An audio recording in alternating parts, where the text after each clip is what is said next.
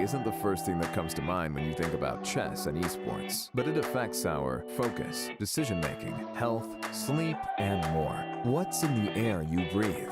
Find out with Airthings. Breathe better. Live better. Freedom! So fresh, so new. Freedom! It's all for you. All for you. Freedom! Keep your ear to the ground. Talking about the freedom! It's the best show in town. Let's show it down. Freedom!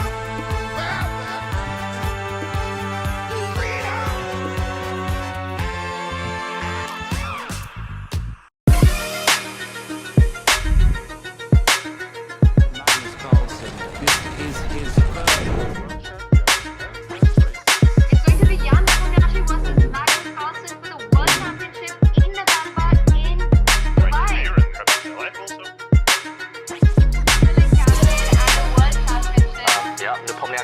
It was a tense semi-final match between Magnus Carlsen and Jan Krzysztof.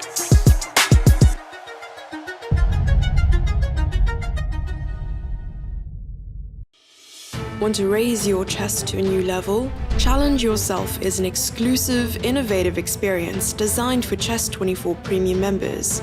Train like a champ, with a unique set of lessons prepared by the coaches of the challengers. Boris Girlfriend and Co. will help you improve your chess. Play a champ. Play a grandmaster each day in Banter Blitz. Take advantage of this incredible opportunity from June 10th. Go premium and challenge yourself. It's time to take control of your journey towards chess mastery. Magnus Carlsen introduces Chessible, the definitive solution for studying chess. Move Trainer uses the science of spaced repetition to identify your strengths and eliminate your weaknesses. There's no need to set up a board, remember which page you're on, or keep track of all the moves you miss. Move Trainer empowers you to go from the opening to the endgame with confidence. It's a seamless, effective, and fun way to study chess. Choose from one of the largest online chess libraries in the world, with hundreds of titles ranging from classic books through to our exclusive Chessible courses, including over 100 free courses. Get expert insights from International Master John Bartholomew, Grandmaster Sam Shankland, International Master Krzysztof Sulecki, Grandmaster Simon Williams, World Champion Magnus Carlsen, and hundreds of other instructors. Get started now and join our growing community of over 100,000 chess enthusiasts at chessible.com. Chessible, take control of your journey towards chess mastery. This is John. John loves to study chess. This is David. David loves to study chess as well, but efficiently. John spends more time setting up the board and figuring out what's on the page of his book than he gets to study. David likes to take it easy and use his time wisely.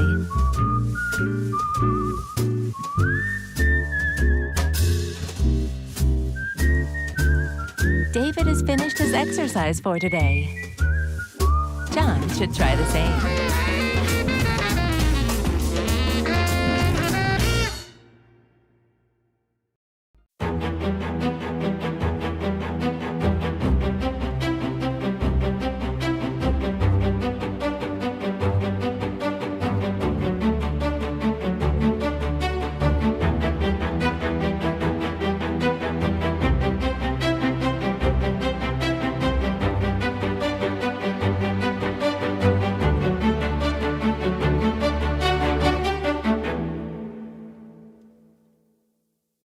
Hello everyone, I'm Erlemi. I'm a Grandmaster from the Netherlands, and in this video I'd like to give you a little peek inside what is my latest course for Chessible.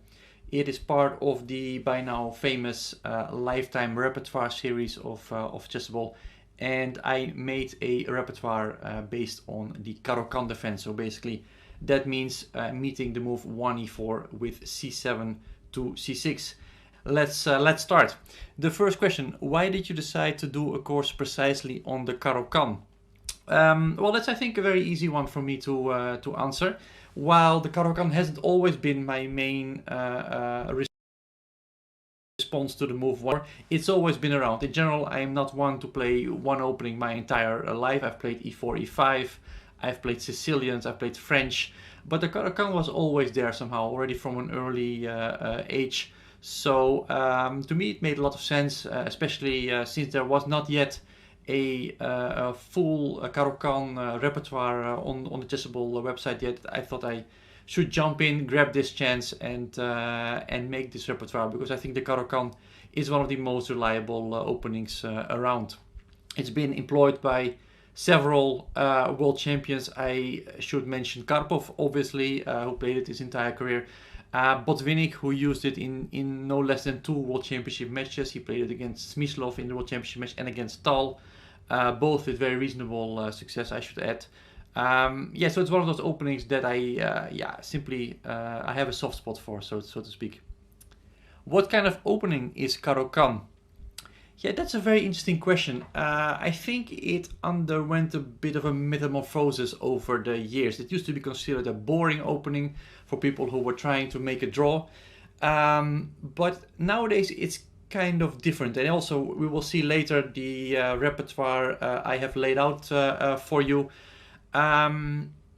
It's become much more sharp than it used to. Definitely also if you see the players playing this position, this opening, I should say, with black, you see Topalov, you see Carlsen, you see Dinglir, and that's just the modern players employing this opening regularly. They're all fighting players. Welcome everyone to round 5 of the final of the Meltwater Champions Chess Tour. 10 of the finest players in the world playing with pace and purpose for a grand prize. It's been absolutely riveting so far, and I have no doubt that round 5 is going to be more of the same. Before we get going, we should thank our partners. MasterCard. Magnus Carlsen is now a global ambassador of MasterCard. We should thank Airthings, who monitor air quality of the players in the studio in Oslo and around the globe, wherever they are. And Opera, the browser of the tour as well. And don't forget, there is an auction of collectibles at chesschamps.io. And if you can see there, that's the trophy is actually, well, it's received quite a big bid so far. It's over $3,000. You can see the exact price there. That's the current price in the auction for the trophy, but there's all kinds of collectibles there featuring moments from the tour. Some wonderful digital art for you. If you'd like to check that out on chesschamps.io. All kinds of moments from the tour. So let's have a quick look at the standings and pairings for today, because things are really hotting up. Magnus Carlsen still in the lead, but in spite of, well, he lost yesterday, and Wesley So just crept up. That 4-point lead isn't as grand as one might think. And we saw yesterday that Magnus is actually fallible, as he was defeated by Vladislav Artemiev. So Wesley is in for a shot, in with a shot still. But actually, scores are very even so far in this tournament. You can see actually the scores in the tournament. They're on the left-hand side. Hikaru Nakamura is actually in the lead. If we just take the tournament itself that they're playing, he has 8 points. Carlsen, So, Aronian 7. But it is very tight indeed. So let's take a little look at the pairings for today. So we have Jan-Krzysztof Duda against Maxime Vachier-Lagrave. Shahriar Mamedyarov against Vladislav Artemiev. Now the big ones. Magnus Carlsen faces Hikaru Nakamura. It is always a very tasty encounter. And we have Wesley against Anish Giri. So those are the big ones we have to watch. And Aronian against Timur Radjabov. That's always an interesting one as well. So I'm delighted, as ever, to be joined by my co-commentator, Peter Leko. Peter, good afternoon. How are you? Yeah, hello Daniel, hello everyone. Yeah, I'm very good, thank you. Looking forward for the action. It's clear that this Magnus Carlsen Hikaru Nakamura matchup is of course very big. I do remember last year's finals. I mean, that was an incredible fight between the two players, and this is what I'm expecting as well. A lot of prestige at stake. We saw, you mentioned that now in the finals actually Hikaru is leading with 8 points. In the overall standing, Magnus is leading. So I'm pretty sure that Magnus would like to grab the lead also in simply the final event, and he again picks the white color. I think that, you know, this is very typical of Magnus, that whenever he has the chance, he picks white and he wants to deliver as much of a big punch on his opponent right from the start. Yeah, because if you win the game in the very first, it sets the tone for the rest of the match, and Hikaru needs to watch out very much for his first game. Yeah, they had some extraordinary struggles in the tour last year, so no doubt that will continue. And there's a little bit of spiciness as well that Hikaru yesterday, quite a cheeky move. He was actually playing another tournament in between his games. So if anyone was following the games, the round yesterday, we saw that Hikaru and Wesley actually played very quick draws in their rapid play games, and that meant that they went basically straight to the tiebreaks, which were fascinating blitz games and gave us a lot of entertainment.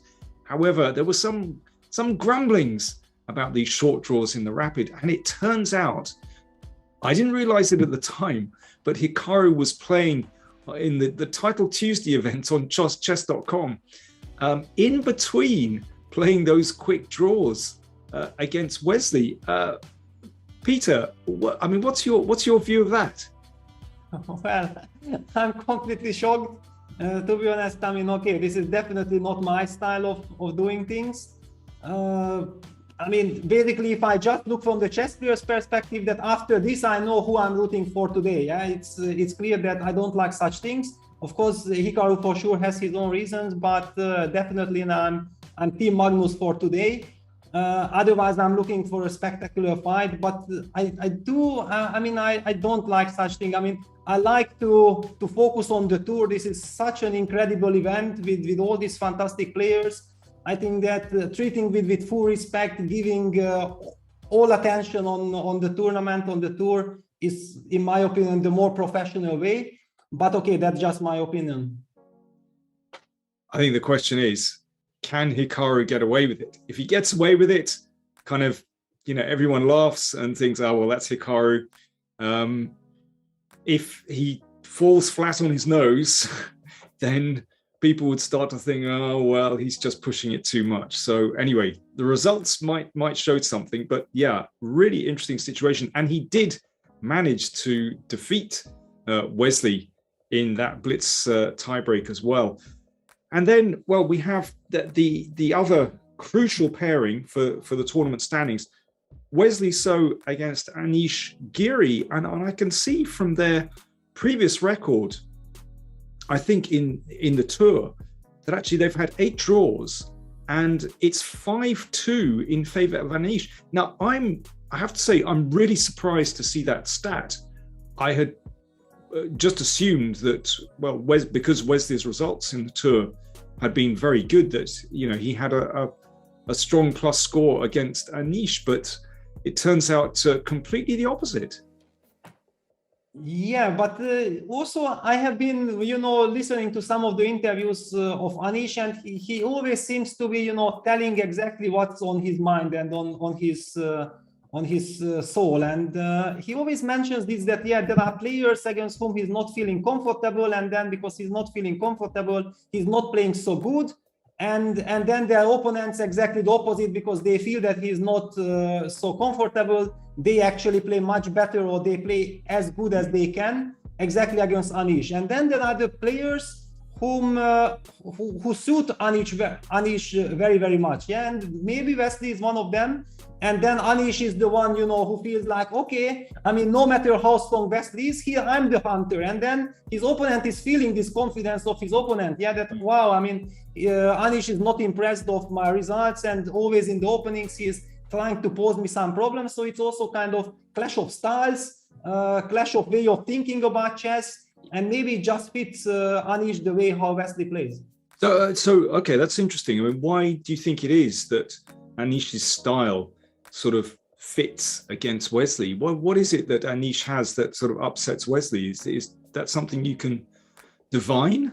Well, I think actually it's connected with openings, that in general, Wesley is also trying to have very strong openings and try to set the tone and put his opponents under pressure. But if someone, I mean, Anish is, in my opinion, you know, one of the very best in the openings. So maybe exactly the strongest points of Wesley are not enough strong to pose problems to Anish. And thanks to this, then Anish is very, very comfortable because he knows that, okay, let Wesley enter all the theoretical duel. I'm absolutely ready for it. While the other guys seemingly somehow don't let Anish excel so much, but we already have liftoff. Levon Aronian, one of the players who always starts first. I have noticed throughout the tour that his first move, e4, is on the board, and he's playing against Radjabov. This is a big, big prestige duel.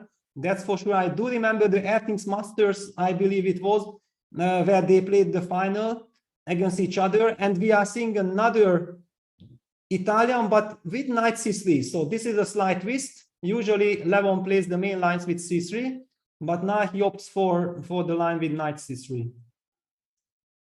Yeah, we just on the broadcast, so just saw those fantastic pictures of the studio in Oslo. It does look like a real spectacle there. Fantastic lighting.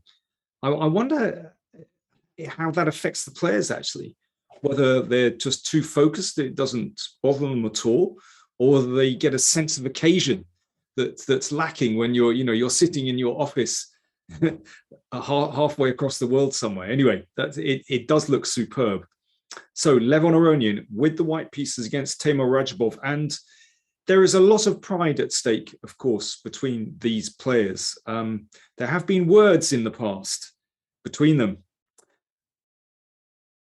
Very symmetrical so far.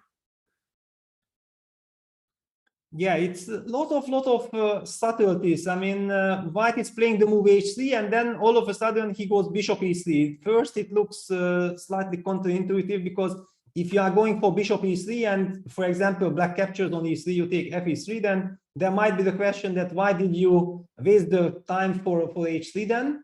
However, also black has committed a6, yeah? So maybe in the long run, Levon feels that in this structure after f takes e3, nevertheless, he needs this pawn on h3, and then the question appears is a6 really that useful? In any case, I find it always very interesting how people are playing with nuances in this type of positions, and it's also a matter of style, matter of personality, that when you want to go bishop e3. Yeah, very, very intriguing. d6. Okay, so not worried about the exchange. I have to say that just thinking back to yesterday's round, I think we've seen some crazy games, we've seen some wild games, but actually from yesterday, I think from my viewpoint, the most impressive game was Timur Radjabov's win in the opposite color bishop endgame against Jan-Krzysztof Duda. That was an absolute technical masterpiece. I really, when I said yesterday that could go straight in an endgame manual, I mean, I really meant that. It was just a fantastic win, actually. Yeah, it was. I mean, I also love to see such games. I mean, first of all, you don't really get very often the chance on the highest level to play such a textbook example game, yeah, because your opponent always tries to hinder you and so on. But Duda suddenly ended up in that position, and there was nothing really he could do. He was stuck there with this terrible construction. But I see that, first of all, the Magnus Carlsen Hikaru Nakamura game has started, so let's quickly jump in there, because it's a Berlin with knight f6, and Magnus declined the Berlin with fourth move d3. Bishop c5, bishop takes c6, d takes c6. Now this will be super interesting. And why I'm saying super interesting? Because actually it's the line which Hikaru was using last year against Magnus during the tour. And in the finals, they had some incredible battles in this. And whenever, it was very interesting, whenever Hikaru opted for short castle in this structure after bishop c6, d6, Magnus was winning with black. And whenever Hikaru was able to play for some kingside attack with keeping his king on e1 and bringing his knight sometimes like this to f5 and then getting all these h3 g4s in with his king on e1, then actually he was winning the game. So it was very interesting also there to see the clash of styles. But now Magnus going castles, and it's up to Hikaru to decide how he wants to react. Yeah, well, we also saw Magnus playing this in Norway chess, didn't we? And he played this idea with knight d2 to c4 and c3 and advancing on the queen side with b4, a4. Yeah, exactly. That was the game against Karyakin. Yeah, it featured castles knight d7 and then knight bd2 and all these things. However, somewhere Magnus lost control of that game because very quickly he ended up in some unpleasant position. And one of the things I have to mention that I think it was Lindores Abe event when Hikaru played castles against Magnus, and Magnus came up with this direct piece sacrifice, bishop g4, h3, bishop h5, g4, knight takes g4, pawn takes, bishop takes g4, bishop e3, and the move bishop e7. Back then it was a strong novelty. I had also been analyzing that move, and why I've been analyzing, because I had this position against Navarra, and Navarra played against me the move bishop d6, and I spent some half an hour, I was surprised in this position, and I refuted bishop d6 over the board. And afterwards, Navarra told me, but no, it was terrible that he forgot that actually his preparation was bishop e7. And then I started analyzing bishop e7 myself, and Magnus 2 years, kind of 1.5 years later, played this bishop e7 move himself.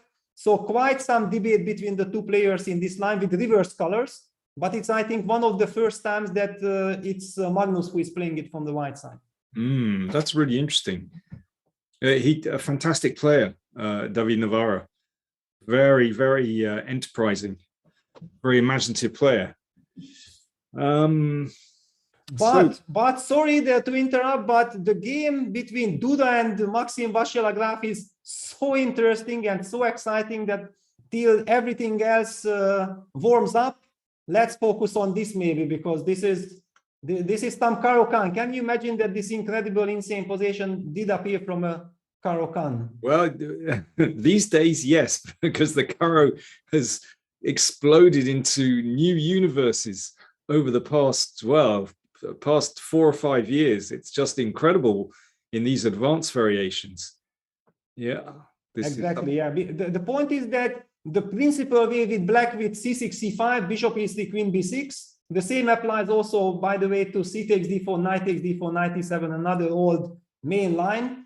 In all these kind of lines, computers made such a lot of contribution and changed the theory. And it showed that, what we were thinking before is very far from the final truth. So queen b6, knight c3, this is a super, super sharp line, knight c6. There were times when black was taking on b2. There were times, and then white was going knight b5. Black was going c4, giving the rook and so on. This also had been really heavily debated. I think the final word was that black is in danger. So the black players switched to knight c6, and now there are two different ways of dealing with this thing. One of the main lines, knight a4. The other one is just to play castles. Yeah, short castles. Queen takes b2 is another way as well. So knight a4, however, is chosen by Duda, which leads almost by force to this very, very sharp queen a5 check, c3, c4, the principal move. You cannot really take on d, or you can, but it's not advisable because then white will have b2, b4, and it works nicely. Then the lead in development is kind of very, very important. So after c3, black plays c4. The knight on a4 is kind of stuck. You have to play in the principal with b4. And now black sacrifices immediately. That's the whole point of his setup. He relies on the sacrifice. White captures, knight takes b4. Now it seems like, you know, black is threatening to give a check, but you also cannot really play castles because then bishop c2 is a double attack on the queen and on the knight. So good or bad, you have to go for all the jungle. So the move knight c5 is kind of played. Knight c2 check, king f1, knight takes a1, queen takes a1, queen b5. Peter, can I just break in a moment? Yeah. Sounds like you've analyzed this yourself. Well, actually, I analyzed it for the first time, maybe like some 10 years ago, because it was a very, very important line already back then. But I mean, you know, this is exactly the type of variation where whenever a new engine comes out, you feel like you have to throw it at this position and try to see that which new impulse the new engine is giving. So in this regard, I do connect with the position, but it was also such type of position that with, for example, in the laptop times, you never ever believed what computer is saying here, yeah? Because it just looks like it's way too chaotic.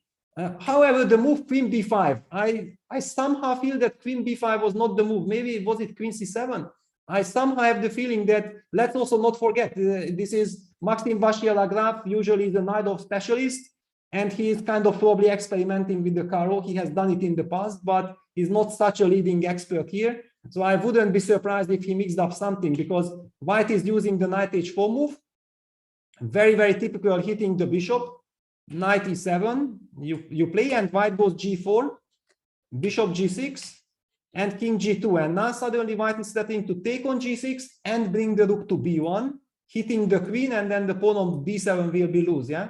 That's why I somehow feel that this queen on b5 does not belong here. And also the difference that after b6, Duda had the move knight b7. You never had this with queen on c7. That's, I think, the key, this knight b7 move. And getting behind enemy lines, yeah, the knight. Okay, but I mean, this is incredible that you already had this on your analysis board 10 years ago. I mean, this is extraordinary. And do you remember? Okay, you say that queen c7 was, from your memory, better than queen b5. But do you remember the assessment of the position roughly, or was it just unclear? Well, I mean, the assessment with queen c7 was that, yeah, it's just unclear, and it's very difficult to say what is really happening. And I haven't, I mean, okay, I don't know exactly what the latest engines are telling, but the move queen b5, I just hate this move, because it steps into everything that white actually desires, and it can only be played by lack of knowledge. And this line, if you don't know everything, then I don't think that you should be playing it with black, because you cannot really rely on your feelings. But who knows? I mean, Maxim, we have seen him yesterday also against Maxim Vachier-Lagrave. I mean, he played exactly the opposite what I'm thinking, and finally he got his chance. So he plays according to his own style and taste. Takes, h4, and knight e7. Very logical, I guess. He's trying to trade this knight with knight c8 as quickly as possible. But white will reinforce it with bishop f4. Yeah, white expands with h5, and whenever you take on d6, I'm going to have ed6. So no easy way out.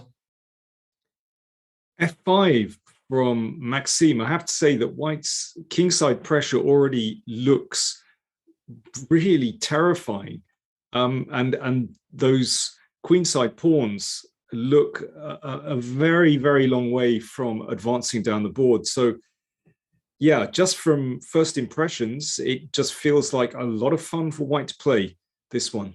Absolutely. For example, the very first question is what happens after h6, yeah, because if white is able to provoke some g6 and some more weakening of the dark squares, it looks very tempting. Yes, I was going to say, is it possible actually to play f4 in that position after h6? Yeah, it's one of those critical moves. So I take on g7. You have to recapture, I guess. I suppose so, yeah. Yeah, no other square. And okay, I wouldn't be surprised if there is already some very direct way, but you want to put the knight on g6, yeah, guarding. It's the only way to defend, I think. Yeah, so okay, probably I cannot go for any direct sacrifice. Okay, I will just move my bishop back. Yeah, so knight g6 anyway. Knight g6, and I just want to play slowly, like rook h5, planning some queen h1 maybe. And it will be very, very ugly to defend this h7 pawn. Yeah, no, it looks really terrifying. Yeah, and also let's not forget, once I get queen h1 in, then also bishop d1, bishop c2, even then rook g5, queen h5 might enter. I mean, this long terms, I mean, the rooks are completely useless in this position, and white's pieces, all of their pieces, I mean, this is like a terrible French for black. Yeah. I mean, I guess I mean, yeah, I agree. It looks like a very normal way to play with h6. And I guess one can just take on f5 as well and just exchange everything and play bishop g4. Yeah, what I was, a little bit worried of, that I was so happy with the knight on d6 and with the domination that I was not even sure if I want to give you the chance of sacrificing the piece with rook af8, yeah, for example.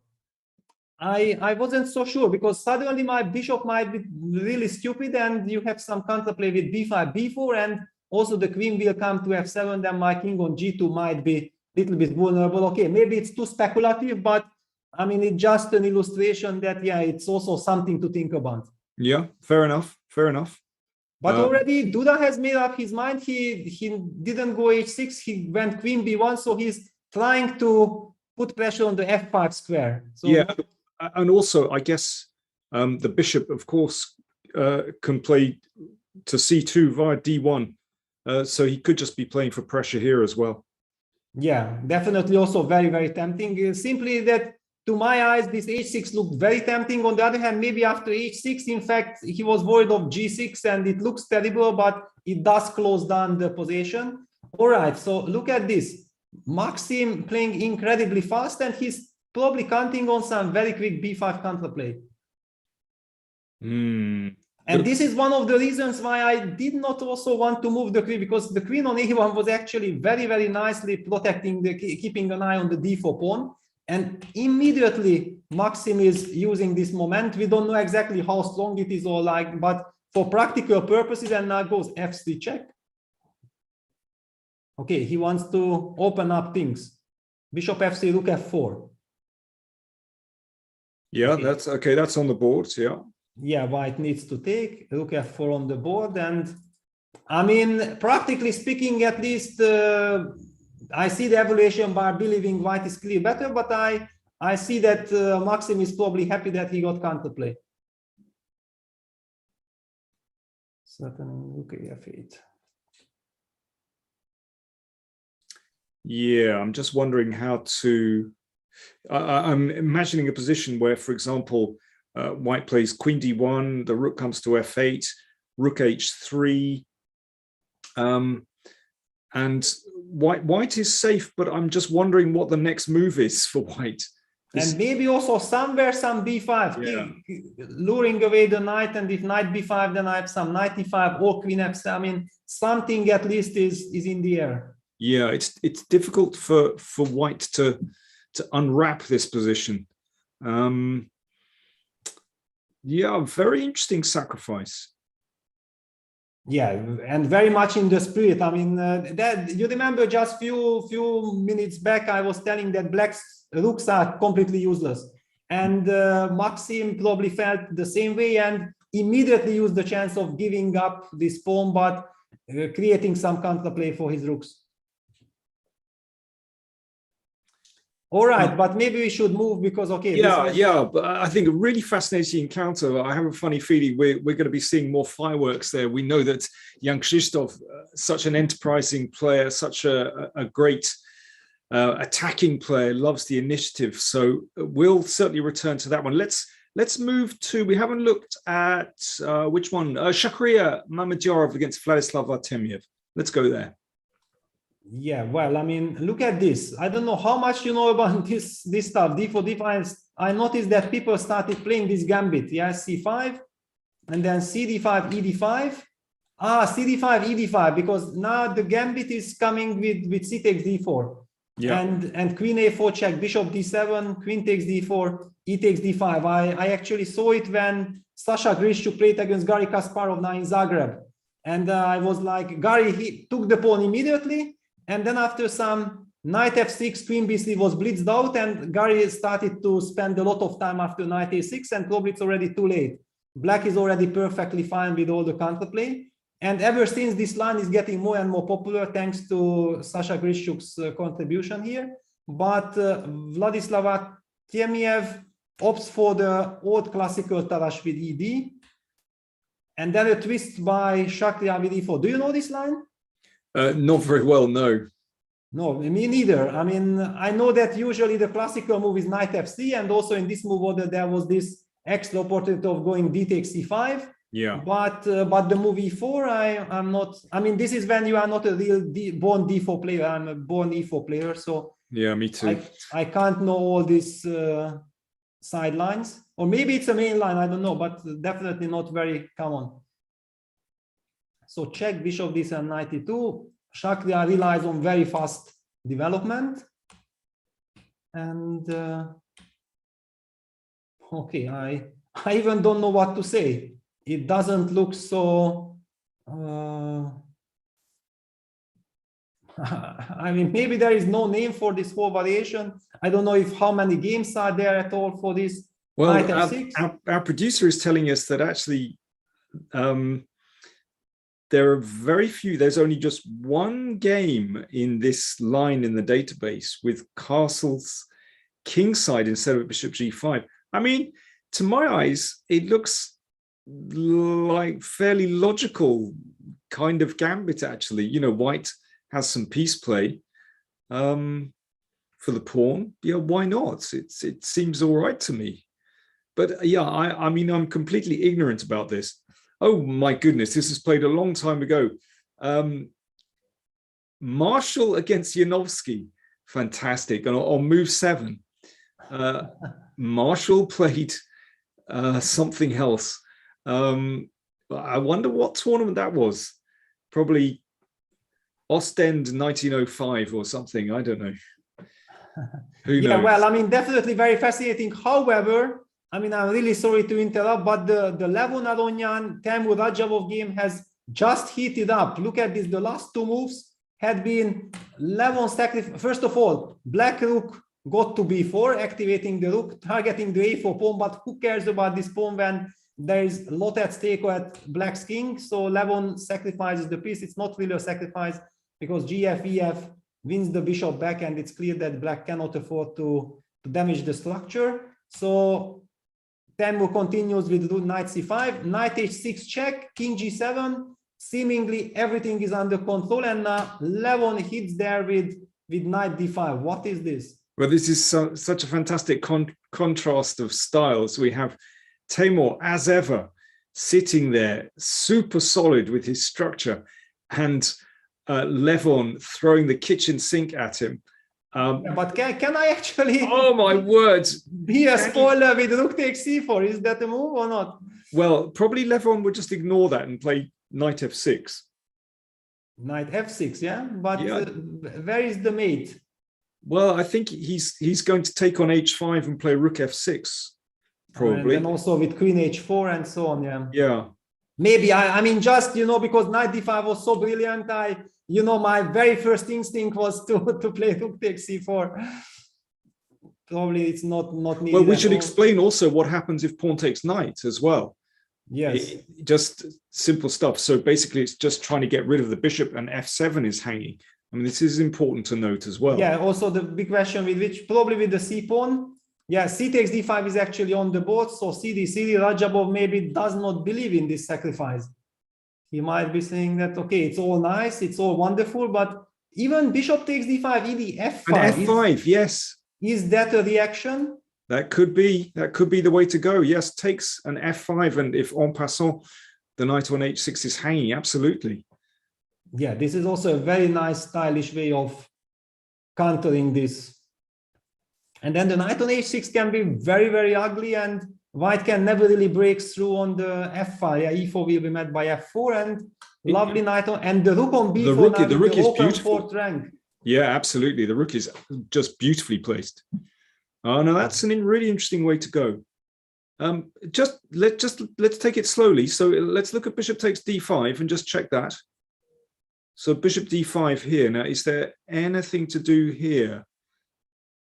No, doesn't seem so, yeah, because I'm still protecting f7. We don't have time to play. The rook f6 is the move, you know, like Tal. This is the move I want to play. Yeah, of course. Yeah, you would like to block, but I mean, I can just come back, yeah. Yeah. No, nothing happening. So, okay, so we take. Yeah, so we have to take, and then F5. F5 has to be played. And now if you cannot sacrifice the knight with Gf6, then I would feel like black is perfectly fine, if not better. But I don't see how the sacrifice should work. Well, we can take on F5 with the knight. But this I'm not worried. But hang on, can you take Gf and after King H6 rook G2? That's maybe a move. Oh, yes. So rook but G8, you can take F7. rook f6. Yeah, just when I was thinking that, wow, it's very nice. Yeah, and it's on the board. This bishop d5, ed f5 is on the board. And this is now super important that you can take on f6. Queen g5, check king g7. You are protecting the rook. Okay, well then come back, because in that case, then I think knight f5, knight takes f5. Because otherwise, whites can't make a move. So knight takes f5 here. Knight f5. Okay, so let's trade first the rooks. Yeah. So take. Rook f5. Rook f5. But I'm not impressed. I'm not worried at all. I mean, I don't see the threat. Yeah, and my rook is very, very active. I mean, I can immediately get active, or you think that just slowly you will have. I'm not trying to impress. I'm just trying to think of the only way to keep going. yeah. No, of course. I just. Well, okay, for open example, my heart, yeah. Sure. No, I mean, you know, Queen f3, g6, one of these moves. I have to try it. Yeah, of course. I mean, I would love to give check and then rook b2. I try to create some problems on the second rank. I don't know if I have the time, because if I want to be super solid, I can play Queen e7 followed by knight d7 or knight d7 first, and just try to defend. But it was not my first intention. Yeah. No, I mean, I agree with you. It should be winning for black, but I'm just struggling to find any move for white in this position. Yeah. This is the problem.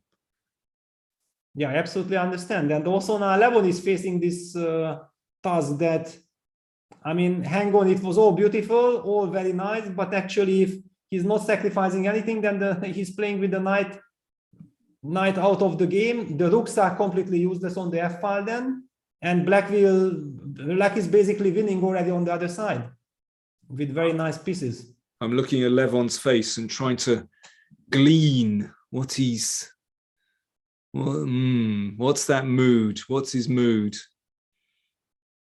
Well, I feel some full concentration, because he knows that, yeah, if he's not finding anything here, then this is bad. This is not good. And now I think Radjabov is kind of very, very happy, because his position is clear. Yeah, now he knows exactly what he's doing, and now the big question is on Levon to how to sacrifice. And if he's sacrificing them for Radjabov, it will be very nice, because he only needs to react. And if Levon is not sacrificing, then he's just enjoying his position. Peter, we're going to leave that one. Let's go to Duda against Vachier-Lagrave. That is so dramatic, because Duda has given up his queen, but he's got a lot of pieces for it. But who knows what is going on here?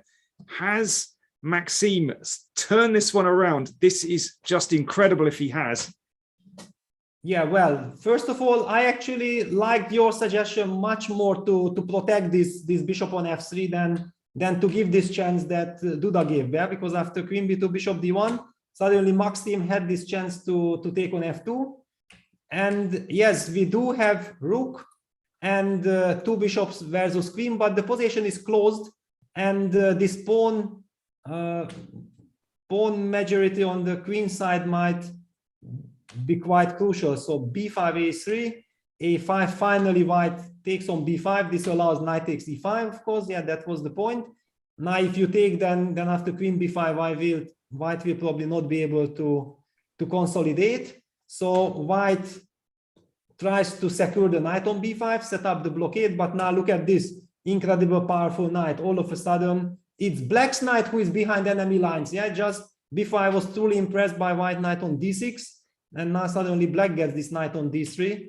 Super scary. Rook f1. I mean, it's black to move. Wow, I mean, now I would love to be black. Queen g5. Yeah.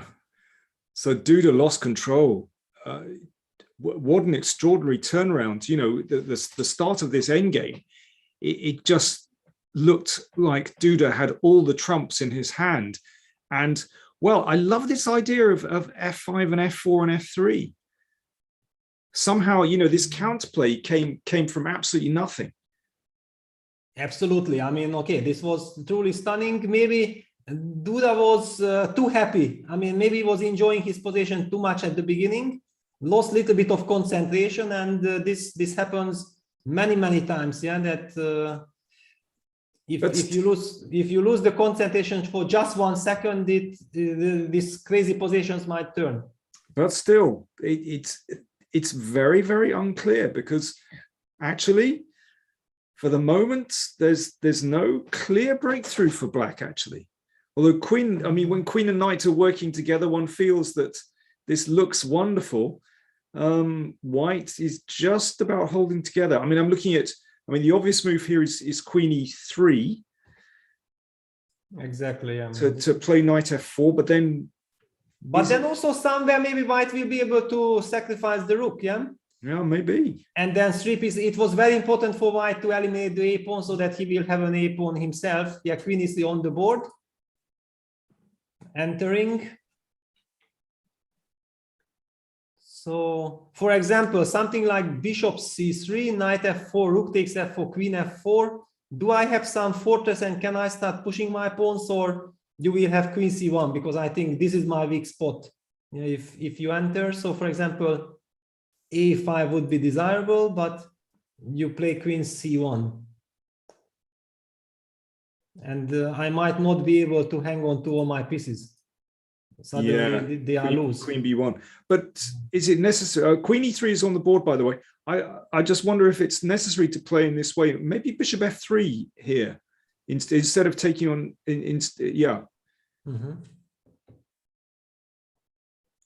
Just to defend like this, also stopping any kind of, okay, anyway, I don't think black wanted e5, but yeah, you are also stopping this. So hang on. With the queen and knight, it feels so strong, but how does one break in? Okay, so knight f4 check would be logical. You play king g3, right? Actually, I didn't want to pin. I didn't want to sell. You want to go to h2 then? Yeah, probably h2 or h1. I don't know which. Mm-hmm. Yeah, makes sense. Makes a lot of sense. Actually, yeah, this bishop f3, I kind of originally underestimated this move. I felt like white has no time to stay passive, but in fact, it's not passive, it's stabilizing, yeah? An attempt to stabilize. I don't know if it's possible. Yeah, so knight e2, but it's okay, knight e2. Let me try knight e2. Okay, this is very frightening now. So queen f4 threatened. Is it possible to bring the bishop to c7? But then, yeah, quit bishop c7, maybe. Yeah, that's a very nice move, because I don't believe collecting the pawns. Yeah, then you will be doing fine, I guess.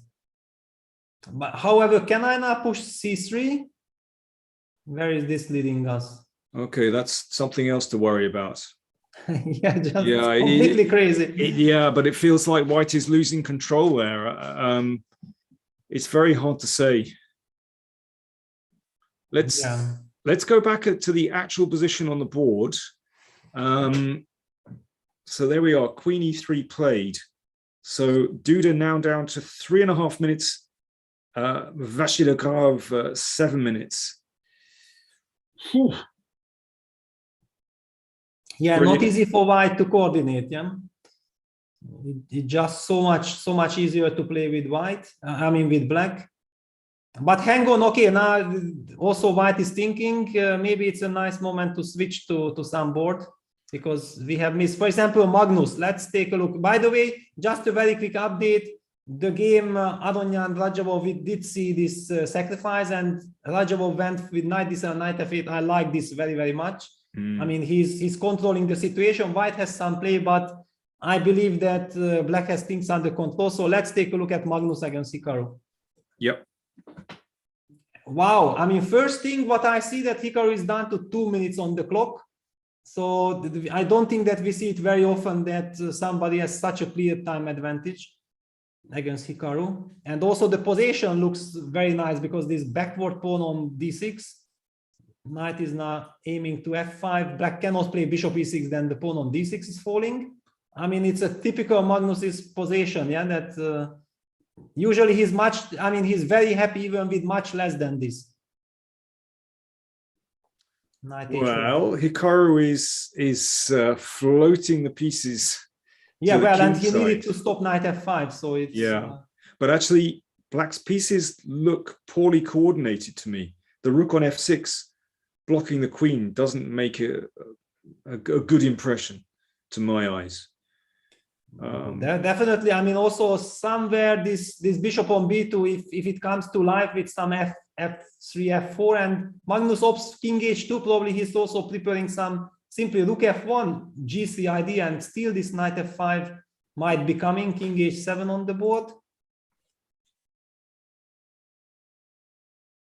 Yeah, somehow it looks very nice for Magnus. Basically, in this position, Black's best move is to take that pawn on c5 and just nudge it back a couple of squares to c7. Then, okay, then it's then things would be kind of normal, yeah. Yeah. Yeah. Rook f1, yeah, Magnus is doubling. Yeah. He's hinting at some f4 and... Well spotted, well spotted. Yeah, it's a nice, simple plan. I think Magnus is in his element now. And yeah, he's got just under 6 minutes, Hikaru down to 1.5 minutes. In fact, I have to mention that, yeah, my GC is not necessary at all because f4 will be so much more powerful with the knight on h4 hanging. Yeah, Hikaru goes back. Now knight f5 will come with the tempo. And queen g5 is in the air as well. Yeah, queen g5 is as well coming. And then the knight on g6 will be boxed. So Black will never be able to push g6. Wow, this is looking, yeah, queen f8 had to be played. And now maybe just f4. Isn't f4 just winning the game now? I mean, maybe you can just go f4. Maybe there is no need to, but very tempting. Yeah, just to open it up. Yeah, I mean, it looks devastating because it seems like you should kind of take. Yeah, then we take, we take, and then we collect something. And I mean, well, yeah, it's not nice. Yeah, it looks very good for White. It's not. Yeah, f4 on the board.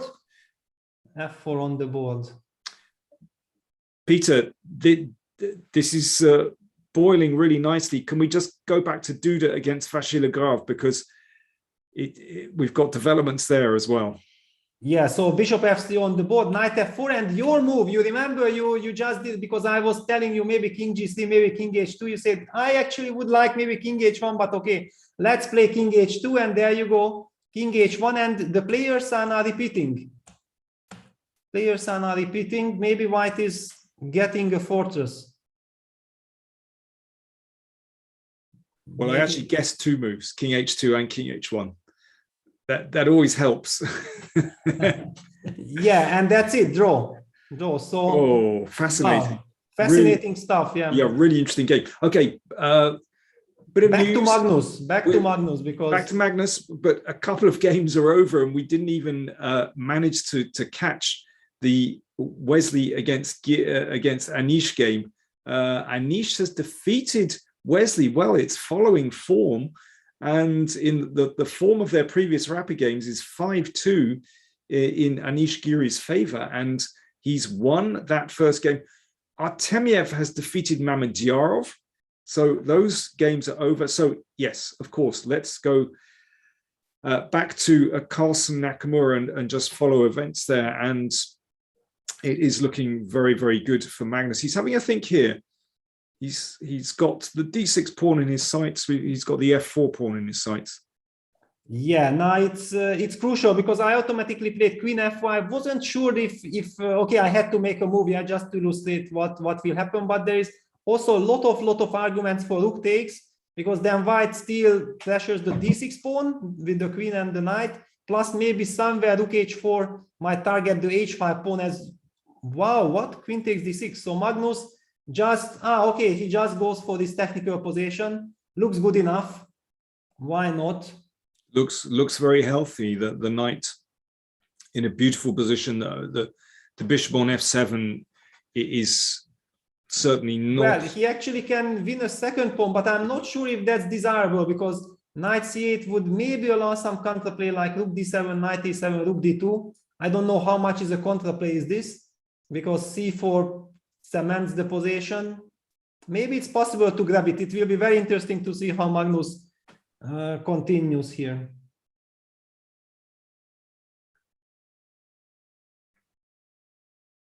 Yeah, I think maybe the problem is that normally you'd want to play king g3 here. Oh, he's played king g3. Yeah, he played king g3. Yeah, he just wants to play, okay, he's pawn up and has the better position. Yeah, rook f3, actually, this is very nice. Yeah, the rook comes to d3, protecting the knight on d6, so rook d7 will not kick it away. And if white gets also king f4 in, then that's exactly what you want in a rapid game. Then you know that there is no way you are not going to win the game. Yeah. I think it's called solid domination.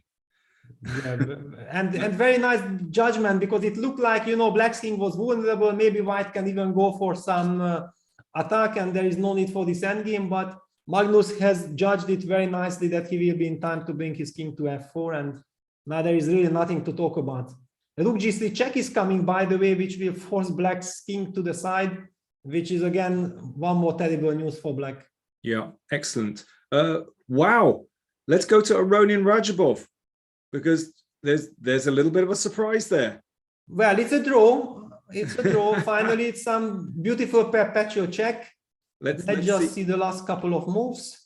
Knight g6, queen h5, knight f4 check. Yeah, forking, but Levon had foreseen that this is actually, in fact, the perpetual. Probably after king f8, he just goes, queen f5 check, and you cannot go queen f7, queen c8, king g7, because you lose the rook with queen c3. Maybe. Yeah, that's probably being the final touch of all these things. And wow, a great escape for Levon, because it didn't look like his sacrifice was good enough. Maybe that's what Timur missed, if we go back, because it probably wasn't necessary to throw in the check, move 33. Yeah, on the other hand, you know what, I started respecting once we started analyzing that, yes, I have a piece, and if I would be a computer, probably I would be very happy with black. But in a practical game with these lovely pawns and the powerful rook on the f file, you always have practical chances. Yeah, very nice judgment, because I remember that right from the start I was a little bit skeptical that okay, I'm gonna defend this somehow, but you were insisting that no, this is counterplay, and it turned out to be. Well, I did it because it was the only thing possible, not because it was good or bad. I remember a very interesting annotation from Tony Miles when he was annotating a game new in chess, and he said, I don't know whether this move is good or bad, but I just have to do it. It's as simple as that. You know, it's kind of the only chance to get counterplay, basically. And, you know, that's one of those situations. Yeah, well, I think Tony had many legendary quotes. I also remember him telling something like, I don't know what I have, but surely I have more than my opponent, or something like this. He was because it was like a tiny, very, very tiny little advantage, maybe not even an advantage, but definitely more comfortable than his opponent. Yeah. Yeah. No, but actually, I think, you know, this was I think a very instructive annotation. He just said, sometimes there are moves you just have to play, or otherwise you just can't play on. And you kind of, you don't know what the assessment is. but you just have to do it. And okay, that sacrifice is typical. So Magnus with 4.5 minutes, Nakamura with just 1 minute. Yeah, well, I mean, white is just winning here, yeah, because white pieces are so dominant. Now knight is coming to f6, or the king marches just towards the queen side. The rook on g3 also very nicely protecting b3 plus, threatens some rook g8 checkmate against black's terrible king. So it looks like there is nothing Hikaru can do. Yeah, the king march looks very attractive. Well, it looks like very sound technique from Magnus Carlsen. I think knight f6. Yeah, he even gives the h4 pawn. He just doesn't care about this pawn at all. Doesn't care about this. Yeah, he just takes on h7 and says that, you know what, it looks like we are equal material, but the king decides. It's in fact white is king up on the queen side. The king is marching and gonna break. I mean, maybe he will not even need to break, but even if he needs, he can break or move the king to a6. Yeah, that's really nice technique from Magnus Carlsen. Let's have a little look at what's Hikaru look like. Yeah, he has a wry and rueful smile on his face. I think he's considering whether to throw in the towel already, I would say. Yeah, king takes h7, king d6, rook h6, king c7, and now the king is coming to b7. It would be kind of surprising, frankly, if he doesn't resign this. Yeah, but on the other hand, it's very unpleasant to resign. No, I mean, he didn't lose any material. He finally recovered his pawn and so on. But yeah, the black king is just too far away from action. White has all kinds of plans, like just entering and then, okay, white will take all the pawns. Yeah, and white will only lose the b3 pawn between, and it's just over. Yeah, so rook d3, king g6, rook d8. Yeah, I mean, basically after rook d3, I wouldn't be surprised, yeah, if it's resigns, yeah, because I suppose he's going to try and run around with the rook. But I mean, why did he play the rook c7? I'm wondering. So yeah, that's strange. Because does he think that the king runs, or what exactly is he intending? Yeah, king g6. So rook d8, king f6, rook a8, king e6, rook a7. I mean, what is really happening here?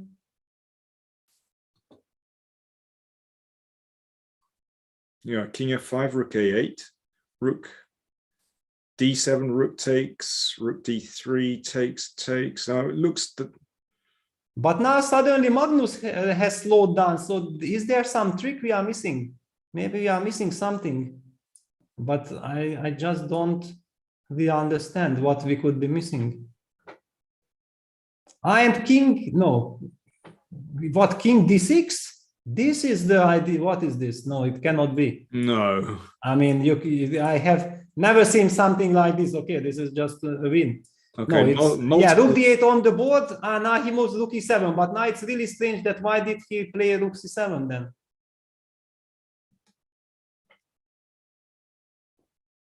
Actually, I remember Magnus about 2 years ago succeeded in drawing a position like this against Ding Liren, kind of miraculously. But this one looks like a worse version. Yeah, definitely it looks like a very bad version, but I wonder what is happening, because also the king g6 move looks like a very unfortunate move. If, for example, white follows with rook a8, and then black tries to go rook e3, rook takes a7, for example, rook takes b3, and rook b7, I will be hitting rook b6 with a check. Also, because otherwise, if the king would be on g5, for example, then at least maybe rook b4 anyway looks bad, but maybe it would be a chance. But Magnus is slowing down. There is something in the air, what we are maybe missing. But maybe the king just simply didn't have a good spot to go to. This is black's problem. Yeah, probably, but I mean, I just don't know, because Magnus clearly went for this position like believing that it's completely winning, and then suddenly now he slowed down, and I don't think that he's disconnected. I mean, he's looking there like he's calculating something. Well, there's no harm in being careful. He has the time, I guess. Yeah, no, it's I like to be careful. I'm always be careful, but I mean, you know, that's why. And he goes rook b8. Okay, it's nice. I mean, he even wants to go rook b7 and then play king takes a7. Yeah. Yeah, maybe a nice finesse. He wants to be super precise. I just don't know if any finesses were necessary at all here. Rook e3.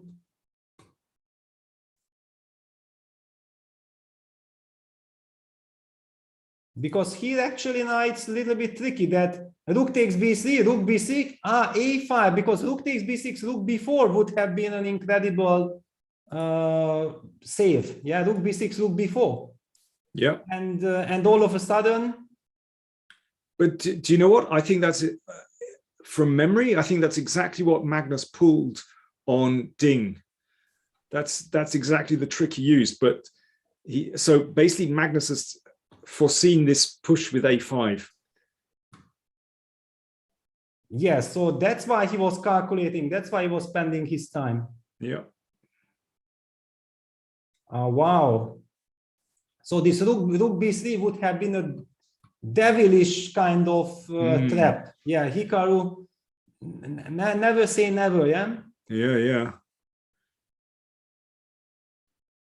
Never say never. So king e5. So rook takes b6, rook takes c4, king b7. Yeah, rook takes rook b6. away. King b7. So okay, I have to get behind, yeah. a7 you are starting to take, so I have to take.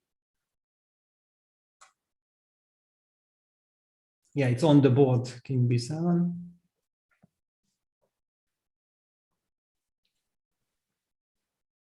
And it seems like he's just in time, but yeah, then Magnus needed to calculate very, very precisely because it's tempo, yeah? Yeah. Everything is tempo. So let's just try to show this what we are calculating. So black needs to take because white was setting rook a6, so takes, push, and now white can probably just come with the king. This is very important because c3, then this is the win. Just in time. Just in time, just one tempo. I mean, okay. Wow, I mean, you remember we were praising Magnus's technique. Finally, if he wins like this, then we can see, but he got a scare. It wasn't exactly planned like this when he took on h7 and gave the pawn. Do you know what? I don't think any of us realized that it would come down to one tempo. Yeah, absolutely. I mean, it looked like such an elemental complete win. We should say, of course, here that white is threatening rook a6. So this is why black has to take. Yeah, and now. Yeah, probably now it's not even there, but I feel like, you know, starting with king a6 is better, but probably rook c6, king d5. Yeah, and Hikaru resigned because rook c6 is also good enough. Then king d5, rook moves, and again, black will need to move the king, and he's losing the time. But by the way, instead of rook c8, you could play king b6 straight king away. b6, yeah, of course. Yeah. Which gains a little time. Yeah. Okay. So I have to play king d4, but it's then the same. Yeah. Anyway, the position ends with the same. Wow. Okay. It's a big win for Magnus, and it was kind of a one-way traffic. I mean, he got a dream position, and he was putting a lot of pressure on Hikaru. So a deserved win. Fascinating start. So let's just take a look at those scores. A draw, fascinating draw in Maxime Vachier-Lagrave against Jan-Krzysztof Duda. Another draw in Levon Aronian against Timur Radjabov. That was also a really mental game, and decisive results in the others. Artemiev defeated Mamedyarov. Giri defeated So. And as we've just seen, a very nice technique, endgame technique from Magnus Carlsen against Hikaru Nakamura. So just to let everyone know, games begin on the hour. So we are precisely 7 minutes away from game 2. So we're going to take a short break, but do join us in precisely 7 minutes for game 2.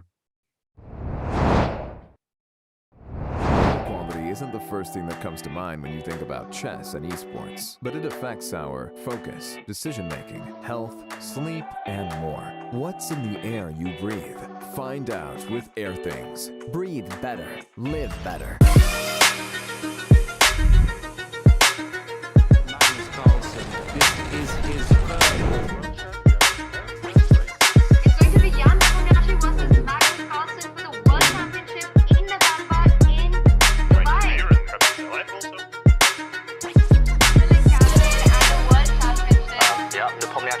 It was a tense semi-final match between Magnus Carlsen and Jan Krzysztof.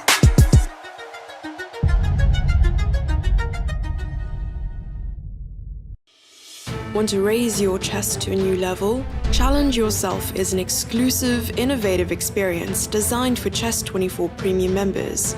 Train like a champ with a unique set of lessons prepared by the coaches of the challengers.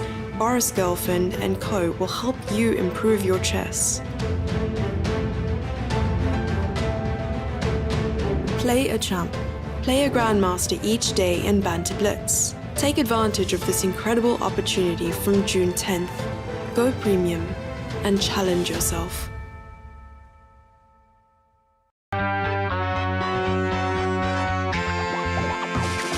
Freedom, So fresh, so new. freedom, It's all for you. all for you. Freedom, Keep your ear to the ground. talking about the freedom. It's the best show in town. Let's show you that freedom. Well, freedom.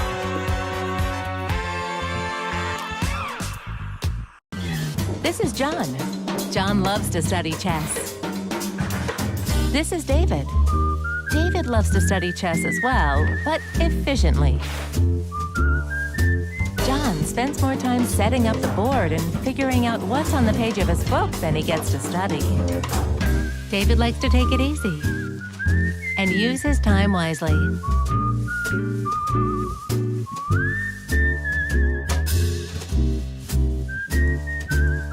David has finished his exercise for today.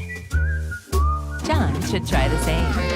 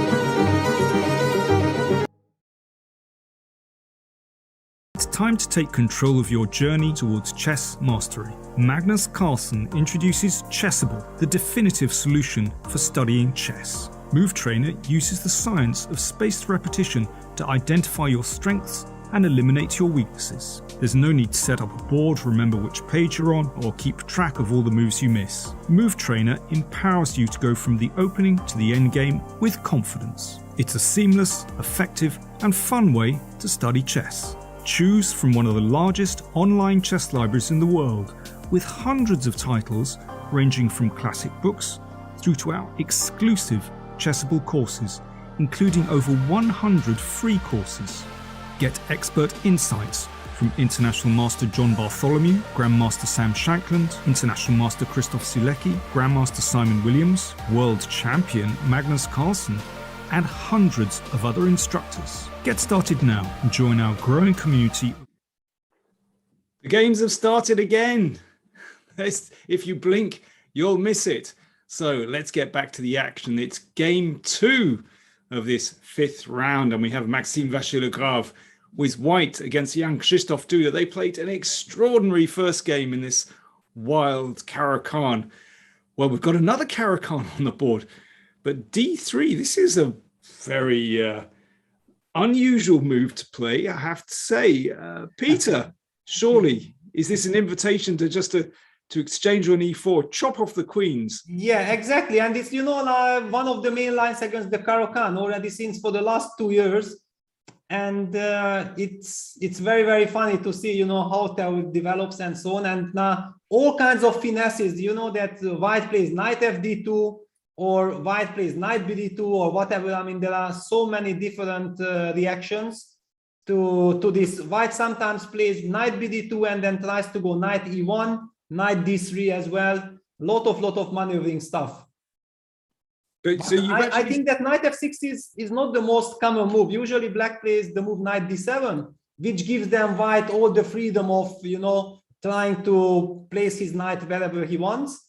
After knight f6, now the move knight fd2 happened, which I would say is the most natural, because he might wants to, and g5. This is also typical, that because white wants to play f3, f2, f3, protecting the e4 pawn, and then black wants to immediately get counterplay with g5, g4. So white plays a4. It's mainstream theory, this whole g5, rook g8.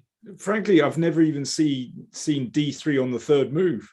It's not the British way of fighting against the Caro-Kann. That's for sure. No, not exactly. No.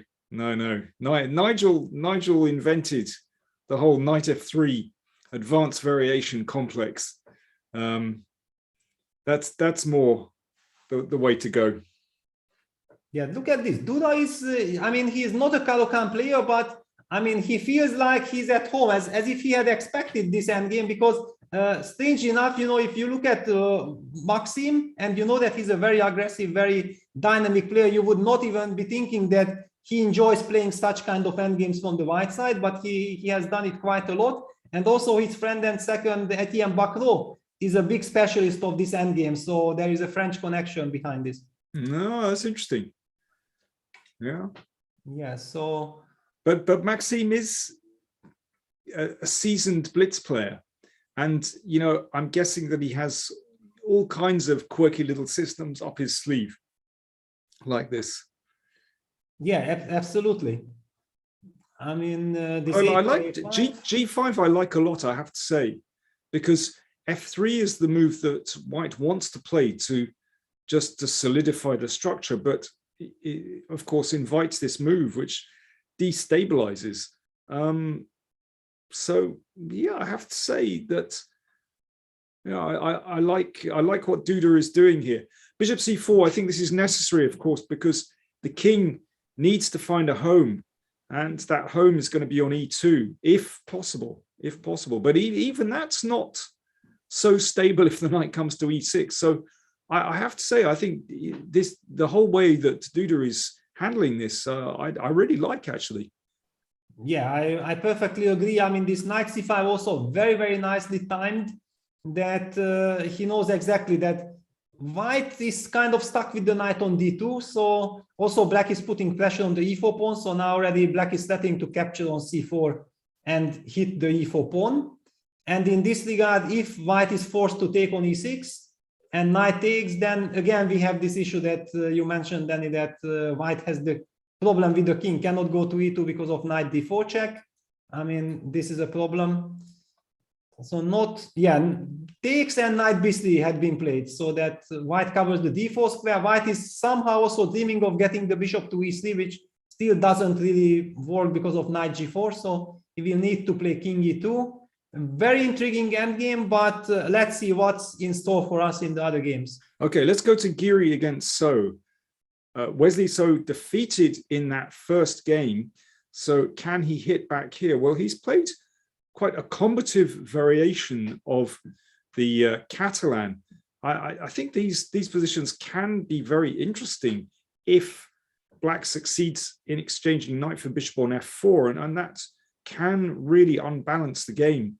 Yeah, however, there is some twist here. I don't know exactly. Let's take a look, because it started out like the mainstream. However, suddenly something happened. So this is all very, very standard. The main line, bishop f4, b6, rook d1. And after the move, bishop a6, I think usually white plays the move knight e5. Yeah, that's the point, that usually white plays the move knight e5 first. But Anishna took cd5. And I believe that maybe main move would be here to take cd5, I believe, yeah. But for some reason, Wesley captured with the knight, and after knight c3, rook c8, we are getting a slightly different variation. Okay, rook a c1 on the board. If you want, you can of course take on f4. Yeah, and he takes, and we are getting this very, very sharp middle game that white has ideas to break with f5, also just to play with e3. But hang on, isn't it like this variation happens when black has already placed the bishop on b7 right away, not on a6? So maybe with this bishop a6, bishop b7, exactly for this construction for taking on f4, black is losing some important time. Yeah, I'm not sure that all the tempo changes have completely got me confused. But it is an interesting pawn structure. You know, and I think from Wesley's point of view, of course, that's what he wants, that he's got a solid position, but things can happen. Yeah, but it's also not the final game. Yeah, if I don't think that after the loss, for example, Wesley is necessarily thinking about bouncing back immediately. I think he's also more of a type, you know, who likes to settle down. He just wants to play a good game to get the confidence out of it, and then try to use his next white game to hit back if possible.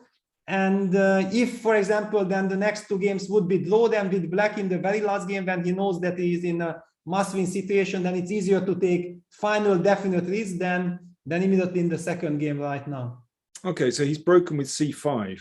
And actually, it's now on more orthodox Catalan lines, with black simply trying to equalize really with c5.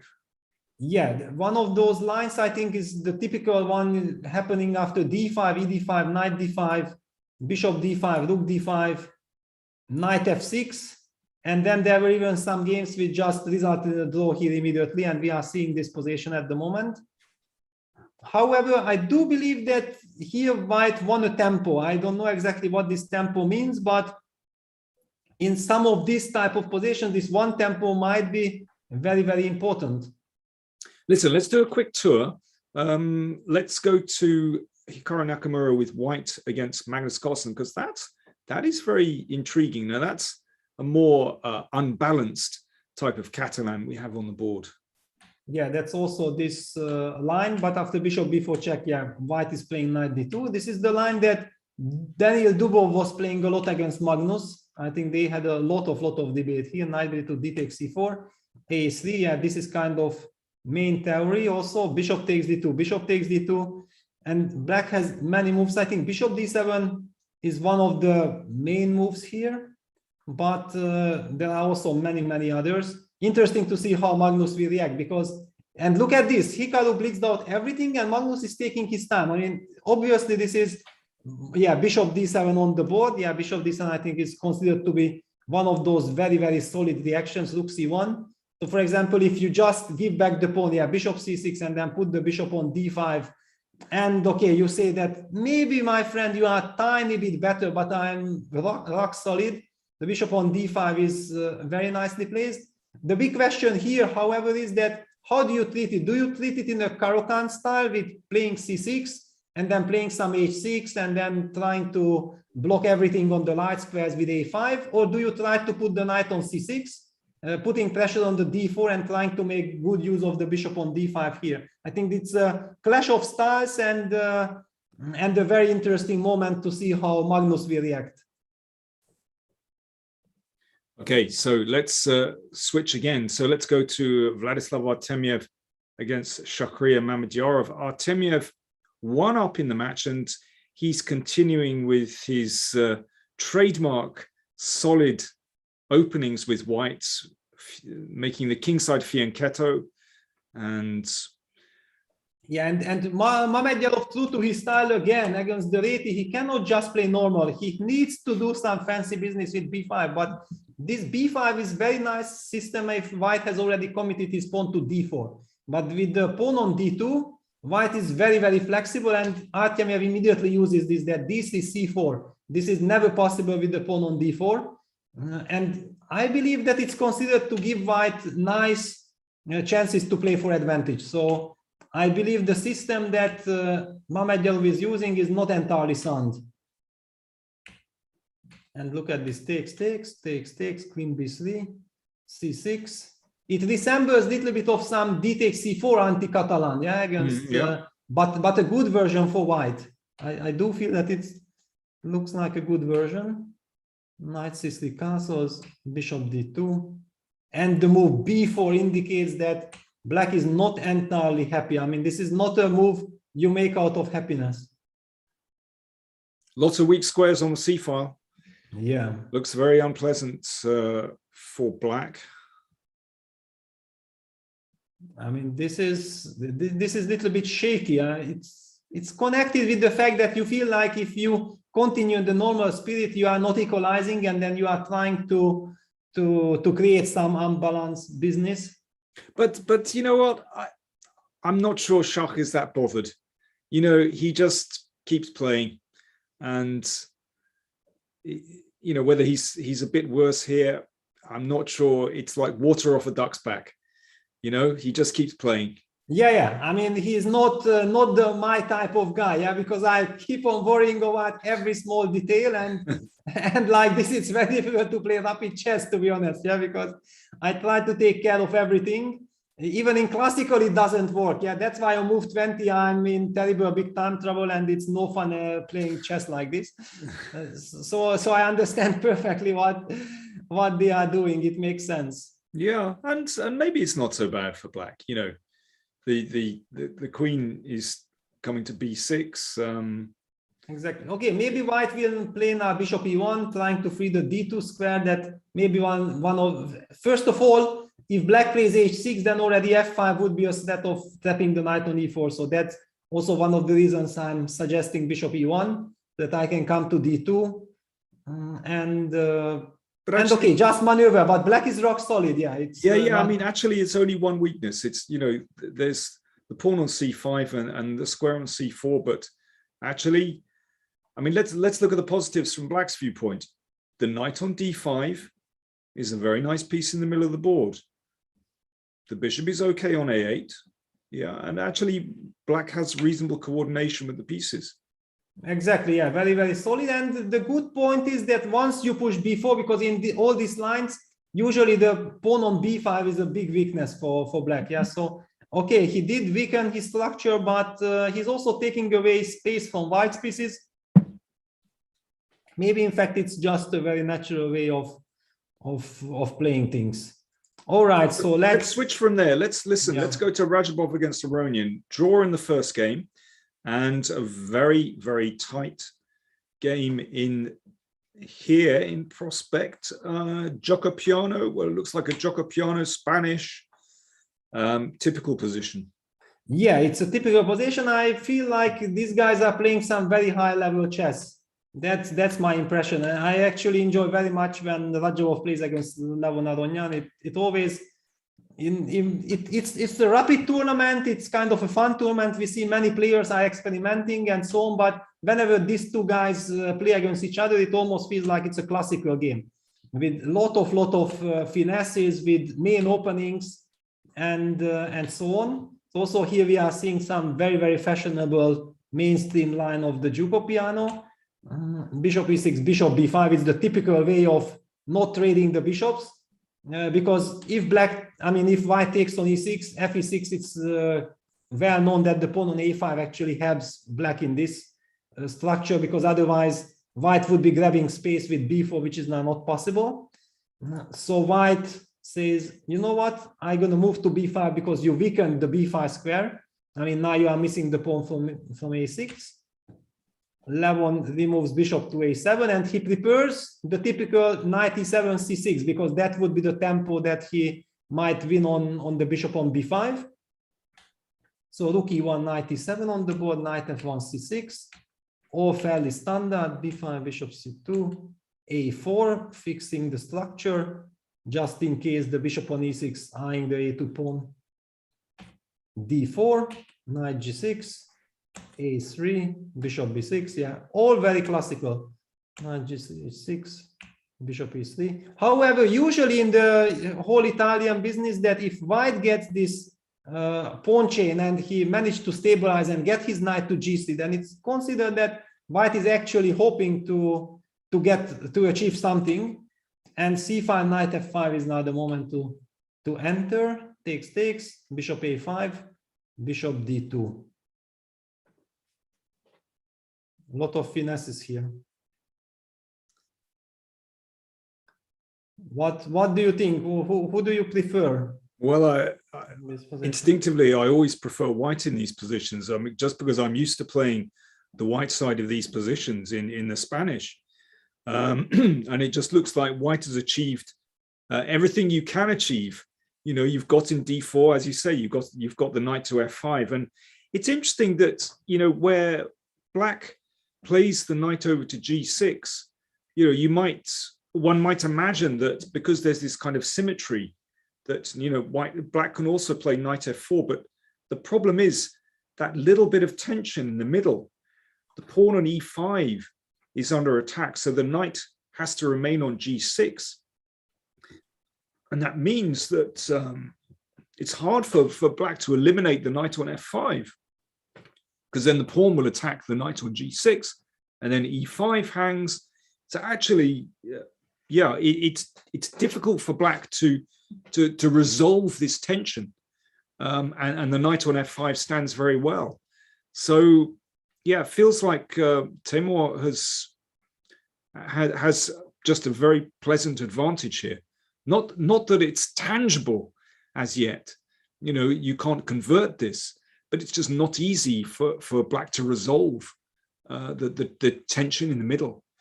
Exactly, and this is what you did in a rapid game. Yeah, we also see now that Levon, who usually his trademark is to play as quickly as possible, he's taking his time because he's not fully comfortable. He feels that if he makes one mistake, then he might give the advantage to his opponent, but in order to try to play super precise, then he needs to think. Also, there are some questions that if black retreats the bishop to b6, then maybe he also has to worry about bishop b4 hitting the d6 pawn. It's also very unpleasant. However, if you trade on d2, then you give white the chance to take with the queen. Then next move, rook a d1 comes also automatically.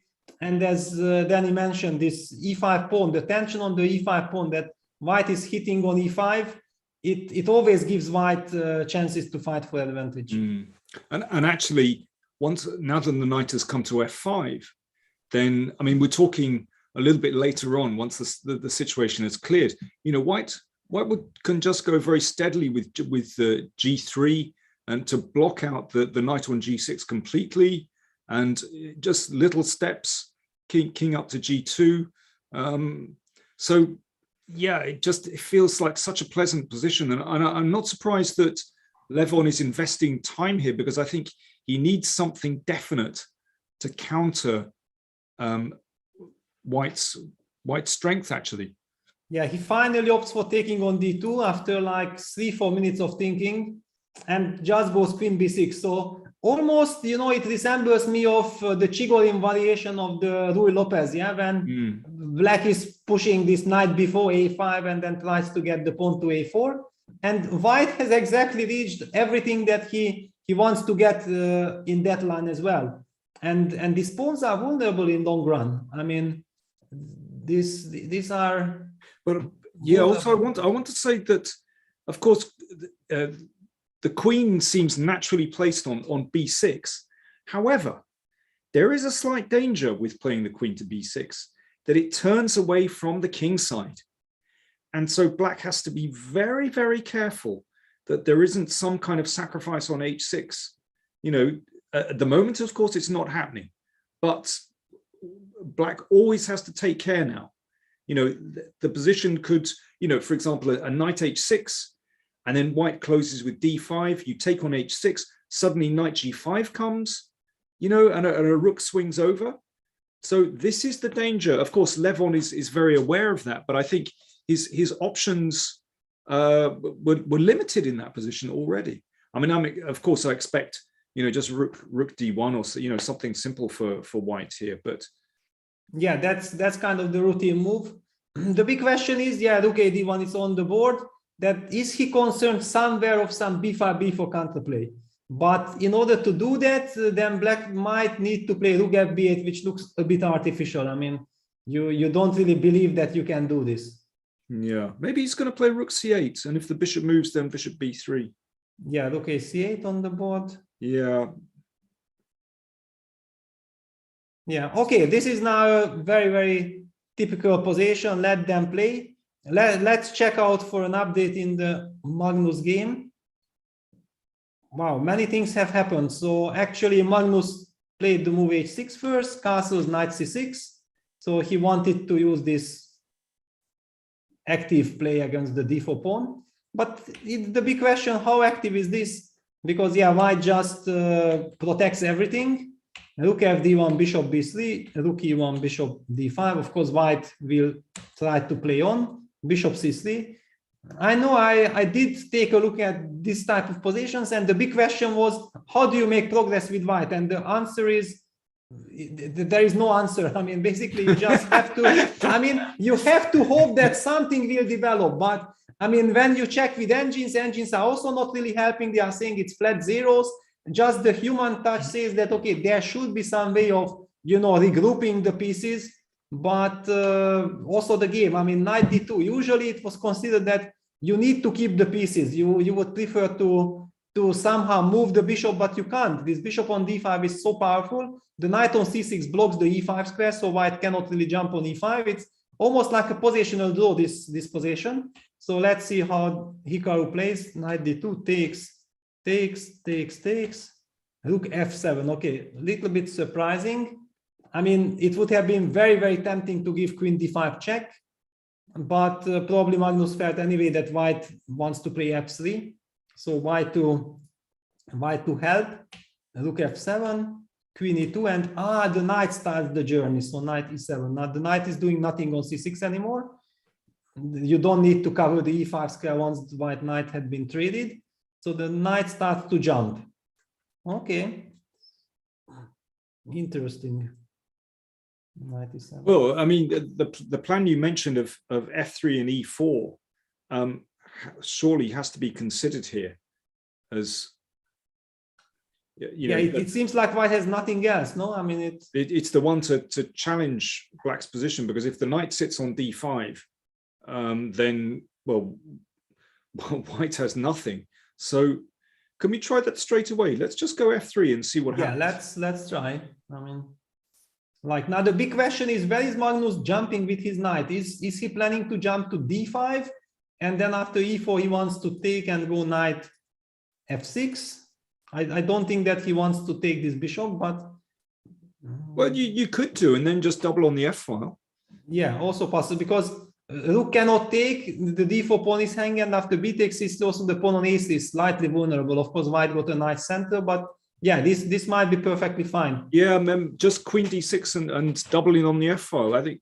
Yeah. Actually, I think it's fine for black.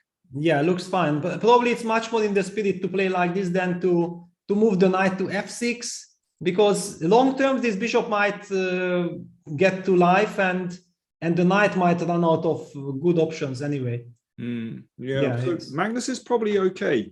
Let's switch. So it looks like roughly level there. Let's go to Artemiev Mamedyarov. Let's check in there.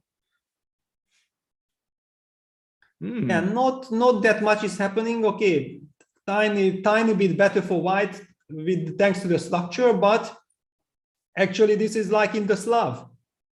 The c5 b4 pawns are limiting white's bishop. I mean, the dark square bishop of white is also doomed for passivity. Now black is also eventually maybe hinting at c5 c4, so I wouldn't even rule out to see some kind of a Actually, it feels absolutely fine for black. I mean, if I were white, I'd be concerned about the pawn on b2, frankly, because this bishop f6.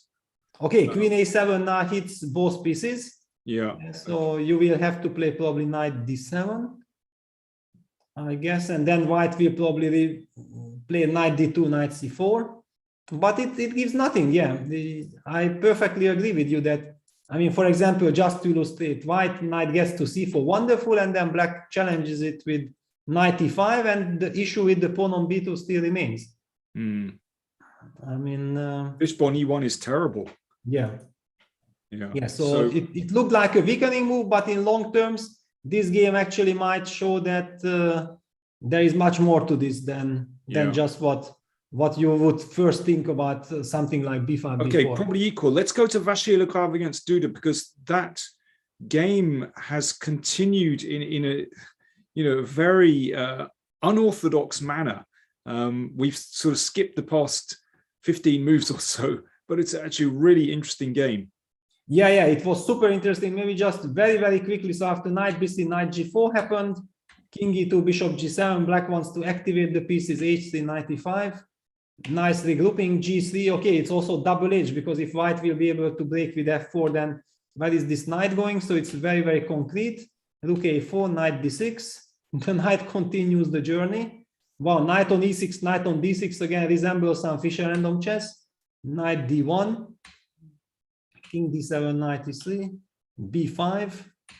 I mean, here it feels like black kind of almost solved all his problems, but Maxim hints at some weakness. Yeah, the g5 pawn, knight wants to jump to f5, and he sacrificed the pawn, but it's just a temporary sacrifice. He is winning it back.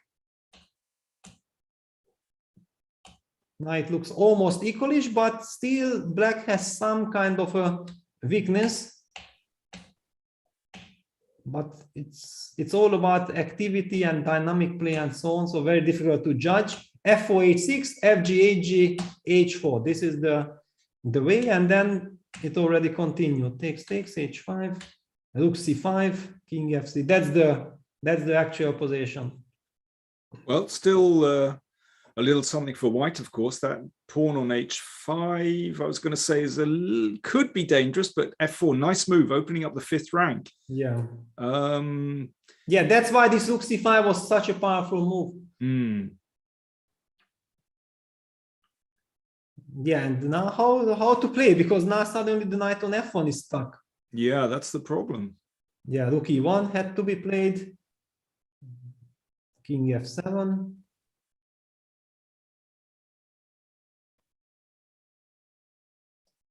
I mean, unfortunately for white, he cannot take on f4 due to the pin. Yeah, rook f5.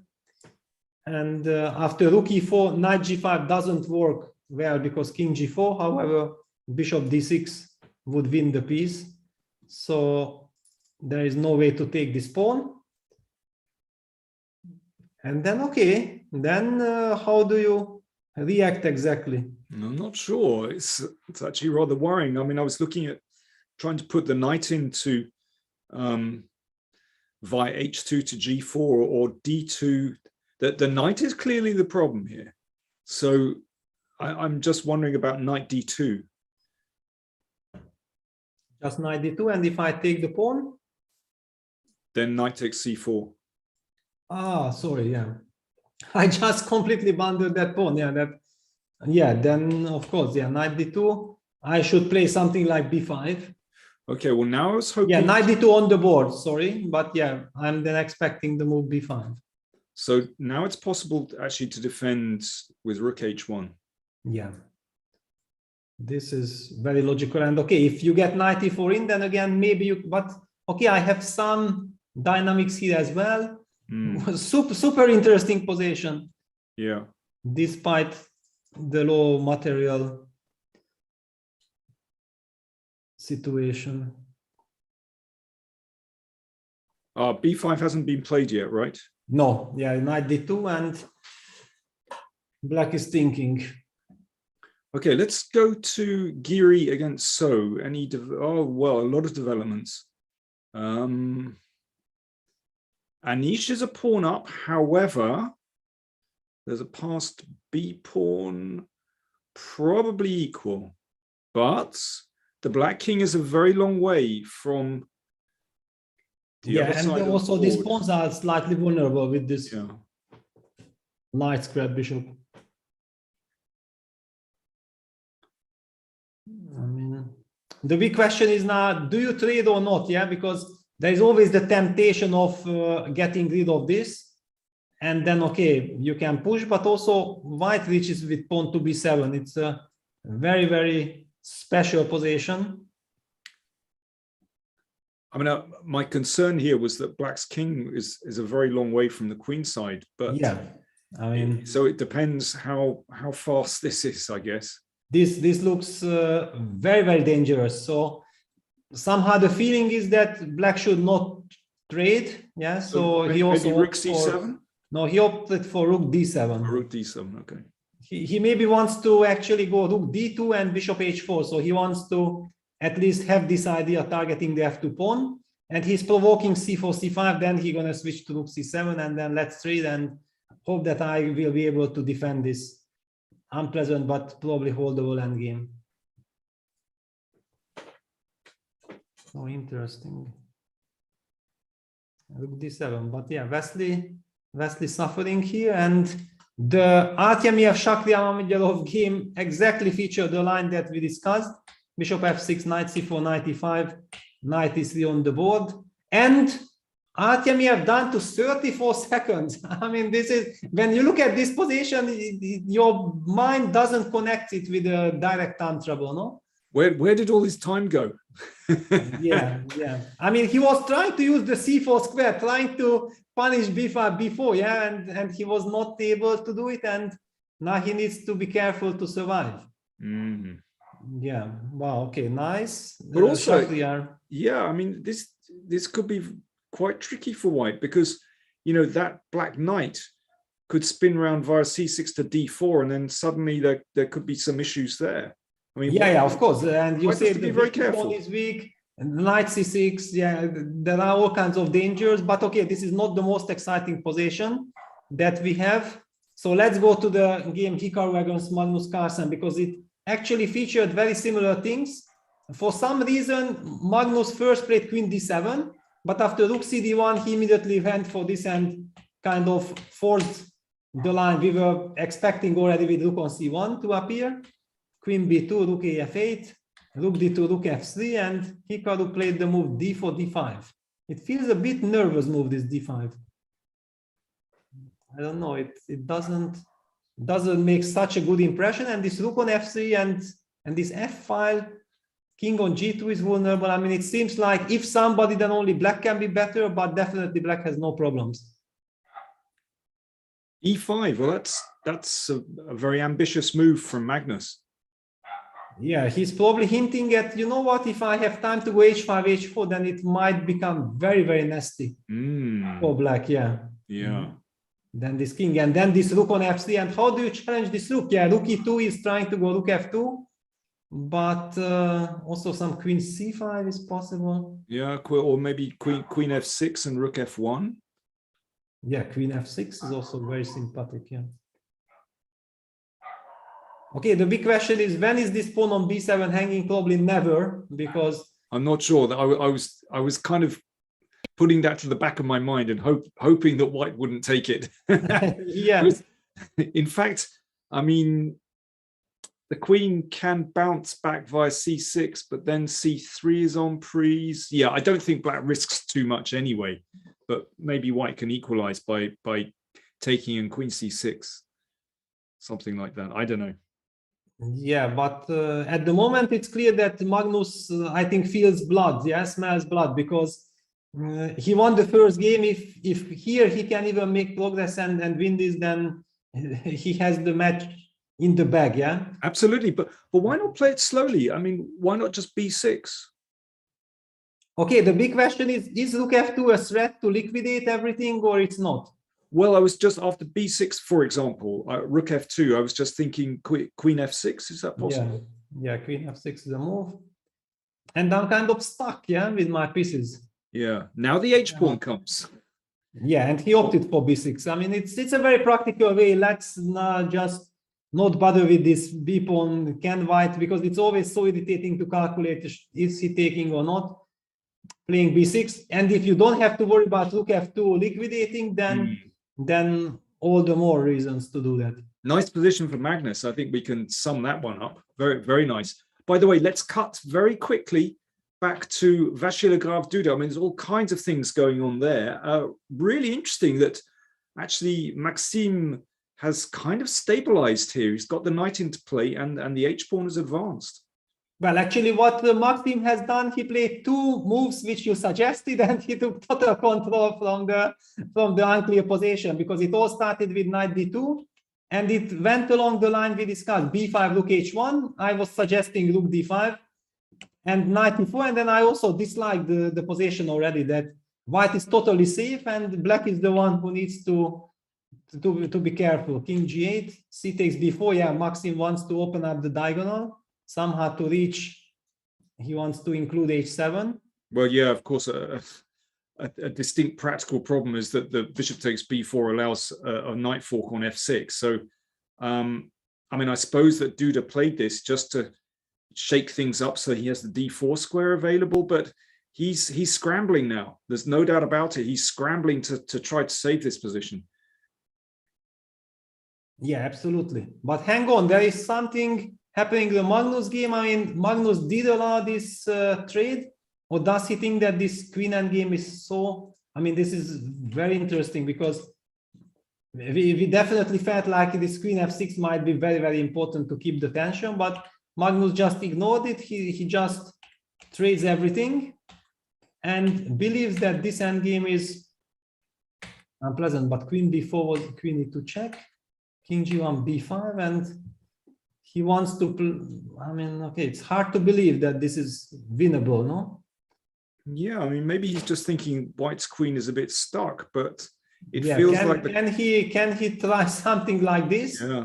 But, of course, yeah, king a7 happening. White will probably push h5 and then try to trade something for the b5. But, okay, it's risky, yeah? It's still risky with this king. Well, yeah, Magnus still has something, but... I don't know. It just feels as though normally in these queen and pawn endgames, liquidations can happen so easily. I mean, there's perpetual checks.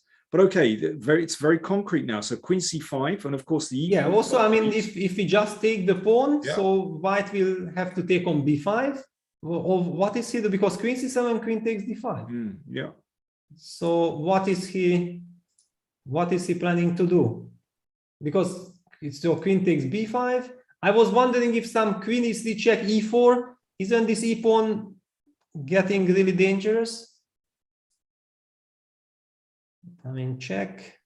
I don't know. King moves somewhere. It's always very difficult to say it where to move. And then e4, e5, e4. Yes, and now a nice point is that queen f3 check is going to guard the f5 square, so that if, well, for example, you know, if white tries a trick with d6 to open up the fifth rank for the queen on f5, then you can always throw in queen f3 check to cover and then take. Yeah, Magnus actually first included queen e1 check. He started with queen e1 check, king h2. Now he took queen takes b5. However, I'm not liking this that much, because queen c2 check, now the king moves up. And I feel now much more secure with this king than with the other one. But okay, if black will, I don't know. I really like this queen on e3 and pawn on e4 construction. It looked very nice. I don't know why Magnus didn't went for that. Still looks dangerous though for Hikaru. Yeah, so king g2, e4, and then again, the white cannot play queen e2 because the d5 pawn is hanging. Yeah, this is very important. Yeah, so e4, settling some queen f3 check, and if queen e2, then queen takes d5. All right, so okay, it's still not that easy. Good for Hikaru that he still has 3.5 minutes because it's an ugly endgame. Yeah, okay, so we can say Hikaru worse there. Let's just go back to Radjabov against Aronian very quickly, because, well, a lot of developments, there's an endgame, and it looks like Raja has made massive progress. He's 2 pawns up with that wonderful kingside pawn majority. Yeah, it looks completely winning because the bishop on f5 stops any kind of counterplay of rook c1, rook c2. And okay, you just activate the king, maybe king g3, king h4, and then g4. I mean, also king might march to h5. I don't know, it's looking really hopeless. Yeah, okay, so that looks like it's winning for Radjabov. Artemiev against Mamedyarov. Vladislav Artemiev looks like he has to hold an endgame, pawn down. That's actually very unpleasant. But yeah, okay. Yeah, but I think that is kind of some long torture. But isn't this just winning for Maxim? I mean, with this black king on h6, it looks like it's kind of an elemental win. Just rook takes c4, then king e5, cut the king with rook d4, and then you just march. Yeah, certainly looks like it. Yeah, unless the king comes. Oh, rook d4. Okay, yeah. Yeah, that's clear. that's the end basically. So wow. rook takes b2, king d6, and the king reaches the perfect position. Yeah, I mean, king e8, king c7, it's over. Yeah, wow. Wow, big win for Maxim. A very original endgame. A very original endgame. And let's go back to the Magnus's game, because this one, I see the 0-0s by the engine, but believe me, this queen endgame in practical game is everything else with such a dangerous pawn. It's not an easy draw, not an elemental draw, if it is a draw at all. I mean, just one mistake and it will cost the game immediately. Let's have a little look at Hikaru there, because you can always guarantee some entertainment just by looking at Hikaru's face. Yeah, I'm not trying to figure out the construction that. Oh yeah, queen g2. Yeah, probably this is the key, because there was just no way of trying to play for perpetual. But this queen g2 is really annoying. Yeah, kicking away this wonderful queen from f3. So queen g4 had to be played. And okay, I don't know exactly that. Can you ever defend like e2, queen e1, and then queen e4? Just I mean, e2, queen f2, queen e4, queen e1, and then you keep this passive queen. The king is close. So if queen f3, then you will play king g1. And otherwise, you just want to start pushing your pawns, yeah, and say that you don't have a win. Well, that takes incredible sang-froid to play in that way.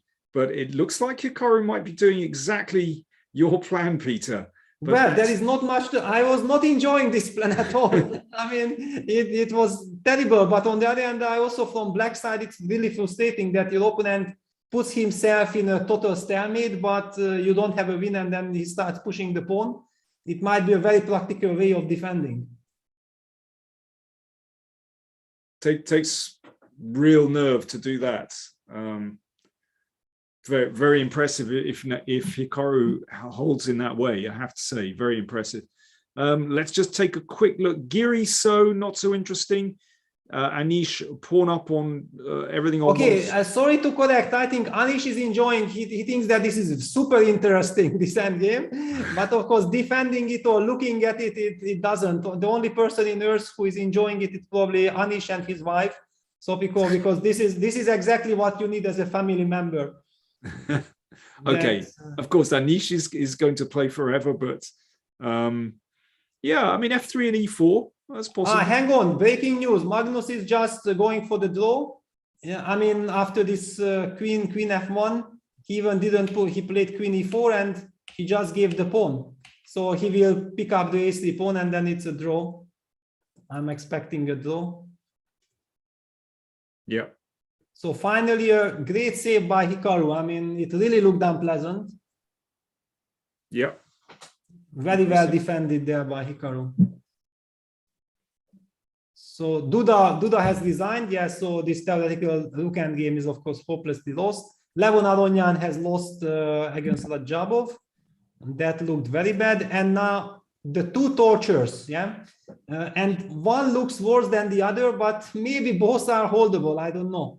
But I mean, this one, what we are seeing in the Artemiev Mamedyarov game, whenever I see in such positions that engine says it's 0-0 or it's close to draw, I say, oh no. I mean, if I would be playing it from the black pieces, I would go crazy if this ends in a draw. I mean, the knight is jumping, I'm pawn up, I might play knight f6, I'm going to push e5, e4, then trade this, push the other pawn, and then the knight dominates and so on. However, because the bishop targets the g5 pawn, it might be that black is not able to do to win it, but please forget about this equal evaluation because this is everything else than equal. Yeah, but I think it's the only plan I see for black, knight f6 and e4. This is the problem. e4 allows bishop f6. Yeah, but I mean, I don't think that it's possible forever to avoid this. Or you think that that's the whole point, that I can never push, yeah? Maybe. Okay, but where else do you put the knight? This is the problem. Yeah, this is the problem. I mean, first of all, because the knight was already coming from somewhere, yeah? They are playing this position for ages already. So the knight had already occupied all the squares on the board. Yeah, jumping. Well, yeah. The only way I can think of. Yeah, just sorry, I wanted to illustrate that here, if e4, then of course white has king g4. So that's why here this is not the right way. And yeah, that's the position. Yeah, so he's removed the knight, and yeah, here's the problem again. e4 takes king g4 with a counter attack, and this is the problem. Yeah, this is the problem. Yeah, so of course I was dreaming of pushing e4 and then slowly winning, but I'm not getting it. Yeah, that's the trick.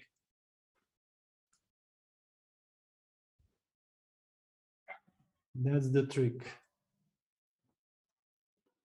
We could be here a long time with Anish as well. You know, I remember that there was a game in one of the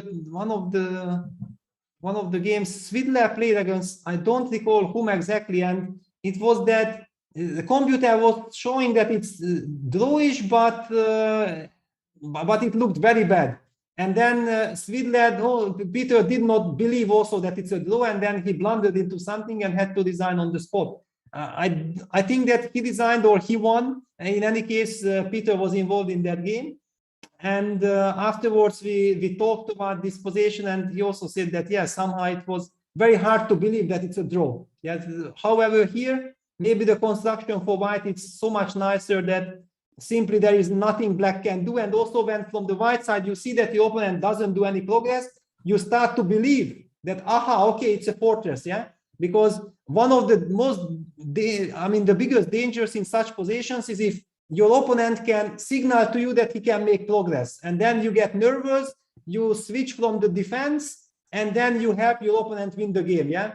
Just because you were thinking that, aha, you were assuming that otherwise I'm losing. But here that Artemiev sees that his setup is solid enough, it actually helps him, and also he can play very fast. Yeah, I think basically Artemiev has identified the draw and how he's going to do it. And actually, black doesn't have too many options to change the position. I think this is the issue, actually. But of course, he's going to try. He's going to go around in circles for a long time. Yeah. I mean, especially because somewhere when the knight is... yeah, but even if I put knight on f7, still the same issue. Yeah, e4 takes, king g4, always the same issue. So I really need to have the knight ready to capture on e4, but then the bishop attacks it. Yeah, probably nothing to be done. h4 now, also these pawns are getting traded off. Yeah, okay, now it's king g3 and now it's a draw. Okay, so that one's resolving itself, and we are left with Anish Giri against Wesley So. Yeah, the massage which will go on forever. I mean, I like it. You know, Anish is going to wait forever before he actually commits his pawns. Exactly. I mean, normally you just do f3 move 49 before you hit the 50 rule. Yeah, it's actually let me check when did they reach this position. It's already, this is move 64, move 60 is this position, move 56 is already this. I mean, we are getting very close. What? Move 47 we reach this position. So on move 97 if nothing changes. Yeah, 97 is 50 move rule, and believe me, Anish knows it exactly. And on move 96, he's gonna make sure he moves this pawn. But it's not so easy to do. Not so easy. Yeah. Now, if Wesley is very clever and kills the rook on e7, targeting the e3 pawn, how do you push f3? Yeah, he's going to play bishop c3 to e1 and d2. Oh, he's moved it. Okay, rook moved it, but okay, anyway, f3 looks like a terrible move, but it has to be. I mean, also this bishop on e8 and rook on a8 doesn't look like the best setup. Three moves to go. It could all just ping. It could all just dissipate. Yeah, but also now very interesting if the computer will automatically stop or someone has to claim this. Rook h3. Oh, he's done it. I know, but now f3 is coming. Move 96. F3 is, but the bishop is hanging. So move 97, but the bishop will be attacked. He's running out of moves. Unbelievable, because bishop a4, rook a7 pin, and bishop b5 I attack, and it's 50 move rule. Yeah, he's going to keep attacking the bishop, isn't he? Yeah. Wow, I mean, I was pretty sure, and I see Anish's disappointment because he wanted to tease his opponent. I mean, you know, this is having such a psychological impact if on move 49 you play f3 and you signal, okay, we're going to play 50 more moves before I'm going to push e3, e4. Now the computer will say, what? Okay. But f3, rook e7. Or f3, rook c3 as well.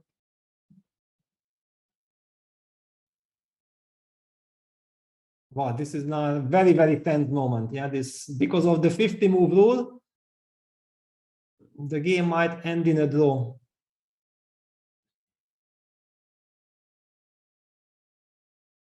Yeah, bishop a4. And now this should be the final move. Yeah, this should, and let me see, it does, and look at this. Yeah, that's it. Yeah. The computer stops the game. That's funny. That's Peter, just put the bishop back on e8, so move 96. Let's just very quickly explain the problems with f3 in this position. Yeah, the problem with f3 is that, well, I see many problems. One of them is that also rook e7 seems to work. For example, king f2, you play bishop h4 check. King e2, you play something like bishop g3. You force my king to move, and then you come bishop f2. But here I'm pushing e4. I mean, this would be the dream. Yeah, this, of course, Anish would play on. So the other problem that I saw was like f3, rook c3, attacking from here. Okay, so king f2. King f2, and then, okay, you give a check. King e1. Okay, you give another check. But I mean, okay, why not to try? Yeah, this. Yeah. I mean, I don't know exactly. So F. Okay, there should, of course, it's a draw. listen, I understand F3 looks incredibly ugly, but as you say, you know, you've gone this far. Why not just keep going another few moves? White doesn't risk anything at all. Yeah, absolutely. It's curious, actually. I mean, maybe, you know, F3 sort of, it feels so ugly that maybe Anish just couldn't bring himself to play the move, but it's curious. Yeah, okay. Anyway, of course, it's a draw. Yeah, for example, rook e7, king f2, bishop h4 check, king e2. Maybe I can just push g5 now. Okay. Use Right. the fact that you are pinned. Yeah, this is true. Yeah, of course it's a draw, but yeah, I understand. It was just very unfortunate somehow for Anish, because if he would have been more careful, if he would have paid attention, it was just unlucky that on move something like 93, he put himself in this awkward situation that he cannot really get f3 anymore. And then maybe he also had enough and so that he's anyway blocking the whole tournament, and the spectators are just very angry that this game is continuing. So he did not want to spoil everybody's fun, but it would have been really nice to play move 96 on f3. Peter, we're going to go on a break very shortly before the next games, which start in 4 minutes. But just before we do that, let's just have a quick look at the scores. So here we go. Maxime Vachier-Lagrave hitting in that second game. He leads. Vladislav Artemiev still leads. Magnus Carlsen still leads. Anish Giri still leads. Teimur Radjabov still leads. There we go. There's imbalance all the way through this round. And just before we go on a break, I mentioned the collectibles, which are up for auction. And there's one featuring Vladislav Artemiev, and there's going to be a clip of his during the break. You can check that out. The digital art does look absolutely fantastic. So if you're interested in the auction, then do go to chesschamps.io. I'm sure the link will be on the screen there anyway. So we're going to take a very short break, but games will be restarting in 4 minutes time on the air. See you soon. I was born in Omsk, it's Siberia, so it's not a center of Russia, not a chess center. And in this city, I make my first steps on a chess board. And I also would like to say that my father was chess amateur, and he to support me when I only to start chess, learning chess. I would like to say many thanks to my father for this great way. I start learning chess probably between 6 and 7 years. I think that immediately I have positive emotions, and my first good results was quickly. Vladislav Artemiev became a great chess player at an early age. He also became a father when he was quite young. His daughter Anna was born 2 years ago. We have a little child, and it's a very big day for me because many people have dreams to be parents, and not every can to have it finally. So I very love my daughter, and I hope that our waiting many happiest days. I will to show chess pieces, bishops, rooks, and I hope that it will be interesting for her. Vladislav has dreams for his daughter, but he also has big dreams for himself.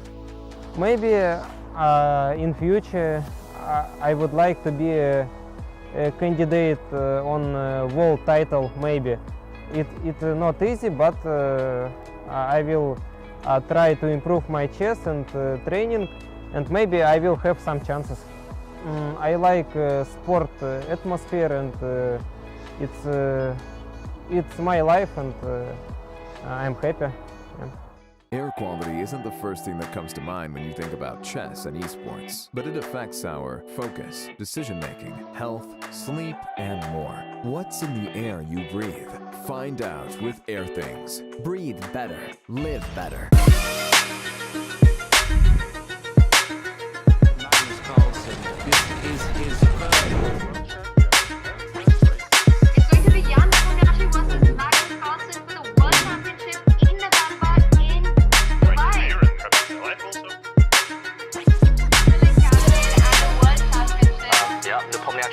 It was a tense semi-final match between Magnus Carlsen and Jan Krzysztof.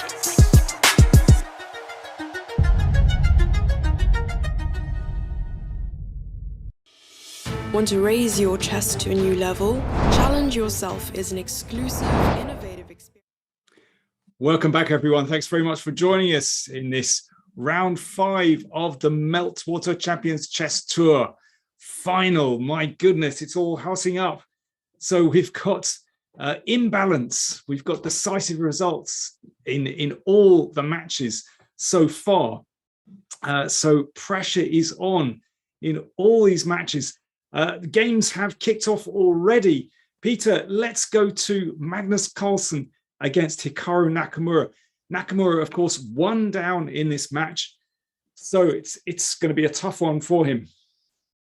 Yeah, he's repeating the same line, and Magnus is also repeating the same line. The first deviation, however, happened by Magnus, that he opted for bishop g5 now. He wants to go for direct punishment. I would say that because this bishop d6 is a little bit, I mean, it's supposed to be not the most precise against the castle's move order.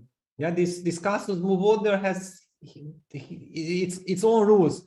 The reason why actually castles at some point was considered to be quite ambitious, and then Kramnik delivered this incredible bomb against Levon Aronian after castles queen e7, h3, rook g8, and black was winning in a fantastic style with incredible attack with g5, g4, and after that people kind of forgotten about castles for a while. But actually castles is there. You just don't have to run into this terrible h3 rook g8 idea. So bishop g5 happened, h6, bishop h4, queen e7, and white is trying to play for some quick d3, d4 in this construction, because putting the bishop on h4 is actually quite committing. I mean, quite committal. If black will be in time to play g5 and this bishop will be a target on g3 and black will get long castle in, it might be very unpleasant for white. But of course, if it would be dangerous, Magnus would not be playing like this. He knows exactly that with a timely d3, d4, he will be able to put pressure on the e5 pawn. And let's not forget that black's king is still in the center.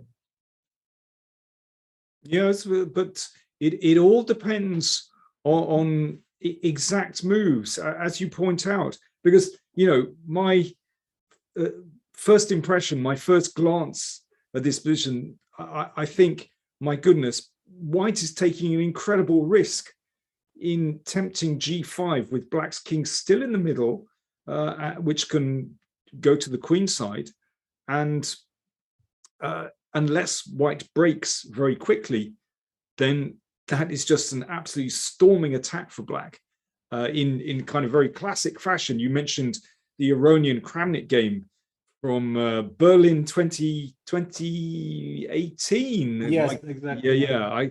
I confused the year. I was actually present. I watched the game in Berlin. I was hammed to be there at that time. It made a huge impression, actually. Kramnik's play was so direct, so forceful.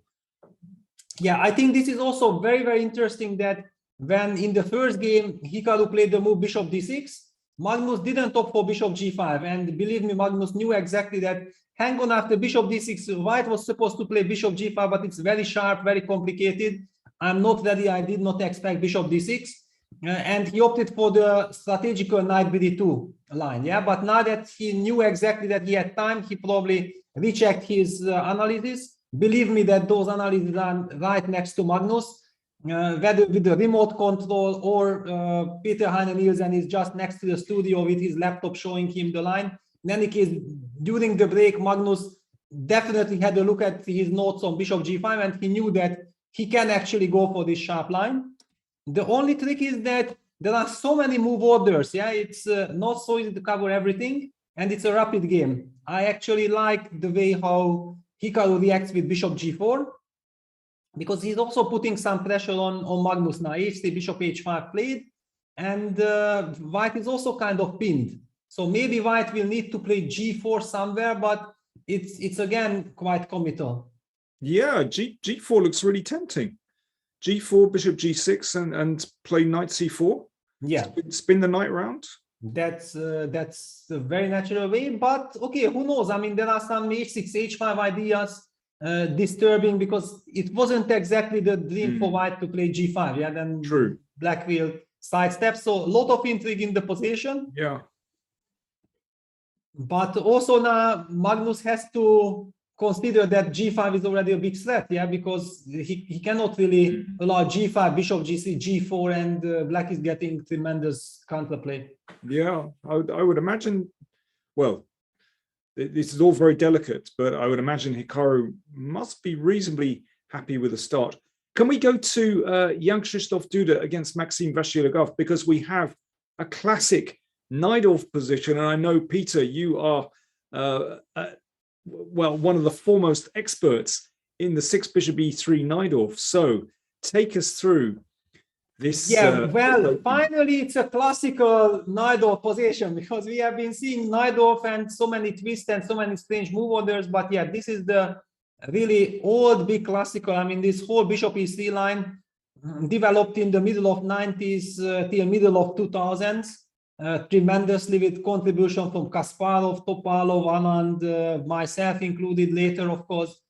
I mean, all the top players were basically, you couldn't go to a tournament when you haven't worked on many days on this bishop e3. I mean, you knew exactly that it's one of the most important lines, and the openings kept on. I mean, the lines kept on developing, and this line, which is now the main tabia, slowly developed. For example, after g5, there was a time like in 2006, 2007, 2008 period when I believe everybody thought that here the best move is b4, and all of a sudden people started playing this knight h5. And what's wrong with b4? Well, I don't think that there is anything wrong with it. It's just that millions of theory there, and finally everywhere black has to be precise to hold the draw. Yeah, it's just that the computers analyzed it almost till the end, this whole stuff. And then as a Najdorf player, you also not so happy. Yeah, you want to play chess, and all this memorizing every line till move 50, and then probably it's a draw or not, is not to everybody's liking. And then the line with knight h5 became popular recently in the last couple of years. I think actually it was played by Anish Giri against me in Crete 2017 in the European Team Championship, and ever since this knight h5 move became one of the main reactions. Okay, rook g1, knight b6, and now we transpose to a line which supposed to happen actually when there were times when white was afraid of g5 b4 lines, and instead of g5 the move rook g1 was invented. It was one of the favorite moves of Lenny Dominguez, a very good friend of mine, and we have been working together. We have studied for weeks this position after rook g1 before the Mexico City World Championship in 2007, but later, now that people know that this g5 b4 is not such a big danger, then of course you can also start like this. Main move is king b1, but rook g1 is of course always possible. You kind of transpose to those lines with rook g1 immediately. Queen f2, knight c4, takes, knight c5. Very typical, using the d file. Using the d file, queen c7 happens. And now, of course, white will never take on e6, because then f6 would be wonderful, hitting f3 plus controlling the d5 square. So white's idea is, in fact, knight 5a4 heading to the b6 square, and from b6 heading to the d5 square, to the weak spot in black's camp. Rook a b8, knight b6, knight f4, a timely move because black is threatening knight h3, and if you take on f4, then I take on b6. So knight d5 has to be played. Takes happened, and now we are in one of these quite typical knight of positions. That's what I want to say, that usually now queen b7 is a very thematic move, that you hit the b2 pawn before white can somehow stabilize with bishop d2, bishop c3, or king b1, bishop c1. And it looks like, yes, white has a wonderful d5 square, but actually it does look like black should have enough counterplay. Well, that was fascinating. Thank you, Peter. Really interesting. So you worked on this with Lenny Dominguez. Yes, he was helping me for the preparation for the 2007 Mexico City World Championship. He was in Hungary for 1 month, and it was one of the main tabias back then from white side to try to make this rook g1 idea work. So we worked a lot on this. So how is white going to deal with this? So basically c3 or b3. I mean, my feeling is that if b3, then black's rook will switch across, and it feels very nice for black. Exactly, yeah. I mean, the big question is, even if then finally black would have a5, a4, then black would be almost crushing. Of course, it's not so easy because the rook on d5 is nicely placed, but the problem is the typical stuff that if you play c3, then just as Maxim immediately blitzed out the move f7, f5, the modern chess, they just don't want to give you even a second to relax or to chill or whatever, immediately posing some headache. If you take gf6, then okay, let's play gf6, then black takes rook f6 and creates counterplay against the f3 pawn. And also the pawn on b2 is vulnerable, so even white has to watch out for some rook takes f3 sacrifices. I mean, and if after f5 you just move the queen, like for example to e2, it's maybe the move that I like the most, just to sidestep and keep everything. What do you think, Danny? What is your take here? Well, I mean, I like your suggestion because it keeps black's pieces bottled up, but still black does have counterplay, because after the exchange on e4, then it's not possible to move the rook because e4 is hanging, and of course black does get the some control of the f file as well. So but yeah, queen e2 looks right. Also, just to look at the pawn on c4. Yeah, he's played queen e2. Yeah, he has played queen e2. I mean, it's very natural. Yeah, I mean, your judgment looks spot on here. I mean, it does feel more pleasant for white, but yeah. But also black is super solid. Yeah, queen e6. Just keeping, you will have also the idea of challenging this rook with rook b5. Yeah, this is quite annoying. Okay, of course, white will be reinforcing it with rook gd1. Then the g5 pawn might be hanging. So maybe for this reason, it makes sense to play the move like h4 to protect the g5 pawn in order to be able to meet rook b5 with rook gd1. And the status quo is still kept. Even if black ever attacks the b2 pawn with rook fb8, then white can just protect it with rook 1d2. Yeah, so, but and of course f5 is exactly. So black needs to clear that up. But he has gone g6. I'm not a fan of g6 because suddenly after g6, black's bishop comes to life, and also it gives the f6 square. I mean, my experience actually shows that something like just h4, keeping, if it's possible, of course, maybe there were some tactical reasons, but in general, keeping the structure and boxing this bishop was always quite important. There is no real attack here. There are not enough pieces, and black is having enough counterplay on the other side to disrupt white's forces from a direct attack. So with bishop coming to f6 will always protect g7 nicely. Okay, so do you think, how should black deal with this? Take? Or what? I don't know exactly how to deal with it, but I'm not really afraid of g6, because even after gh I can go king h8 and I don't see the mate with this f6 square. Maybe even rook b5 is, but he plays h6. Okay, interesting. Interesting. Also possible. Also possible. But h6 raises the stakes because black has to live with this pawn on g6, and now it could be a weakness. I mean, it could be possible for black to collect this later on if, for example, f4 comes and then exactly. Yeah, it's a very double-edged pawn on g6. Yeah, it might be a very powerful pawn, but it also has the big potential of turning into a big weakness. Yeah, I mean, moves like rook f6 and later queen e8. Yeah, of course. Okay, the c4 pawn will be always. No, I realize. A big, yeah.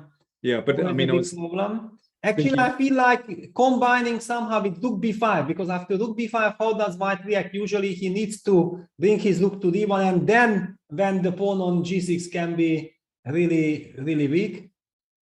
But okay, also f5, f4 is not something black wants to do because it opens up all the light squares. Then white might be able to bring the queen as well. So very messy position. Okay, we have to move on because actually we could be talking about this all day. Okay, let's go to Mamedyarov Artemiev. Wow, what is, yeah, at least this was easy to guess that it's some kind of a Caro-Kann. But a very strange Caro-Kann. Yeah, but it does actually, yeah, now people are playing this g4 stuff. G4, bishop d7, c4, e6. Yeah, this is in fact not a Caro-Kann anymore, it's a French. But yeah, c5, breaking immediately the center. Knight f3, knight c6, bishop g2, takes.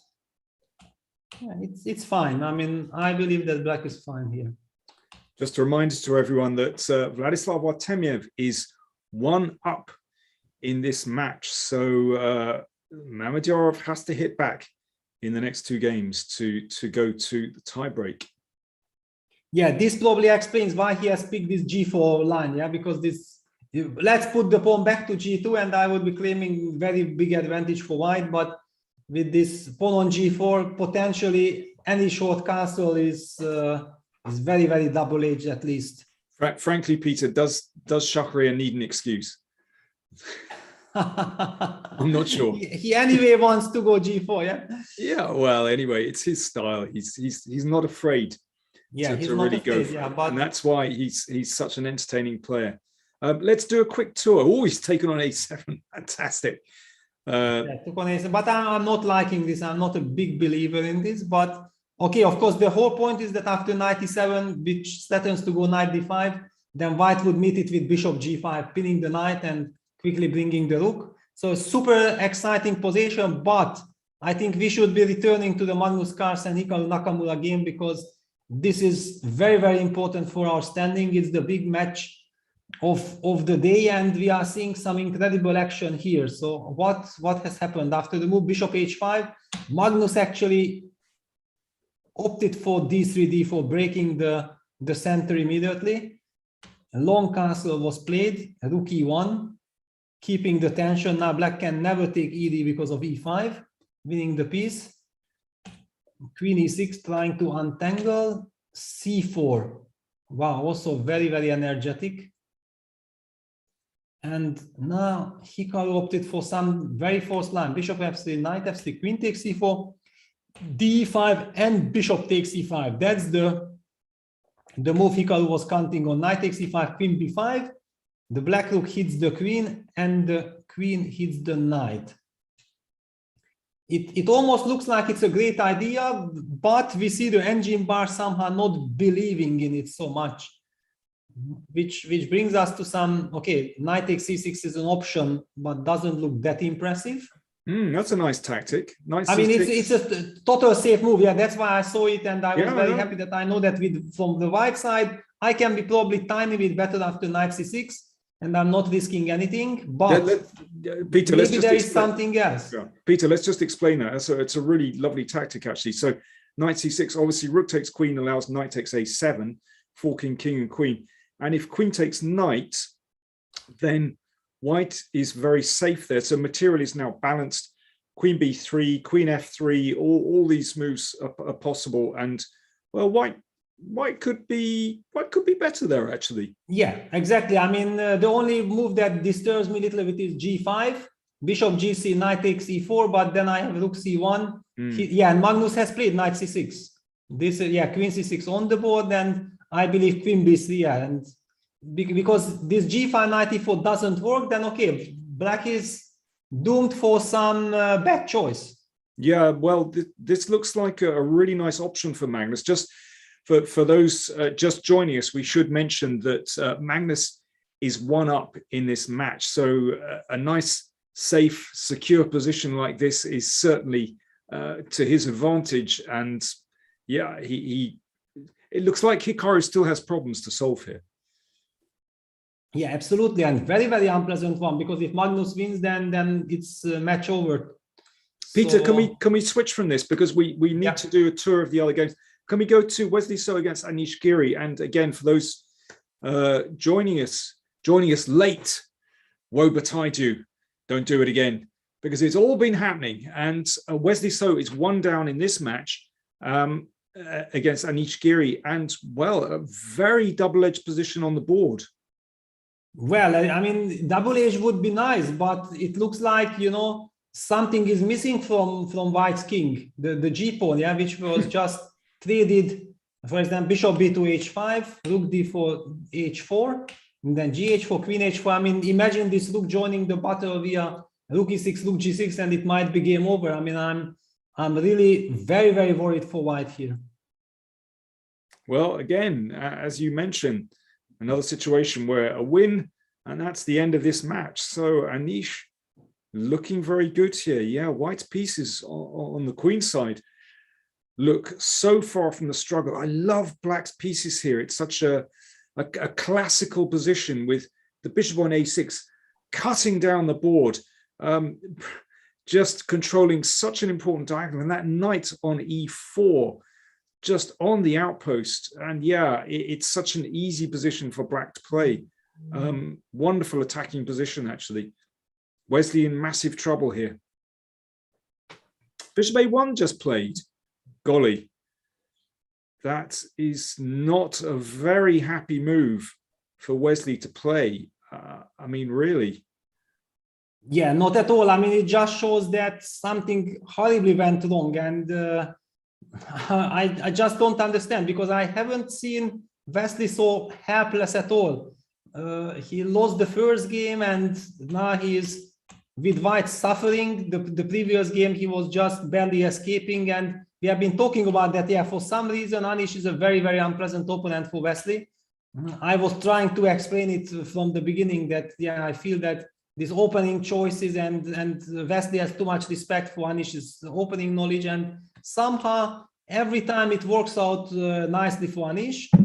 But it shouldn't be like this, because Wesley is a monster. I mean, I just don't understand. But I know from myself that back then there were so many things that I was having wonderful score against someone, and then against someone else I was losing all the time.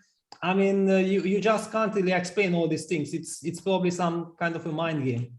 Interesting how this variation with taking on d4 and bishop c5 has come to the fore over the last few years.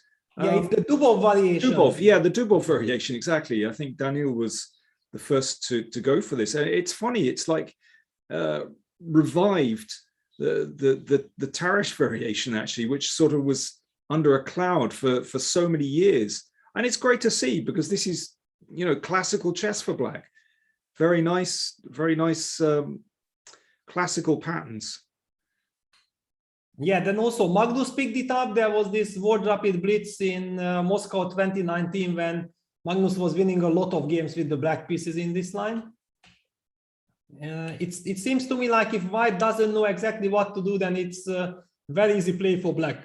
And okay, the position is looking just wonderfully for Black. Black opted for c5. Wow, even c5, yeah. Okay, so wait a second. What happens on takes? Takes where, on d5 or on c5? On c5. Well, then rook takes c5, I guess. And f2 is hanging. Okay, that's the problem.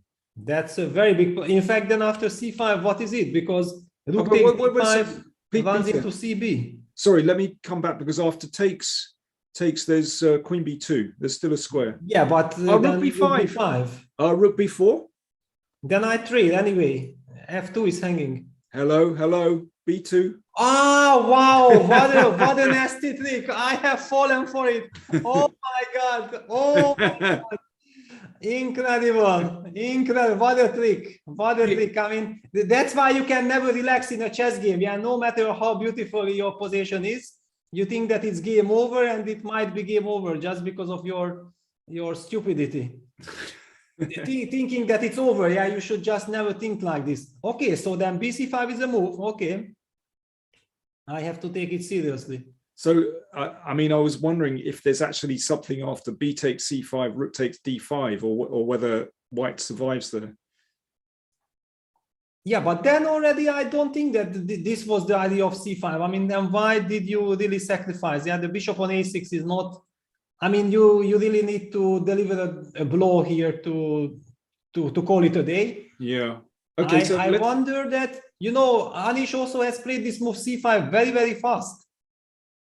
Let's go back and look at rook c5, queen b2, and see. So queen b2. Let's.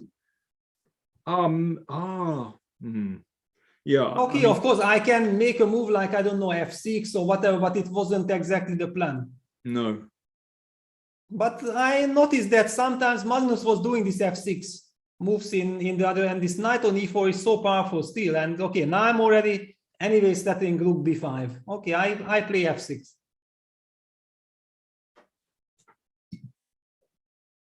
After blundering into mating one, I have to defend the honor of black's position. I have no other choice. Well, to be honest, I would like to defend the honor of black's position here as well, because it still looks very easy for black to play, because actually, apart from rook b5, I think there's a simple idea of just doubling on the c file and threatening rook c2. I still absolutely love black's position. It's so these moves are so natural. Yeah. Yeah, no, it's of course completely dominant, and I don't know. I mean, okay, this is Anish's problem. Let's move on. Yeah, but I mean, no, not Anish's problem. It's Vesti's problem. Pardon me, because Vesti is facing this, and he's down to 5 minutes. I think he's in terrible shock. Okay, let's move on very quickly to Aronian against Radjabov. So, just to recap. Let me see. I'm losing the plot completely. Yeah, Radjabov is one up in this match. So yeah, he's one up, and Levon's last white game. Yeah, so basically it feels like, knowing Radjabov and how solid and how good he is in all his opening systems, if Levon wants to bounce back, then this is his last chance, kind of. And okay, so it was this. They are debating this line in the Italian, knight g3. It's the best possible version for white to get, because he got his knight to g3. But black is very solid. Yeah, Radjabov goes for the classical idea, queen e8, knight h5. Okay, white goes for this typical lines. Okay, pushing a5, I'm not entirely sure, but okay. It's a little bit strange, because then white will never have b4, b5, dislocating the knight from c6. That's why I was a little bit surprised. But probably Levon knows what he's doing. Takes knight e7, d4, knight g6, g3, rook f7. This is a classic Raja position. He's Mr. Responsible. He's got his pawns just on the third rank. And you know, he's not super solid, yeah, he's just waiting for his opponent again. We've seen him do it on so many occasions. And interesting, he needs a draw, but he doesn't want to trade queens. And I think this is also very, very instructive, that, I mean, wanting a draw is one thing, but playing according to demands of the position is very, very important. Because if queen takes d1, rook d1, one could argue that, yeah, this is quite a harmless endgame, but who knows? Maybe in endgame, the space advantage might be, in fact, more unpleasant than with the queens on the board, because white's king is a little bit uncomfortable. I mean, not really uncomfortable, but if white wants something from the position, then black will always have some counter strike. So in any case, the game has progressed like this. I find it so amusing how Radja is playing.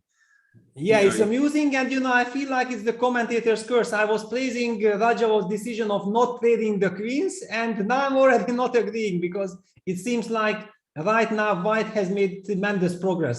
And the move, no, but b5 is terrible. No, b5 is terrible.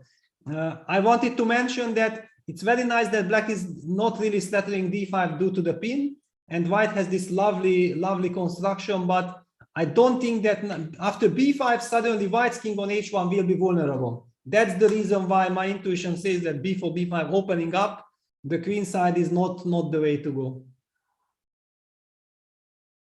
I'm not liking it. I can just take it twice. I mean, even cb, cb, ab, and then queen b5, some rook c8, and suddenly with this king, black will always have wonderful counterplay. That's interesting. Okay, listen, we should leave that. I want to go back to Carlsen Nakamura, because it really is reaching critical moments there where Magnus has made enormous progress, a beautiful, good bishop against miserable knight endgame, and yeah, weak pawn on g6. Yeah, g6, e6, c7, 3 weak pawns. The big question is, yeah, when can black jump out with knight d6? But apparently he cannot, because then finally some rook g8 will hit the g6 pawn. That's also one of the problems. Wow, very unpleasant spot there for Hikaru. Yeah, and he's fighting for his life, yeah, because if he loses, then it's over immediately. Yeah, I mean, the only question is, can Magnus make progress from this position, or has Hikaru constructed some kind of fortress? Because actually, white's rook can't break through for the moment. Okay, so Magnus is switching around. I guess he has another option, which is to bring the king to the middle and go for g4. That's. I mean, also somewhere some rook h1, rook h3, rook g3, but it might be too slow. I mean, it's just more like an illustration, not that I'm believing in it. Yeah, I mean, my concern would be knight d6 to attack the b pawn. I'm not exactly. I mean, white always needs to watch out for knight d6. For the moment, I believe that Magnus is kind of happy with this, because he has this option of taking on d6, and after king d6 going for rook c1, then trying to go with his rook to c6. But I mean, okay, some c5, bc6, rook c7 isn't so clear, but maybe also Magnus has something else. Maybe also rook d1 and then take on d6 and then going rook a1 or rook c1 is also a problem. And Hikaru goes rook f8, yeah, so probably it's very important not to move knight d6 yet. Hang on, maybe let's see the last couple of moves, so just that we understand where all this came from. So, okay, this is already looking wonderfully for white. White is putting the pressure, and then black is just sitting and waiting. Magnus got his pawn to b5, fixing this. Rook a1, rook f8. Okay, now we understand it better. Yeah, but it's not so clear. Oh, hang on. We're being told that big developments in Wesley So against Anish Giri. My goodness, what a transformation. How on earth did this happen? Incredible. We thought that Anish was on the brink of victory, and this looks fantastic for white. What happened? Yeah, rook takes d5, c takes b4, queen b2. Maybe Anish also, just as me, he was too euphoric. Yeah, he was thinking that the game is over, and he apparently blundered somewhere something big. Yeah, knight e2 check and queen e2. I mean, this is just terrible. I mean, an incredible blunder. Queen d4, queen takes a6, forgetting that because he was probably counting that he can I don't know what he was. No, he just blundered that queen takes queen e2, queen a6 is possible. And okay, all of a sudden 2 bishops and protected square for the bishop. This is the dream construction. So this is now hopeless. Yeah, this is now hopeless. And just with one little twist like this, who knows? Maybe that's exactly what Wesley needed to win the match. It's going to be very unpleasant for Anish to get himself together after this mischance. And also we see that Shahriar Mamedyarov has won his game against Vladislav Artemiev. Now, how on earth did that happen? That's checkmate. Wow, this is some checkmate. He blundered queen takes. Oh my God, because okay, I thought like Artemiev has everything perfectly under control. He's better. Probably he will win the match outright and then blunders in one move with rook a4, queen f8. This is tragic. Yeah, we should explain that of course, that in this position with the knight on d5, we just go back here. The knight on d5 just dominates the board and should just cement black's position together, and particularly in view of white's pawn on g4, weakening the king side. Of course, black has everything under, or seemingly everything under control. Maybe this is the problem. Maybe just Artemiev psychologically felt he's resolved any problems in the position. He's on easy street now, and he relaxed just for one moment, and that was game over. Incredible. So that match is equal with one game to go. Listen, let's go back to Duda against Vachier-Lagrave, because that remains incredibly complex. Yeah, it remains incredibly complex. As usual in this Bishop E3 Knight of Sicilians. I mean, no matter how much I analyzed the position, it was always like this, that it has the potential of getting completely out of control. And Maxim has created counterplay. Of course, white is now pushing b4 in order to, first of all, evacuate his king via the b3 square. Secondly, he of course wants to push his pawns. And black in return will try to play some queen h3, rook g2. Okay, he opted for queen f7 to stop b4, b5, and now rook h4. He wants to break with g5 maybe also. But isn't this just good for black? I mean, black's a pretty healthy pawn up. Yeah, no, black is close to winning, I believe. Yeah, that's why he returned with the queen. He didn't want to go for all these sharp lines with queen h3, because it's just no need for it. Yeah, he returned to queen f7. Now he hinders b4, b5. So basically, white will have to play a4, b5, but also black has rook h3, very, very nasty pin along the third rank.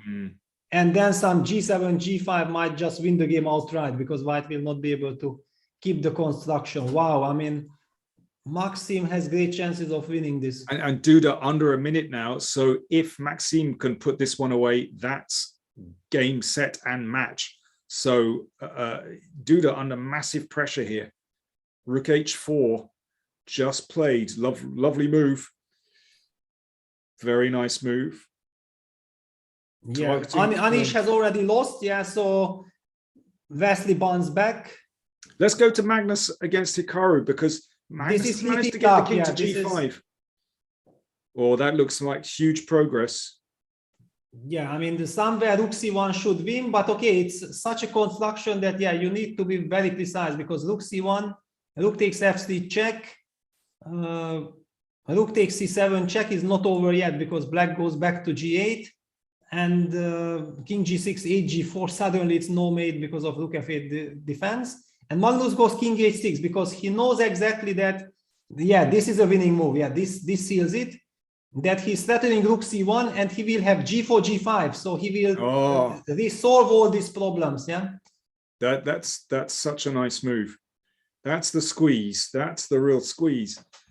Yeah, that's it. And then the g pawn will decide. So let's say black plays the move rook c3, trying to stop rook c1.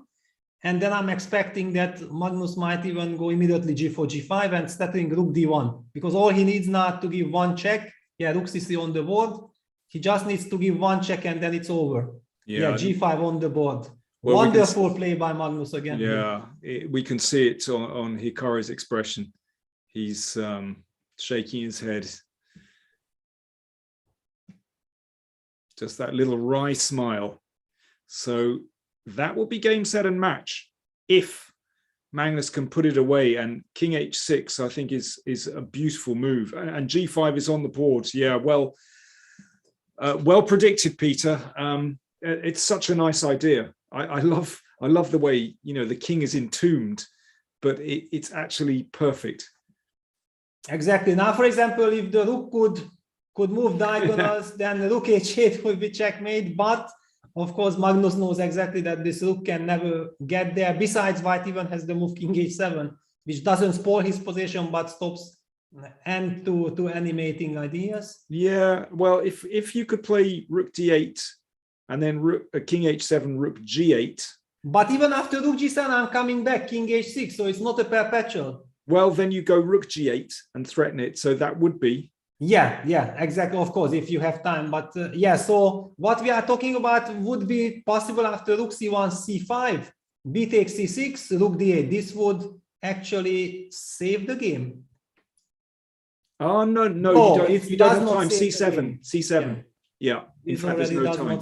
Yeah, because what we were talking about is met by c8 queen. So okay, but that's the final trick. Can he somehow swing that? So, or well, rook d7, rook c6, rook e7 on the board. Now rook e8 is not possible. Yeah, f4 and f5 will break, and it's over because rook f6 check is coming, and you pick up the h5 pawn if you even want. Yeah. Okay, that seals the deal. So basically, that just results in a position where the G pawn is too strong, and two connected pass pawns. Yeah, it's over. I mean, it's another. I mean, Magnus. He doesn't just win these end games. I mean, they are so beautiful. They really are. I mean, it's really elegant, actually. I love this technique. Well, I think there is only one way to fight against this, not to let Magnus get this type of position. Yeah, because if he gets them, it's over. Yeah, basically, you can be sure that he will, even if it's difficult, he will find the way. And if it's easy, then of course he will just convert it very, very effectively. So that's your job in opening preparation, Peter. Yeah, just not give Magnus any chance to show this kind of technique. Yeah. I don't think Nepo is going to be defending those slightly worse endgames. That's my impression from your opening research. I'm getting a vibe here.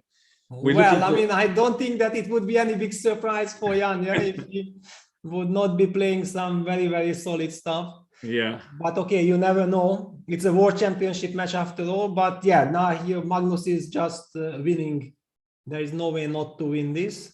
Peter, and it will be huge. It will be very huge. I mean, getting 3 points. However, now Wesley bounce back. Yeah, so there was a chance that Wesley might lose today to Anish. And okay, there is still the chance. But at the moment, Wesley has tied it. I think let's just stick with this because I think it's such an instructive position. We'll go to the end and just see Magnus's technique because this is a beautiful endgame. And then we will switch to Aronian Radjabov. Yeah, actually, if you already talk about the endgame land, I think the reason why Hikaru was smiling that, yes, also here the king is just in time to protect the pawn. So everything is under control. Yeah, very nice. Yeah, rook c8. Okay, this is the passive defense, which doesn't work. Of course, this is the ideal square for black's rook behind the pawn. Or he needs to push it, but he gets checkmated first because a6, h7, and king h6, g7. There is no defense against it. Yeah, not even stalemate tricks. Yeah, no, not at all. We'll just go to the end because it's so instructive, and then we will switch to Aronian Radjabov. Yeah, let's just show this because this is quite important. So black can try king g7, but check, king h8 and king h6, threatening g7 checkmate. And against rook b6, rook f8 checkmate comes. So probably I would not be surprised if Hikaru would just resign here. Should do. Let's just have a quick look at Naka. How's he looking?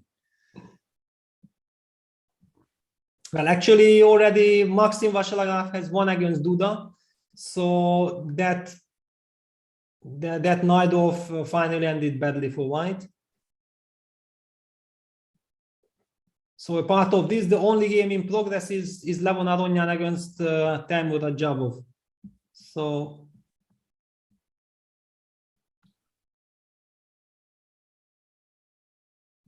I don't know. I almost have the feeling that it would be nice to move. On the other hand, I know that soon I think Hikaru will just resign. Yeah, we'll wait. We'll wait. Let's just see the end. Yeah. But this is the end, yeah? This is the end already. 90 more seconds. Trying to find one last trick. But this is really difficult in such a standard position. I mean, usually Hikaru, yeah, and with B5 he resigned. I mean, yeah. So there we go. So Magnus Carlsen, game, set, and match. Clear win with 2.5 half. Very smooth. I think we have to say that Hikaru was actually completely outclassed today. Bad day at the office for him. Justice, is that karma, Peter? Is that karma? Well, could easily be, or power demonstration by Magnus. Yeah, that okay. He took it very principled. I think he just wanted to show that who is who in this match. Of course, when it works, it's also wonderful. But okay, maybe Hikaru just had a bad, and also the openings. I mean, he both times with the black pieces immediately ended up in some kind of a trouble. This is also connected, and I know exactly Magnus is just brilliant in opening preparation. And this is what I was telling you yesterday, that I mean Wesley and also Raj, they should challenge Hikaru in the opening duel. I mean, if the guy is streaming almost full time, if not full time, then he doesn't have time to know everything everywhere. Yeah, you have to use this because he's a brilliant chess player. So of course, if he gets his positions, then he's super dangerous and incredible. But let's move to the Radjabov game. I see some king on e3, queen c5 check happened, and Levon with 6 seconds on his clock in a completely lost position. And if Raja wins this game, then it is game, set, and match. And this is not looking like a happy position for Levon at all. No, not at all. And Radjabov still has that time, which is more than enough not to blunder anything, and to rook f7 now seals the game probably. Rook f7. White still has queen e6. That's the reason why White does not have to resign on the spot. But yeah, queen d3 is even better, because now just e4 e3 is coming. The queen is pinned, so White cannot play f6 because it's hanging. That's it. I mean, it's hopeless. Well, it's so interesting. A few moves ago, you mentioned that, Radjabov declined an exchange of queens because White's king was slightly exposed. And indeed, Levon was a little bit careless with a pawn move. And suddenly, well, it's come to pass. Exactly as you predicted, the queen actually is coming good. And White's king, very exposed, doesn't have the pawn cover, and Raja's judgment has proved absolutely correct. Yeah, well, there was a moment when I was almost doubting what I was saying, but then Levon rushed with this b4, b5. I think it was a typical move when you are under pressure, yeah, because you are trailing the match, that you need to win, and then you feel that you need to do something. But in fact, he should have just slowly build up, maybe even the king side. He should have tried to expand on the king side, but this b4, b5 opening up and then getting his king into some long-term trouble. And Radjabov is just a brilliant player in Counter-Strike, yeah, because he's always so super solid. He's waiting for all these chances, yeah, and okay, with the king in the center and being pawned down against all the dark forces. I mean, queen f5, rook f7. Rook d7 check is coming. This is completely hopeless. I love the way he's playing. You know, You could go for a direct attack here, but this is Raja. He makes absolutely sure that, you know, his king is super solid, super safe, putting it on h7 on the diagonal of the queen.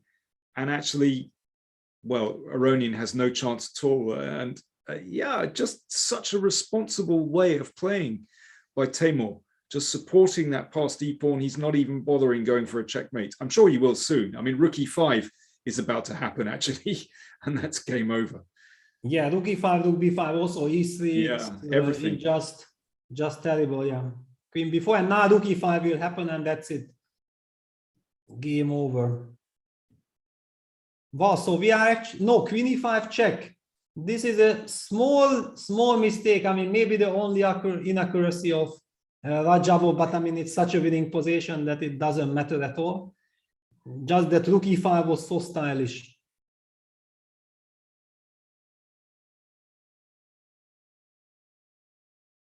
So what do we have? Actually, there is only, no, Vachier-Lagrave equalized. So we're going to see Vachier-Lagrave against Vladislav Artemiev continuing, and also Wesley now equalized after Anish. And this will be psychologically now a very tough spot for Anish. And I believe that Wesley gets a lot of confidence out of this win, because it looked like it's a terrible day, but Wesley is back.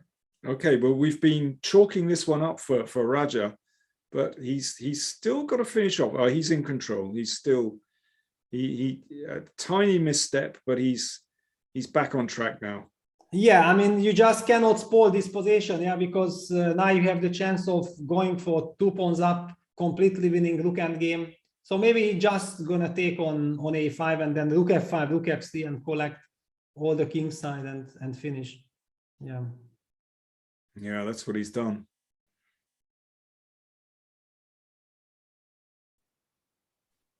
Well, okay, still got to finish it. Yeah, of course. I mean, rook e5, yeah, now he wants to push e3, so there is no time to collect the pawn on b7. And then he pushes b5, and okay, 2 connected pass pawns plus everything at the right place. So e2 check, of course. Let's force the king all the way to e1 and b5.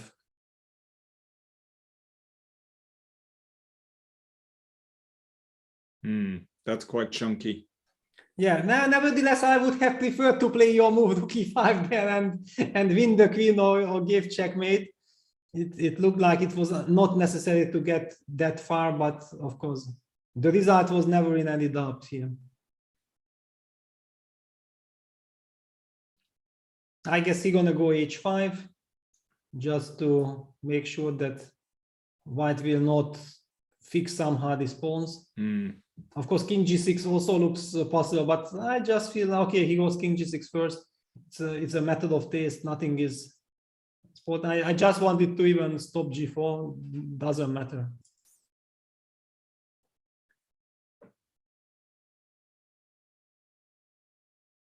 Yeah, okay. It's a little bit tricky. You know, he's only got seconds on his clock. Still possible. But I mean, he can always switch to rook e4. Yeah, I mean, he can go rook e4 and then take all these pawns. That's actually a very nice practical way of putting an end. Yeah, he opts back with king h7 just to step out of any h5 checks. And white is in Zugzwang also. Yeah, I find it so interesting the way he plays. You know, he's not afraid just to wait. He just doesn't commit. Yeah, and okay, now we're gonna see what we're gonna see. Rook g5, king e2, rook g4, rook takes b5, rook g5.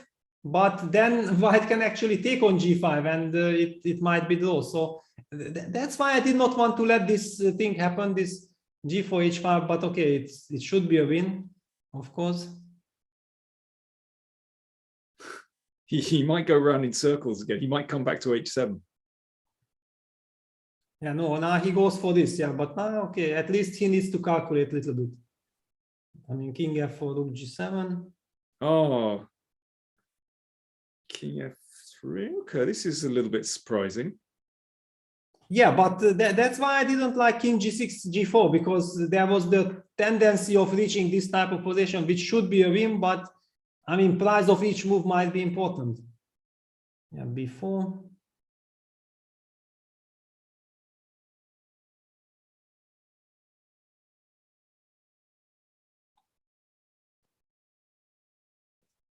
Yeah, rook e4, rook b6. And knight, again, Zugzwang. So, I mean, okay, not exactly Zugzwang, but... Why is it Zugzwang? I'm not No, sure. I wanted to say that king g5 to rook g6 check. Yeah, it's not a Zugzwang. Yeah, king take g4, rook h6.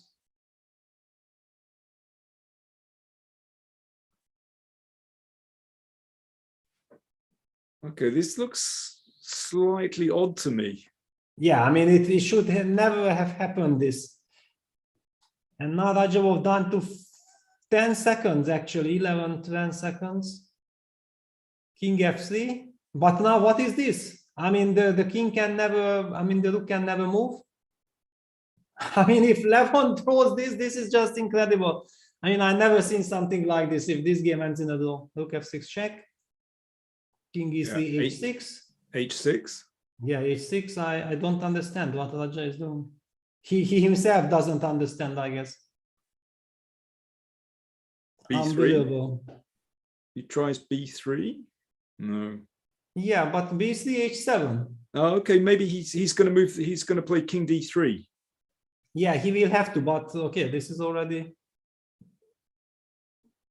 maybe a draw. Unbelievable. Okay, I just cannot believe. Yeah, this is not that draw. Oh my God. What a mess up. Yeah, after this, it will be not easy to play with the white pieces also. I mean, he will only need a draw with white, but he will go crazy after this. I mean, what an opportunity just to seal the match.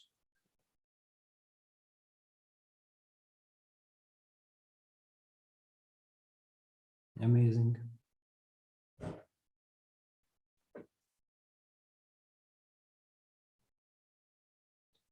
Yeah, but okay, this is now hopeless. I mean, it's just such a total draw because white has this pawn on h6, so it doesn't matter that black's king is in front of the pawn. You will not be able to use the method moving the rook between because then white just trades and queen. Oh, he's even going to play actively. He's just going to march the king up to protect the h pawn. How funny. So king g3. Okay, rook a6 first, just to make sure that king moves to b1 and now king g3. Incredible. And that's it. Who is playing for the win? Yeah. What a mess. What an utter mess. Just unbelievable. So I should recap. What this means is that Timur Radjabov is still 1-up. We're assuming this is about to end in a draw. Timur Radjabov is still 1-up, but they will go to a fourth game with Raja just needing a draw. But what a let-off. Incredible. So let's just give a recap on the scores. 2 matches are over. Magnus Carlsen has defeated Hikaru Nakamura resoundingly, 2.5-half. Maxime Vachier-Lagrave defeated Jan-Krzysztof Duda, 2.5-half. So we have 3 matches still in progress. Wesley So, Anish Giri, it's level there. Shahriar Mamedyarov, Vladislav Artemiev, it's level. And Timur Radjabov, as we've seen, is 1-up against Levon Aronian. We are going to take a really, really short break, but we'll be back in 2 minutes for the start of the 4th rapid play game, and we'll see what happens in these 3 remaining matches. See you soon.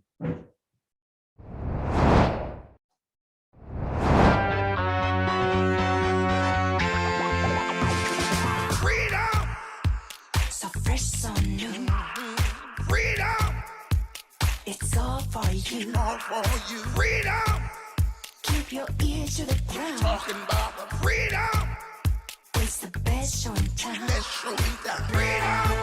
Well,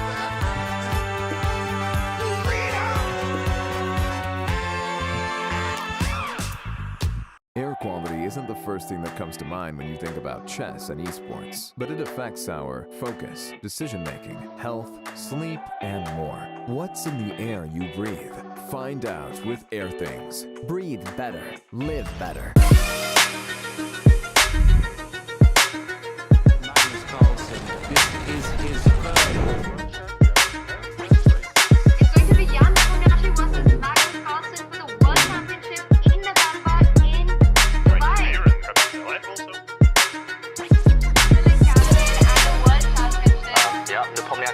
It was a tense semi-final match between Magnus Carlsen and Jan Krzysztof.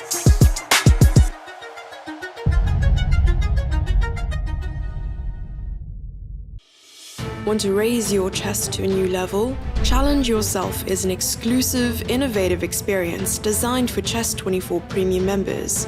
Train like a champ with a unique set of lessons prepared by the coaches of the challengers. Boris Girlfriend and Co. will help you improve your chess. Play a champ. Play a grandmaster each day in Banter Blitz. Take advantage of this incredible opportunity from June 10th. Go premium and challenge yourself. This is John. John loves to study chess. This is David. David loves to study chess as well, but efficiently. John spends more time setting up the board and figuring out what's on the page of his book than he gets to study. David likes to take it easy and use his time wisely.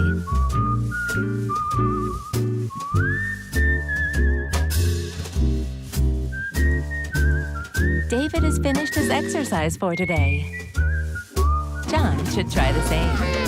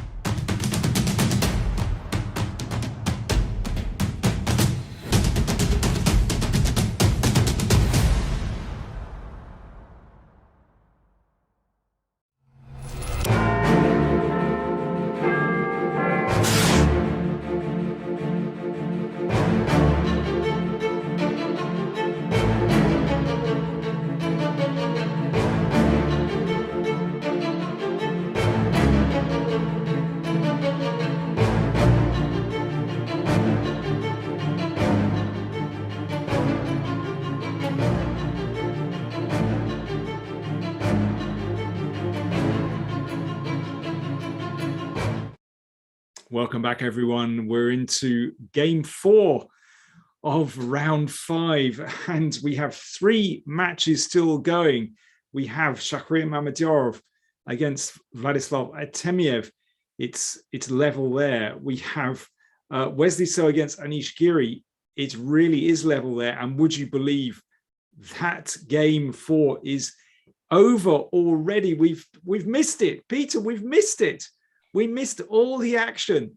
Yeah, we missed all the Berlin action, of course. I think that because I have never seen this from Anish, I think it just shows how big blow it was in the previous game, that he had lost that game, and it's not easy to calm down after that. And he preferred to, you know, just somehow get a fresh mind and get ready for the Blitz playoff, because this was a very huge blow. I mean, he was about to finish Wesley off, and now Wesley gets back the confidence, and Anish is the one who is a little bit shaky. Wow, I mean, what a turnaround in this match. I guess, okay, let's speak from a practical point of view. It means that whatever happens with this scoring system, and the loser gets a point. So it's a kind of way of hedging a little bit. Yeah, no, actually the strategy is perfect, because when I played last year the Legends tournament, I was always losing with white the 4th game, because I was trying to create something and I was already too tired, too nervous and whatever, because always playing all these crazy time troubles. And afterwards, you know, once the tournament finished, I was just recapping my performance, and I thought that, wow, I mean, if I would have just drawn all my last white games, my whole tournament could have been completely different, regardless of the Armageddon or the blitz play of result. So I understand the players, but in the heat of the battle, I just never could think about this to make a draw. And I should mention the other match still in progress is Timur Radjabov against Levon Aronian, and Radjabov just needs to draw that one. Really interesting opening in Artemiev Mamedyarov. Yeah, it's again the Reti. I just, love to see how the Reti brings out from Shakya that he needs to do something special. I mean, because again, the line that he chose, the C4, D4, I think it's one of the lines which is not very high on the list of being really a good system, because it's connected that usually when there are systems, that black plays, for example, castles, white plays something like B3, and then the bishop gets to B2, and then it's kind of standard that you play this position because the bishop has been committed to B2 already, and then you shut it down and you gain tempo. But doing C4 voluntarily with the white bishop on C1, I mean, this is not a good idea at all. And I believe that Artemiev is very experienced in this type of positions, and he uses with knight e5 immediately his pluses, that he opens up the bishop. He wants to hinder black's knight development to c6, and now queen c7 on the board. I mean, white has all the chances to get a very nice position here. Okay, so how's he going to deal with the threat? Is he just going to play rook e1, or? Yeah, it's a big question. Yeah, rook e1 or queen e2. That it also depends. That does he want to play f4 later on? Yeah, then if he wants to play f4, then definitely would play queen e2, and then later to go d3 f4 with the move rook e1. He probably implies that he doesn't need to. He's already happy enough. He just wants to trade this knight, go d3, and play a Benoni position, which does look like a very good Benoni for white. Yeah. Okay. Really interesting. I should say that the game between Timur Radjabov and Levon Aronian hasn't yet started yet, as far as I can see.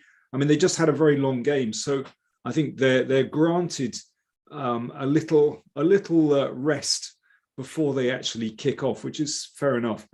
But that will be starting very soon. So at the moment, this is the only action we have, but a fascinating start. Bishop d6, a direct challenge to the knight. So queen e2. Yeah, but again, this bishop, I mean, everything is wrong, because if finally does he want to capture and then take on c4, this will definitely end badly. I mean, you cannot grab a pawn like this with knight a3, knight b5 coming quickly, the king being stuck in the center. And if you are not doing this, then actually what purpose did this bishop d6 move serve? It came from e7. It did not come from f8. Yeah, but maybe there's the idea is to exchange off into the endgame and to play either knight d7 or knight c6 and somehow maybe get the knight to b4 very quickly. Is that an option? No, I mean, I just can't believe. Maybe you're skeptical. I mean, I'm very critical, because with this bishop and the pair of bishops, yeah, you need to be super energetic. So, well, let me try. Yeah. Knight c6. Knight c6. So, okay, one of my feelings is that maybe I will just shuffle with my rook somewhere here. I don't know. Maybe when rook b5 is a move, or rook c5. Okay, that's very much in the Benoni tradition. Yeah, at least I'm tempted to do so. Maybe it's completely wrong. Maybe I don't need to do this, but I'm kind of... Also, I'm not sure that all these positions after bishop takes e6 and the vulnerable pawn, but somehow knight d7 and quick e5 should work, yeah. So I shouldn't get overexcited. But my point is, if the rook retreats, then knight b4 is an option. Yeah, definitely. I mean, and this one, okay, maybe it's also nothing special, but definitely disturbs me. But maybe not that much, because I play knight a3 and... Okay, knight d3. Knight d3, and okay, I just move this rook somewhere, I don't know, rook e2. No. Or rook d, even rook d1 maybe. Okay, rook d1. Yeah, e5. Yeah, e5. I mean, I'm not a big fan of moving my rook back. I mean, to e1, I wanted to go there, rook b5 or something. Listen, isn't black getting somewhere here? No, it definitely does. Definitely does. I mean, it's certainly, but I mean, I just cannot really imagine Mamedyarov taking. But what he goes knight bd7. This is what I was meaning. That I mean, what was this bishop d6 loss of a tempo? I mean, it all looks very strange. Oh, you mean that white can just trade here on d7? Yeah, I'm just wondering that if he goes knight d7, then, for example, why not to go knight d7 immediately? I mean, it's a little bit strange, but even he wants to provoke some knight f7, because knight f7 is also tempting, but probably knight f7 is a terrible move. Yeah, I'm sure it's the first move he's looking at, but probably not good enough. Yeah, I mean, okay, suddenly all black pieces will be wonderful. And we have kickoff in the game Teimur Radjabov against Levon Aronian, and Levon in a must-win situation. However, this is a free gratis game for Levon, yeah, because the match should have been over long ago in the previous game. So anything that he can create some mess is a big bonus. And they've already got some tension. Levon is playing a very tight variation of the King's Indian with the two pawns on e5 and c5, which frankly doesn't have a very good reputation for black, because it's possible for white to engage very quickly. Wow, I'm surprised that Teimur has exchanged on e6. However, this is so typical of him. You know, he's very practical. He wants to kind of, well, yeah, take some of the tension out of the position. But that, I mean, the position with e5 and c5, it does not have a good reputation for black, but it's tense, and the game could go on for a very long time. Yeah, strategically, I guess unbalanced, but yeah, an interesting decision from Teimur. Yeah, on the other hand, of course, after d6, black gets some active piece play. So it all comes down to the next few moves, that can black create enough dynamics, so will white be able to stabilize everything, and then he has nothing to worry about. It will be super solid. All he needs is a draw, because I do feel like if he needed to win the game, he would have never ever took on e6. It's connected with the result, yeah, that he knows that draw suits him, and then, as you mentioned, he wants to take the tension out of the game. But sometimes this is not the right strategy, especially in this position, which is still kind of full of life. It's not like it's a completely dead position. Absolutely not. Well, all the pieces are on the board. How can it be? Yeah, and I mean, black has the d4 square. Of course, there is the d5 square, but also the d4 square is weak. Maybe somewhere black can go knight d7, even sacrificing the pawn on d6, because pawn on d6 is not so important. Maybe after rook fd8 and play on the dark squares and so on. Of course, white is very solid, and he doesn't need to fall into any kind of provocation. And I do believe that Radjabov at least knows more or less what he's doing. He's a King's Indian player himself, and all the others had the tendency of playing all kinds of dubious systems, also in rapid blitz play and so on in the King's Indian.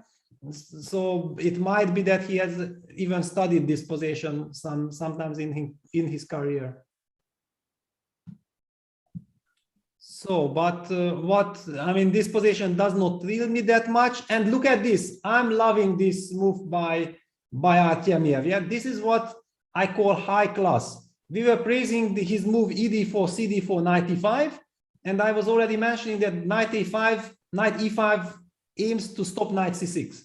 And now that the knight actually opted for d7 instead of trading, because of course trading is now not an option, then black will get his pieces out quickly.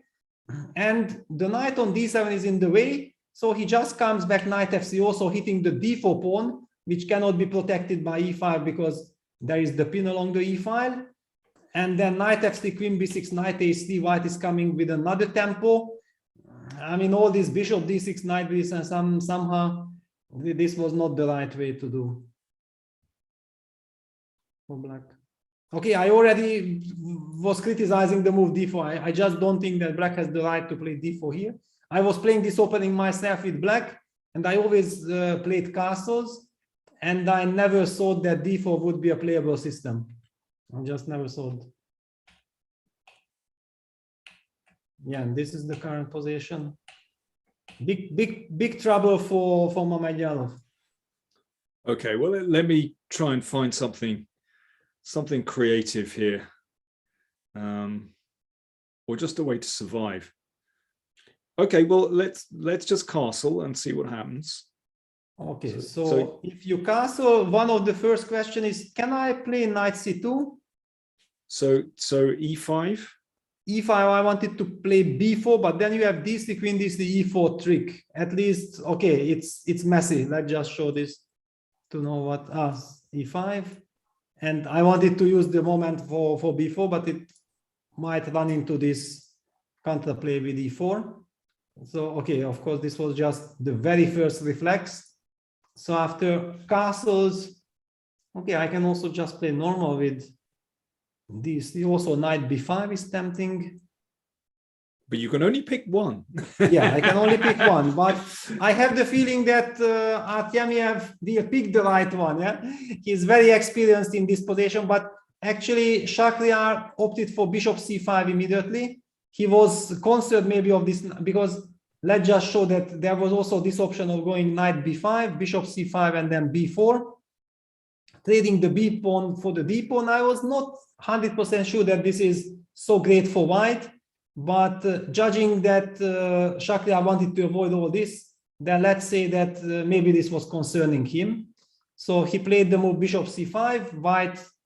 Black is hoping for some d3, hitting f2. So of course white takes d3, and now he castled. But this case, all this slow play of playing knight c2 and then preparing b4 with this terribly misplaced pieces is very, very tempting. Yeah, the knight is very strange on d7. Yeah, usually it's like the knight is on c6 and the other knight might go to d7, stopping any kind of knight e5s and so on. Okay, so do we just play in the traditional way? Do we just play knight c2? Yeah, let's play the traditional way. So, okay, black has to play a5. This is obligatory. Now, and b3, yeah? Yeah, just b3, exactly. So, yeah, bishop d2, queen b2 was actually possible. So b3 first. Yeah, and just b3, and I just don't see. I mean, everything is misplaced, yeah? Yeah, actually, white is threatening bishop b2 just to take the d pawn, actually. This as well, yeah. Yeah, apart from the usual rook b1, a3, b4. Yeah. No, actually, it looks like a total collapse. I mean, I see the evaluation bar also giving clear advantage to white. I mean, it's absolutely clear. The only thing that Vladislav is now taking a little bit too much time. But okay, if he believes that if he will get the right track, then clock will not be his issue. He's got f4. Bishop f4. Oh, okay, also very tempting. I mean, okay, now everything with all these knight b5s, stopping any kind of e6, e5s, it's maybe even more ambitious. It looks good. Yeah, but he's got 8 minutes. For him, that's an age. Yeah, exactly. Okay, let's switch games. Looking promising for Artemiev. Let's go to Radjabov Aronian. Yes. So what happened? Hang on. Ooh. After knight c6, castles, rook f8, rook a d1, and Levon opted for this bishop g4, which is very typical of fighting for the d4 square. But I mean, what happened here shocked me, to be honest, because after knight d4, bishop e3, Levon took on f3. I thought that this is a strange move to take on f3 here. I mean, usually you are trying to keep everything, but he needs to win. That's the only, I mean, if he would not be in a must-win situation, he would not take on f3, that's for sure. So we don't have to speculate objectively. Yeah, but this still looks very unbalanced, very unclear. And I mean, if I were black, I think in a must-win situation, I think I'd be delighted with this position. I mean, I think this seems to give black, well, really interesting play.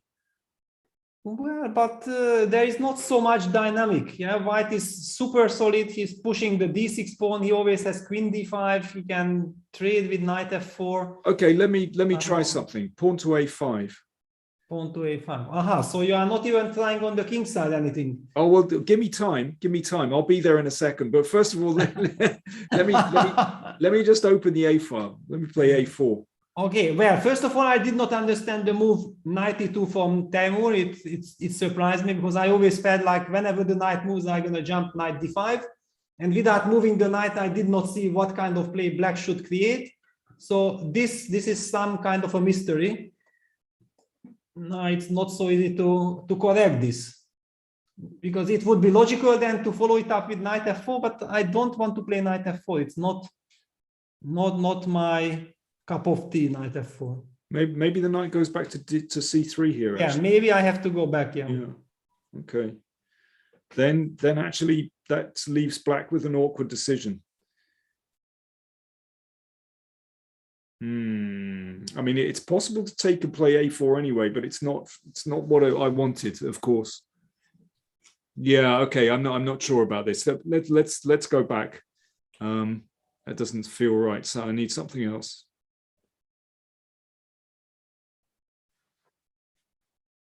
Okay, kingside. I thought that you want to go something like rook f8 followed by f5, but okay, always this queen d5 you need to worry about. Yeah, that's why you did not want to do it.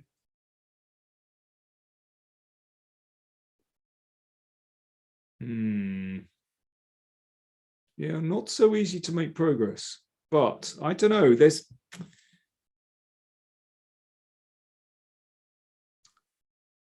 something about white's position just looks very strange to me. Yeah, it is strange. I mean, I don't know. It's somehow all connected that Radjabov knows that draw is enough, and he feels that this is solid enough. Yeah, because after all, he traded a lot of pieces, and I don't feel that there will be any attack. And Levon goes bishop e5. He's trying to provoke f4. I think he's trying to provoke f4 because then at least, I mean, the pawns f4, f3, they look much more vulnerable to me than this f2, f3 intuitively. Maybe I'm completely wrong. I'm not really expert in this type of position. But especially if your opponent signals you that he wants to provoke you to f4, then I think that you might have the feeling that you don't want to fall into this. Yeah, I'm just wondering if black can get a little bit creative and play g5 to put the rook on g6. No, but g5, then I become very optimistic because then I play knight g3. Then I immediately play knight g3. You didn't want to take my pawn. No, not at all. I mean, again, if somebody offers me a pawn, my first instinct is to reject it. I first see a stable move. I can play it. Once I calm down that I have the safe move, I might take a look at what happens if I take. But first instinct is stability. Okay. Well, I mean, in this position, I'm going to go knight f4 anyway. Yeah, but then I take. Yeah, sure. And then I will jump with the knight to f5. Yeah. And okay, this is a terrible structure. I mean, this is what I feel, that it's somehow what Radjabov means, that, you know what, it looks like my king side is weakened, but in fact, white is super safe. He's provoking something. He always has knight g3 in his pocket, actually, stabilizing everything. So queen c7 played. Does he? Yeah, does he say that, for example, after knight g3, of course, this is just an illustration, no need for this, but bishop takes g3, fg, d5 would be an option, and then if g4, then d4 or something like this.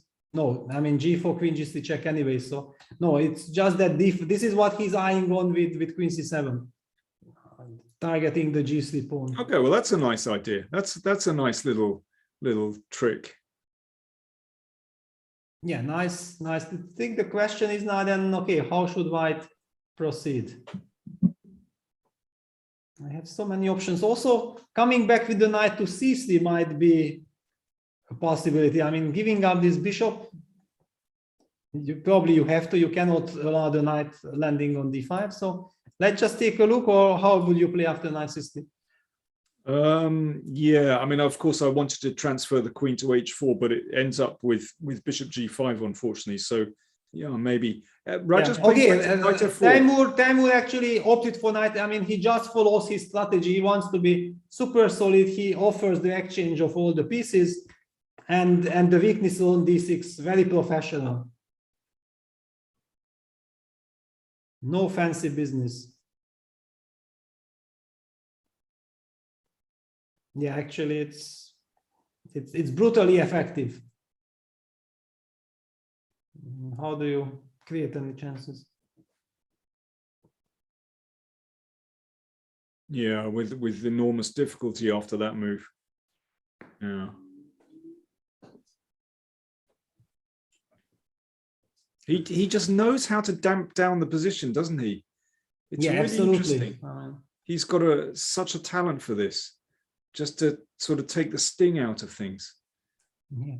But you know, I played a lot with Timur when he was a prodigy. He started playing in all these super tournaments at the age of 15, 16 already in Linares, and I played a lot. He had a completely different style. Completely, I mean, he was always super aggressive. He was looking for all kind of dynamics and so on. But I think he played too much with us. I mean, my generation, I mean, very stable guys and so on. Finally, also Kramnik, they forced him to transform, and then he transformed, and he became a much more universal player who is almost impossible to beat. Yeah, it's I think it's very interesting that. But let's move to the other game, because I see that everything goes Artemiev's way. I mean, and he's even not behind on the clock anymore. Shakriar catched him on the clock, and the position is just a super dream. What has happened? We left here bishop f4. Yeah, a6 was played to stop knight b5. Rook a b1, preparing b4, bishop b4, bishop d2. And then, okay, Shakriar already felt like, okay, he needs to do something extraordinary. And he did play the move e5.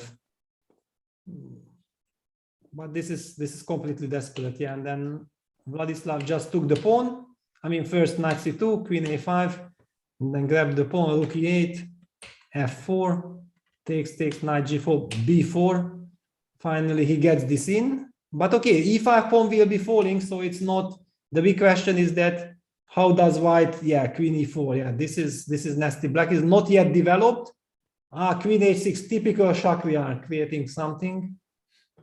But well, we saw he managed to create something rather evil against Maxime the other day with his queen h5 move. Yeah. So he's such a tricky guy. But I mean, that game started out quite nicely. Yeah, it was promising. By the way, now knight e5, queen f4 is super nice. Yeah, this is the problem. Queen f4 putting all hopes of a counterplay into doubt. No. Queen f4, then you need to retreat, you need to defend this knight, and I'm not even seeing exactly how. Queen f4, super tempting.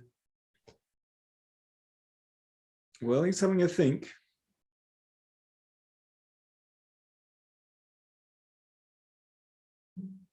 Because queen f4, there is g5. Hang on, queen f4, there is g5. Oops, that changes a lot.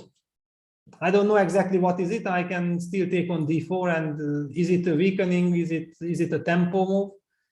But he can also take on d4. Yeah, this is his kind of problem. But queen takes d4. He wants bishop takes h3. I think this is typical Shakriar. Yeah, that he wants to take on h3, and you cannot really take on e5. Okay, you can, but there will be queen d2 check. So there is this check here.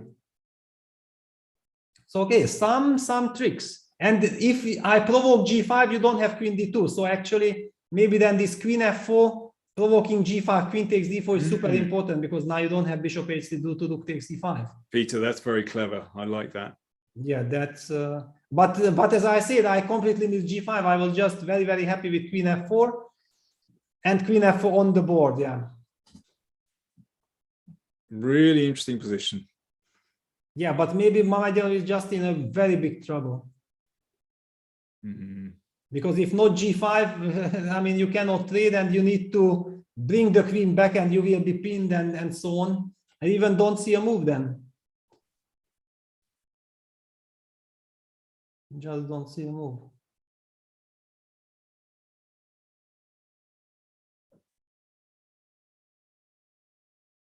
I mean, honestly, after knowing what happened in the previous game, I believe somehow I feel that Vladislav deserves to win this because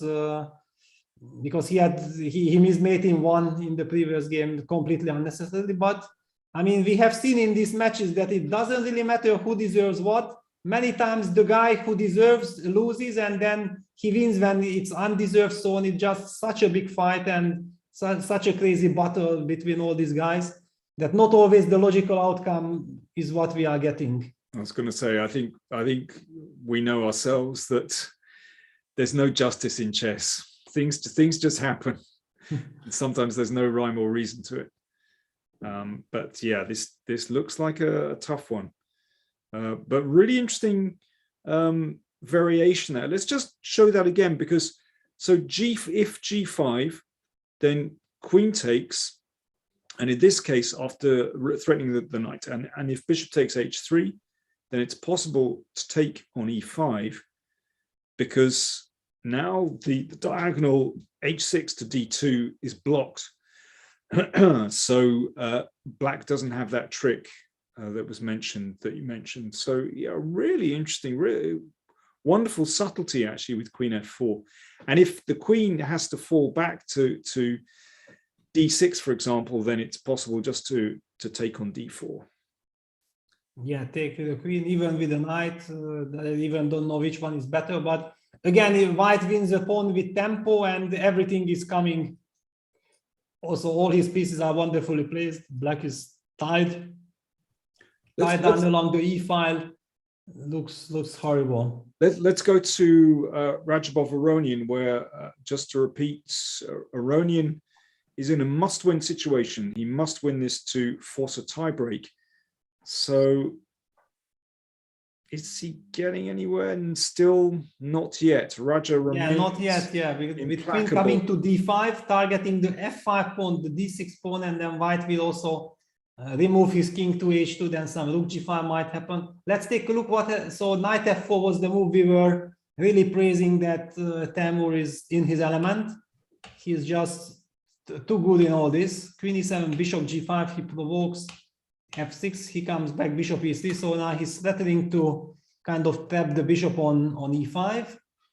He provokes f5 and then takes first. Okay, f4. It's probably the same. Bishop g7 takes, goes rook g1, and now after king h8 he's thinking, but he seems to have everything under control.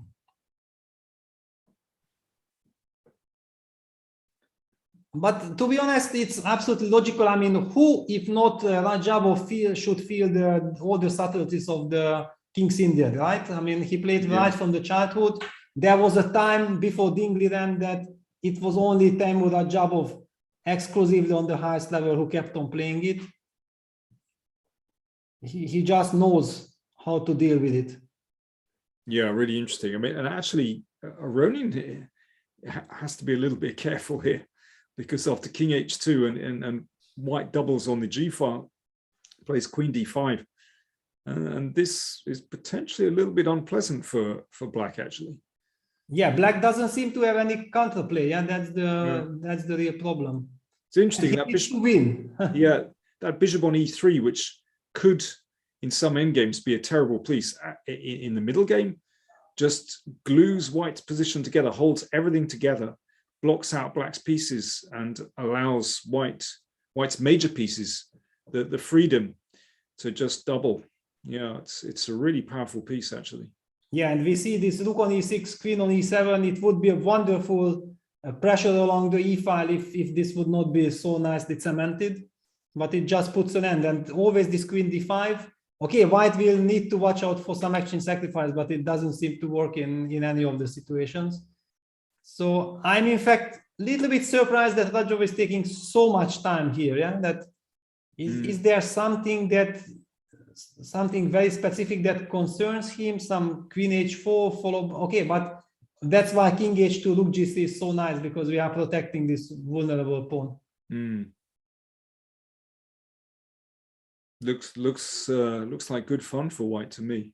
Yeah, and look at this. Shakri, I think he missed Queen F4. He's down to 50 seconds on the clock after Queen F4 is completely frozen, because, okay, he knows that he's lost and he doesn't have any tricks. Down to 35 seconds already.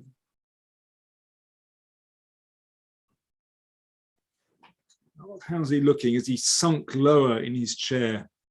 Yeah, he's not looking happy at all, and I mean, he's disgusted. Yeah, he's just very, very unhappy. I mean, he got such a big chance after coming back from the previous game, and then this very unfortunate opening choice puts an end to his hopes. Wow, he's just letting his clock run down. Extraordinary. Yeah, 5-4, and he's not even intending to move. He's not even intending to move. Or the clock is wrong. Or maybe is there a disconnect, or what's happening? Yes, and look at this. Artemiev also does not understand, because something happened. I mean, okay, finally something. Okay, so the game continued. We just didn't have I mean, something happened here. There must be some connection issue. Yeah, now we are getting the update. So after Queen F4, after all, Queen D6 happened. Queen takes D4, Queen F6, Rook E3. In fact, Peter, if you look at the clock times, in fact, it's Artemiev who's down to a minute. Yeah, exactly. I wanted to say that, you know, I cannot believe that in a game between Artemiev and Mamedyarov, Shakriar is lower on the clock. Yeah. It just cannot be. But Bishop takes H3, Rook F1. It seems good enough. Now Rook takes E5. Basically just wins on the spot, right? Looks like it. Yeah, completely. Well, I say completely. But I mean, there was no other move, so it's not a blunder. Yeah, no other moves. I was just, you know, whenever I say completely winning, then something happens. Yeah, we have seen in the previous game. Yeah, exactly. Yeah. But here I just can't imagine any surprises. Yeah, it reminds me. I almost got punched at the chessboard for commenting. I'll tell you a little story. Well, this is winning for white, but okay. There was I was playing against a certain French player. This is many years ago. I'm not going to say his name, but he's a very nice guy. But he has quite a hot temper, and we had this crazy game where I didn't have a good position, and we had the time scramble, and I kind of gambled, and well, in a critical moment, he made a wrong move, and suddenly I won. You know, okay, it was not beautiful, but there you go. And okay, he resigned the game, and he yelled at me over the board. I was completely winning, and very stupidly, I couldn't help myself. I said, well, not completely. and okay, actually, he's a very nice guy. And, you know, if he'd punched me then, do you know what? It would have been completely understandable. I was too cheeky. You know, I was very young. But thankfully, he calmed down. Yeah. So, yes, to say, it always makes me think when someone says I was completely winning, I'm always very careful now. Yeah, well, actually, whenever I win a game, I also want to be super polite. I know exactly that this is a very, very delicate situation. You know, I basically tend to agree with my opponent. Yeah, that okay, that happened. Just because I'm anyway happy. Yeah, I'm already happy. I won the game. There is just no need for me to prove anything. No. For the loser side, it's kind of he takes it much more personal. Yeah, I just couldn't help myself. I was just being a bit cheeky. But anyway, he calmed down, and yeah, he was winning basically, but not completely winning. But it's also true that whenever you lose a good position, you tend to say that I was completely winning. Yeah, it's like a very natural human reaction. I think I have also used this many times when I had just a clear advantage, but the clear advantage already felt like it should be winning. Yeah. So okay, because okay, in the Mamedyarov game there is nothing to talk about. I mean, okay, this clock situation doesn't mean anything. It's a completely elemental win. And and Mamedyarov resigns. So all eyes on Radjabov against Levon Aronian.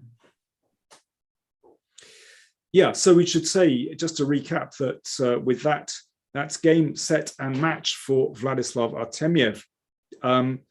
So we just have this game in progress. If Timur Radjabov draws this, then he will also win the match. But we are definitely going to a tiebreak. We do have Anish Giri and Wesley So waiting in the wings, and they will play 2 blitz games. So do hang on for that, regardless of what happens in this game. To be honest, I'm already really looking forward to that blitz playoff. I think it will be hell of a fight. Yeah, unbelievable. I mean, if you remember who beat Hikaru in the blitz playoff, it was Anish. Yeah, so Anish is also incredibly good in blitz. And Wesley, of course, okay, Wesley is just a monster beast. So B6 played. I mean, I think the sad part here is that actually Black needs to win this game, but actually he has to think about how to draw it. That's the tough part. Yeah, simple plan: trade Rook D5, target F5, and yeah, White is a little bit better. Very comfortable position. I mean, I'm sure it's tenable for Black, but well, I'm even not sure. But I mean, it does not matter because Radjabov actually only needs a draw. So this whole stuff, when it all started with Bishop takes FC, I liked Bishop takes FC. This is a typical idea. Yeah, Black gets the knight to D4, but also this way of Bishop EC, Radjabov is inviting knight takes FC, right? So I just feel like this taking on FC was a very unfortunate decision. Of course, it was done because Levon knew that he needs to create chances. However, Radjabov judged it perfectly that he has everything under control. And in the game, there was nothing better than to trade the queens for Lev and defending with Rook HF6. The position, yeah, Bishop D2. So Bishop is coming to C3. I have to say, I still found that a very surprising decision to allow the exchange on F3. But okay, Timur's judgment is absolutely spot on. Yeah, at least that's what he's showing us so far in this game. Yeah, H6. Now the big question, because the move Bishop D2 indicates that he wants to go Bishop C3 and he wants to win a pawn in some rook endgame. But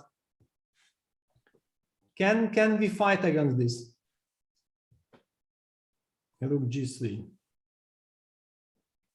Maybe no, it's just Bishop C3 comes and then you will collect something. Okay, Rook F7 maybe.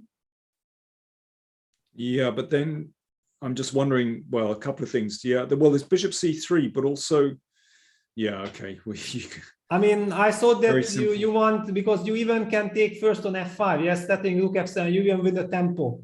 And I have to sidestep with King G8, and okay, this is the end. I mean, how can I play for a win here with Black? I mean, well, at least the Rook comes to the second rank. Yeah, it comes, but I mean, okay, I'm also coming here, and okay, takes.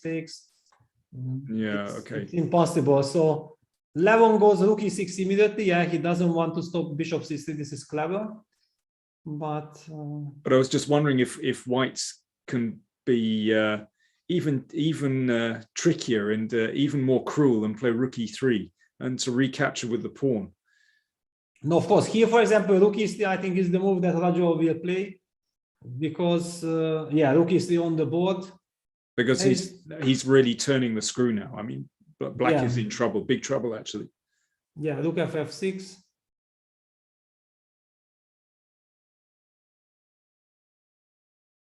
Now maybe is there time just to bring the king to f3 before committing?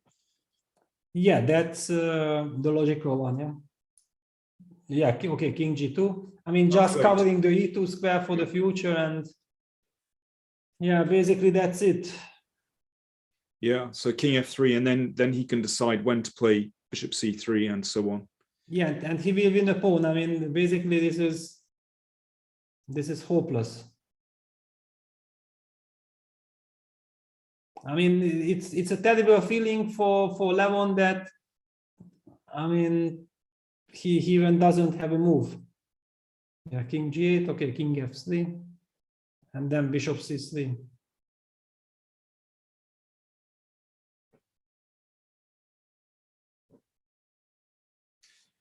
Yeah, that's a tough one. Yeah, very tough. I mean, finally, he did not manage to get any, even not the slightest hopes of getting any chances. Mm.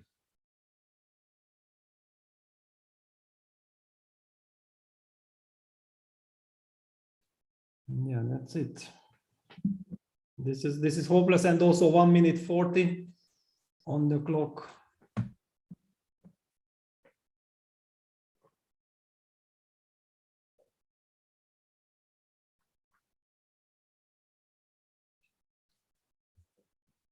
I mean, it's also very, I mean, imagine this scenario. If white plays the move now, king f3, and offers a draw, then what to do with black?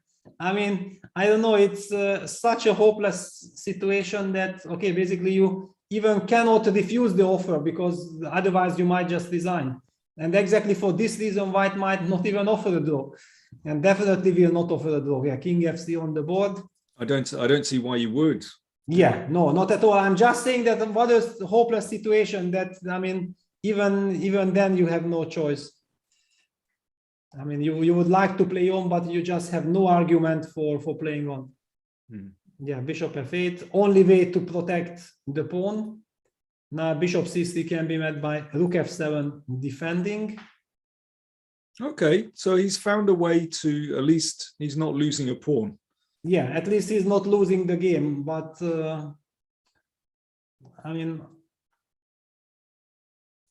he cannot play king f7, so he's in a terrible box. So white actually maybe will even play b4, b5, and then a4, a5. Just getting ready for this as well. It's, I mean, nothing moves here. Yeah, just nothing moves.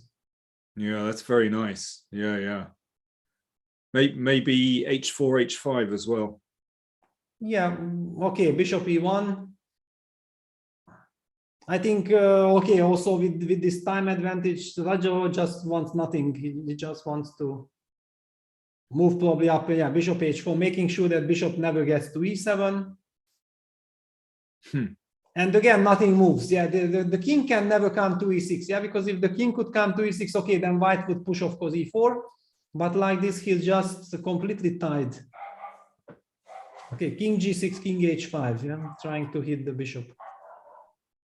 Not.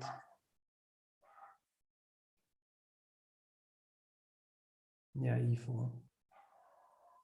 Yeah, that's nice, because in the other position, then the rook could sometimes hassle the king, but with the bishop on h4, it's perfect. Yeah, a4. a4, what a cruel move. Yeah, just keeping the tension here. Yeah, there is just no reason to release actually it's the position Zugzwang. It's kind of a Zugzwang. Yeah, you will have to take on e4. Yeah. Well, I suppose there's king h5 is possible. But then bishop d8. Yeah. Right. Yeah.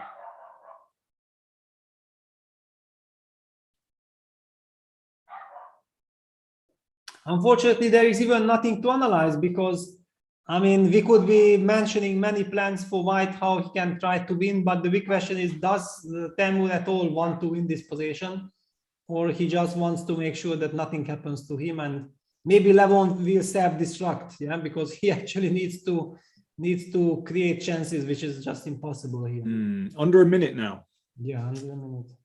So maybe just to mention that after fe4, king e4, bishop e7, yeah, that is probably nothing else. Yeah, fe4 on the board, And rook b7 played. So at least Levon wants to make sure that his king will get a f7 square available.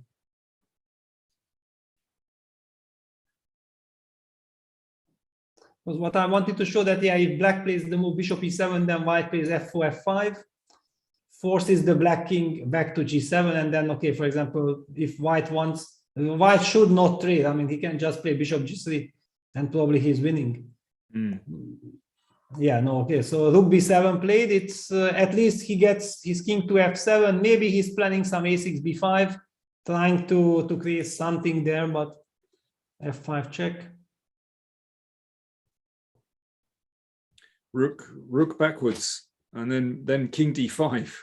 Yeah, exactly. That's what I also thought, like very, very unpleasant. It's like a little bit like Magnus against Hikaru. Oh, bishop g3 played. Yeah, rook e7 check, king f3, I guess.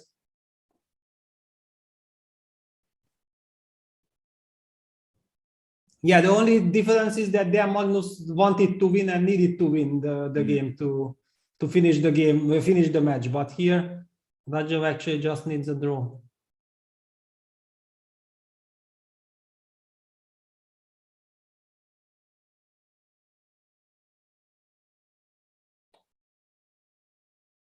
Nothing moves.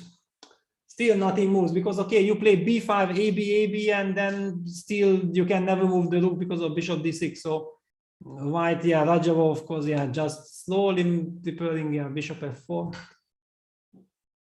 Now, is he going to exchange? Is he gonna take? This is the question. No, I don't think that he's gonna take. Because if you take, okay, rook b7. Yeah, but at least he can then. Oh no, he can't play bishop d. Yeah, he can't play bishop. Of course, there is no threat. So whenever d6. I take on b5, you will take on d6. But I mean, I guess that Radjabov just wants to keep this pawn on c4 guarding the d5 square. I mean, after all, he doesn't need to worry about any b4 or b takes c4 options. Yeah, king h5.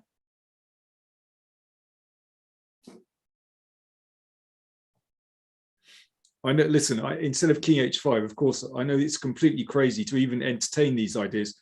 But of course, I was looking at b4 for white. But of course, you'd never. You know, one has to be practical. One would never play this, but just for fun. Yeah, it's definitely fun. But actually, no, might be good. Don't know. Yeah, just because it's, I mean, I don't feel the thrill, yeah? I just don't feel the thrill because I feel so sorry for Levon that he's in such a hopeless situation, yeah, that he cannot even fight. And Radjabov doesn't have to do anything, yeah, you know, he's coming back because the rook cannot move, then bishop takes d6, so white can just sit and wait.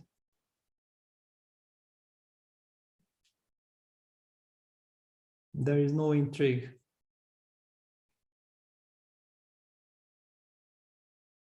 And I told you, Radjabov wants to keep this pawn on c4. He wants this lovely construction. No, it's really interesting the way he's playing. Now I wonder if we're gonna see bishop e5 check, king f7, bishop f4, because I can also imagine that Levon has seen enough and he is fed up with this. I would not rule out the possibility of this. Yeah, bishop e5 check, king f7, bishop f4. And you see, Levon has to continue. He goes rook d8, but I mean, what next? h4.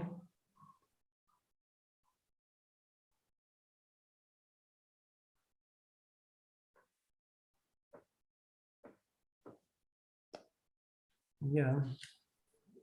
I have to say, I love Raja's technique. It's so impressive. Well, but actually he's doing nothing, yeah? Yeah, but he's doing nothing is also great, yeah? Well, he's good at doing nothing, and because he's not harming his position in any way. You know, he just understands how to keep control, and I think that's so impressive. But I mean, he can show that skill even when the house is burning. So when everything is under control, then it should be just a walk in the park for him. Yeah. King G4. I was very impressed of the beginning, how he handled this with a simple move like King G2, Knight E2, Knight F4. I mean, and then going for this structure that he forced this F5 and he judged that this will be so good for him. This was so if King F7 bishop, but the pawn moved to H4, so it's not a c4 yet. But Levon in any case goes King E7. He doesn't want to fall into the c4 repetition. Only nothing can help Levon.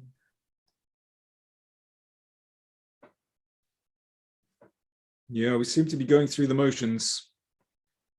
Yeah, it's a nice triangle, no? I mean, King F6, King E7, and then back to F7. Unfortunately, it brings nothing.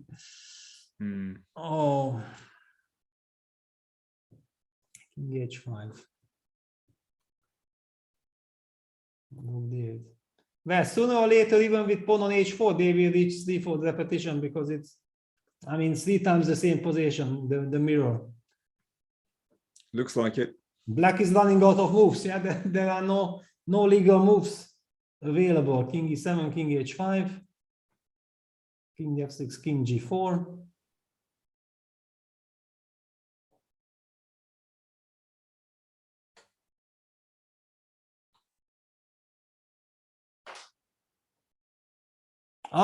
So finally, Rook E8, there was nothing else because otherwise it's kind of threefold stuff. And okay, now bishop takes d6.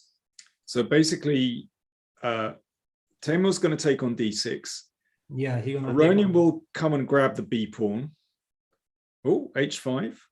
H5 check does not change. Doesn't change anything. I was going to say he'll grab the b pawn. Timur would grab the c pawn, and yeah, everything's getting. Yeah, actually, he can just take on h5. Yeah, there is no reason not to take on h5 because bishop d6, rook d6 takes, rook d5 check. Looks like it's good enough, but who knows? Maybe Timur will even choose. He might just come back. Yeah, he can come back. King f3 and then take King f5, rook d5 check. Yeah, and then take, and exactly. That's it. Yeah, and he goes King f3. Very, very professional. Very professional. Rook d5 check. Okay, we are actually going to see an end to this one now. But hang on, he can play rook h6 if he wants to play for a win. He can play rook h6 and maybe win the game. All of a sudden, playing for the win. Oh. But no, I don't think that. I don't think he's going to do it. He does it. Oh, he does it.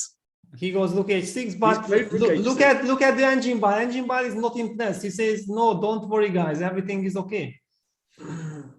I mean, yeah, you can go for rook b1, but okay, pawn down and rook endgame, you will have to defend. It's not a real winning attempt from black side. Yeah. Yeah, so rook c5, rook b1. But that was kind of surprising because he didn't need to, but maybe he just felt, okay, I've been pushed too hard.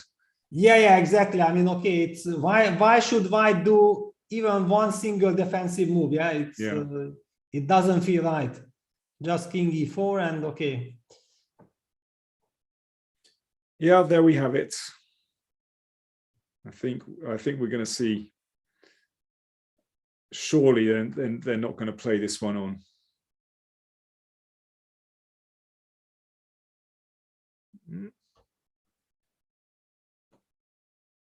I would be surprised if they went any further, but okay. Yeah, we're going to see a draw straight away. Yeah.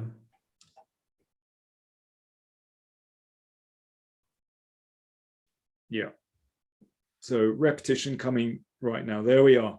So that means Timur, with impeccable technique when he just needed a draw, with that, he wins the match 2.5, 1.5.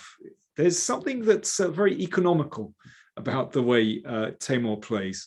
So let me give a quick summary of where we're at with the scores today. We saw an incredibly impressive performance from Magnus Carlsen, defeating Hikaru Nakamura 2.5. We saw Vladislav Artemiev defeat Shakhria Mamedyarov. They had some ups and downs in that match, and an impressive victory for Maxime Vachier-Lagrave against Jan-Krzysztof Duda. But we do have a tiebreak, which probably will take place, I'm guessing, around about 10 past, but I'll get confirmation of that.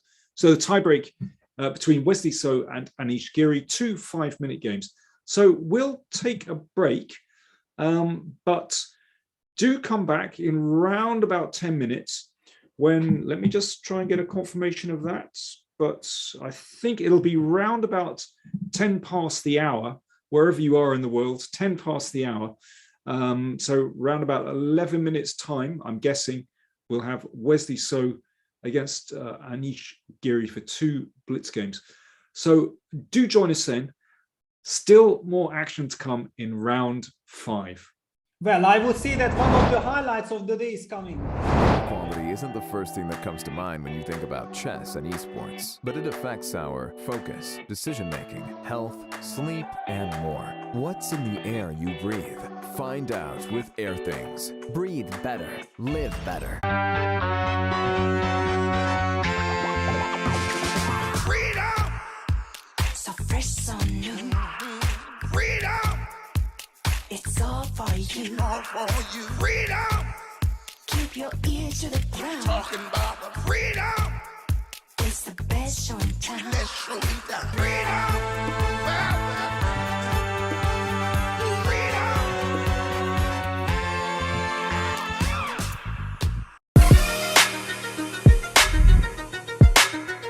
Magnus Carlsen. This is his first.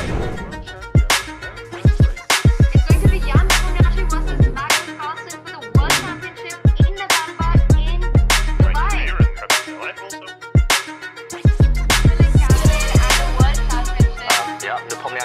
It was a tense semi-final match between Magnus Carlsen and Jan Krzysztof.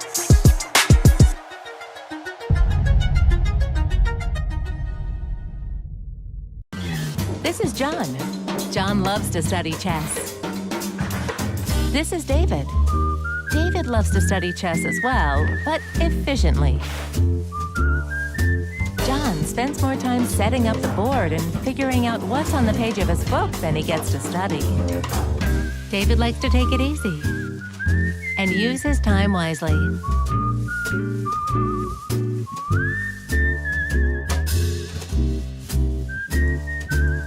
David has finished his exercise for today. John should try the same.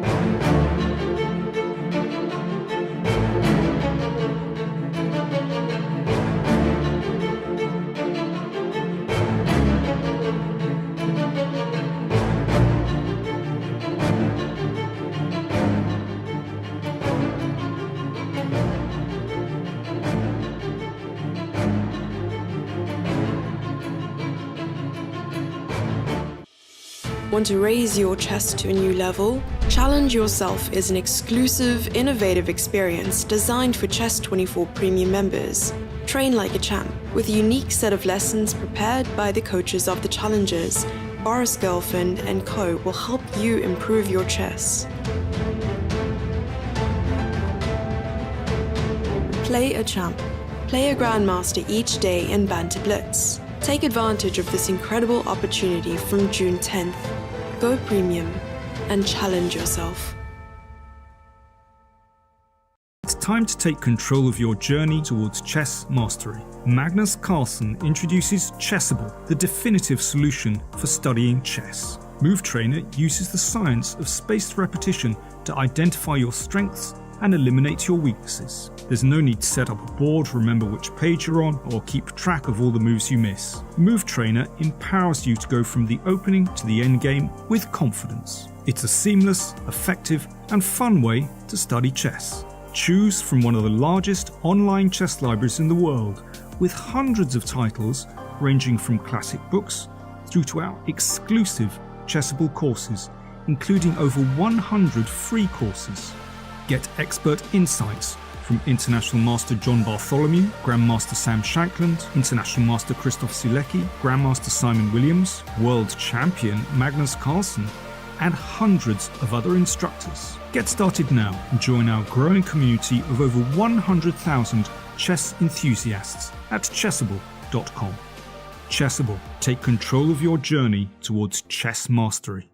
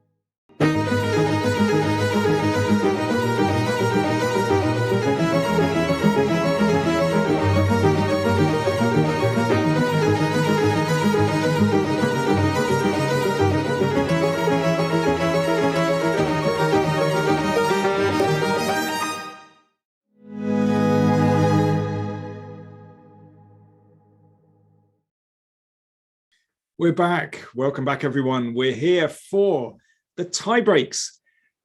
We have Wesley So playing against Anish Giri. And Peter, you were rather cut off just as we made a break. You were saying this is going to be the highlight of the day. I mean, I feel like it could have the potential that this be the highlight of the day. I mean, you know that Anish wants to hang on to his lead that he gathered from the beginning, and Wesley is now very eager to use the momentum because, okay, in the third game it looked like that's it, Anish gonna seal the match, and Wesley will have no chance whatsoever to bounce back. And then this incredible blunder happened by Anish. Wesley won that game. Then game 4, Anish was unrecognizable. I mean, it just showed that how much it affected him, that terrible loss in game 3. And by now for the Blitz playoff, I think both players are in top shape and they are ready to go. Yeah, no, it should be really interesting. I should mention that actually this is going to be my final day of commentary. There's going to be a rest day tomorrow. And then, well, I'm actually going away. So it's been an absolute pleasure, Peter. And I'm sure it's going to be a fascinating tournament. But before I leave, before I sign off, before we start this game, I want to say that I've got a new course published on Chessible On the Kalashnikov, oh, fantastic. Our fantastic producer, Tad, has got the graphic there. King's Kalashnikov. There we go. I've got this new course on the Kalashnikov Sicilian, which has just been published. And yeah, I'm really pleased with it, actually. It's been fascinating looking at this opening. So, Peter, what's your experience like of the Kalashnikov? Yeah, actually, I wanted to ask you that, knowing that you are a Najdov player, how did you pick? And the book is about a black repertoire for black, or a strategical book for both sides, explaining all the ideas. What is in store for us there? No, it's very much a repertoire for black with the Kalashnikov. And the reason, yeah, I mean, okay, I love playing the Najdov, but actually the reason I picked the Kalashnikov is actually this is one of the very first openings that I played with black when I was maybe, I don't know, 12 years old, something like this. So it feels like I'm kind of revisiting my teenage years. But this was before I played the Sveshnikov. I played from the Kalashnikov, I went to the Sveshnikov, and then I played the Najdov. So, but they all, you're noticing a trend, all with E5, and the Kalashnikov is sort of the most extreme, you could say, because the pawn commits to E5. But actually, I found it really interesting going over these lines that I haven't looked at for many years, and seeing that actually it's very playable, and also a very strategic opening. Actually, I think that's what people don't kind of realize. I think the name, the Kalashnikov, everyone thinks it's kind of absolutely wild, but it's very strategic. I can see the games have begun. But anyway, do get my new course on the Kalashnikov. Here are the standings. Here, before we get into the blitz games, we can see that Maxime Vachier-Lagrave defeated Duda 2.5, 1.5. Artemiev defeated Mamedyarov. Magnus Carlsen supreme against Nakamura, and Radjabov edged out Aronian. So we've got Wesley So against Anish Giri. We're into the first blitz game with 5 minutes each with 3 seconds increment per move. We've got 2 blitz games. So it's a pretty solid start from Wesley So. Yeah, it's a rate. I mean, it simply shows that Wesley has a lot of respect for Anish's openings. He doesn't want to challenge him in a blitz game with any forced lines. He wants to take it slow. And honestly, I don't exactly recall how many this typical classical rates Anish had ever played in his life. So it might be a very clever practical choice of disbalancing. Usually white is opting for some bishop e3 move in this type of positions, exactly, bishop e3. And the queen trade, it looks like, queen trade, it should be very nice for black. There is nothing to worry about. But I mean, one of the details that actually black, we have seen Anish capturing on f3 immediately, giving up his pair of bishops, because you need to be careful. If you play the move a6 immediately, then there are dangers that white moves the knight from f3, and then black's bishop on g4 becomes vulnerable. So I perfectly understand what Anish wants to signal. h3, h5, bishop g2, g6 on the board. So super solid stuff. But with the pair of bishops, white can try to play a long game. Well, I just love this pawn structure. You do this in the Slav or the Caro-Kann. Black is just saying, okay, you try and break this down. This is not easy. This is not at all easy. Yeah, however, knowing Wesley, actually, he's not the type of guy who wants to break anything. I mean, he just wants to slowly, step by step, improve his position. And in this regard, I do feel that the position gives the possibilities. Now, okay, this is a very interesting moment that Wesley opted for d3, d4. Slightly surprising to my eyes, because it weakens the e4 square. Anish going for b5. Okay, b5, a very committal decision. But probably he feels that it's justified now that white has played d4. I'm really surprised, because surely, no, it's not possible. I wanted to play e4 to break it open, but then b4, and that would win the pawn on e4. That's very important, actually. So he's closed with c5. Yeah, so there we go, and knight takes e4. That was the problem. Yeah, but c5, and now the big question is, that's what I did not really understand from Anish, that what will happen with the pawn on a6? I mean, white has all this very, very simple primitive idea of just doubling on the a file, also pushing the pawn to b4. Black's only break e6, c5 doesn't seem to be realistic. White is controlling the e4 square, so this b5 looks like a very, very big mistake, to be honest. Maybe he's got to move the knights from f6 via e8 to c7. Oh, he's just doubling the rooks instead. Yeah, he's doubling, but I mean, okay, now of course white gets rook a5. The reason why I was showing rook a2, that I was kind of expecting that black might play the move a5.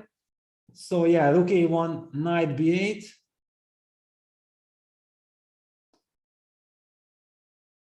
Yeah, so Anish is trying to hang on. One of the other typical ideas is something like knight a2, knight b4, but black was in time to go bishop d8 and later a5 against knight b4. So Wesley just wants to fix this pawn and slowly maneuver this knight, because this knight will be maneuvered. Whether it will be maneuvered to b3 and then to a5, or does this knight go to d3 and then to e5, and then later white will use this.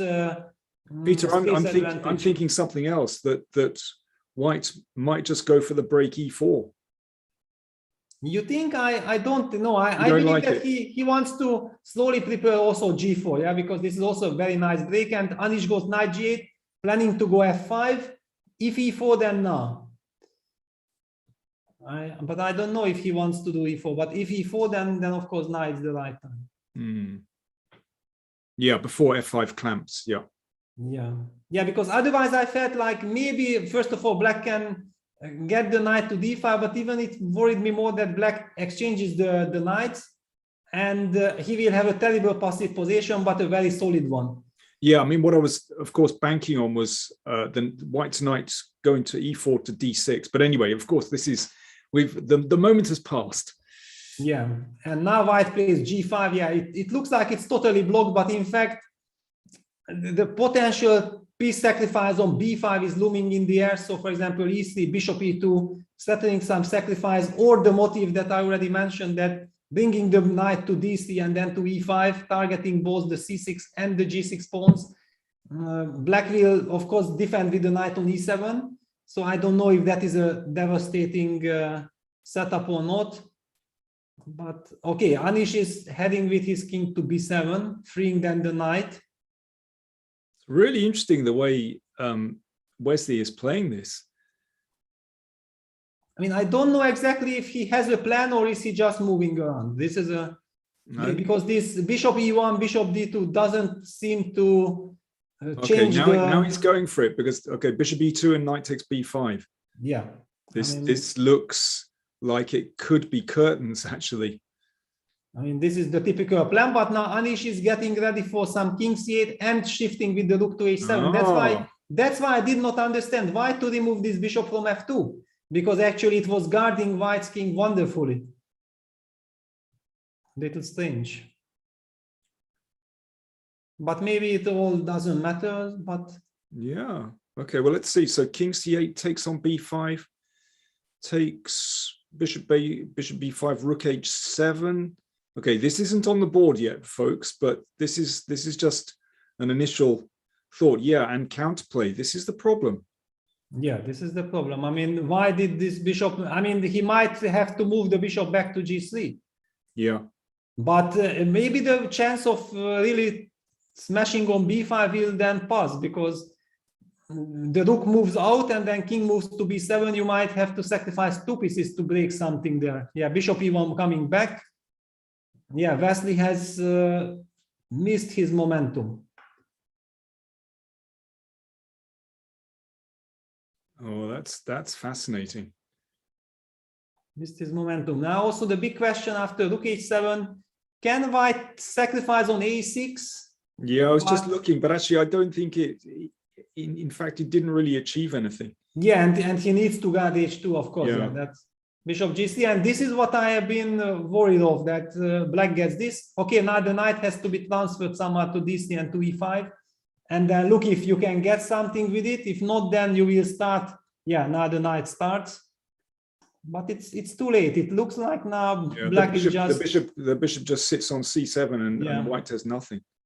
It's just super solid. I mean, what a big miss, yeah, because this sacrifice on b5 was the right way to go. Very strange. Well, listen, it's a blitz game. You know, these critical moments pass in an instant. Good defense from Anish, actually. Very good defense. Because it's easy. These positions can just crumble with that piece sacrifice so easily.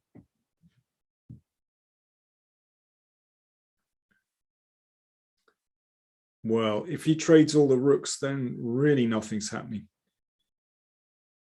What is he on about? No, I mean, okay, he's just moving up and down. He can do any move that he wants, but he has already missed the.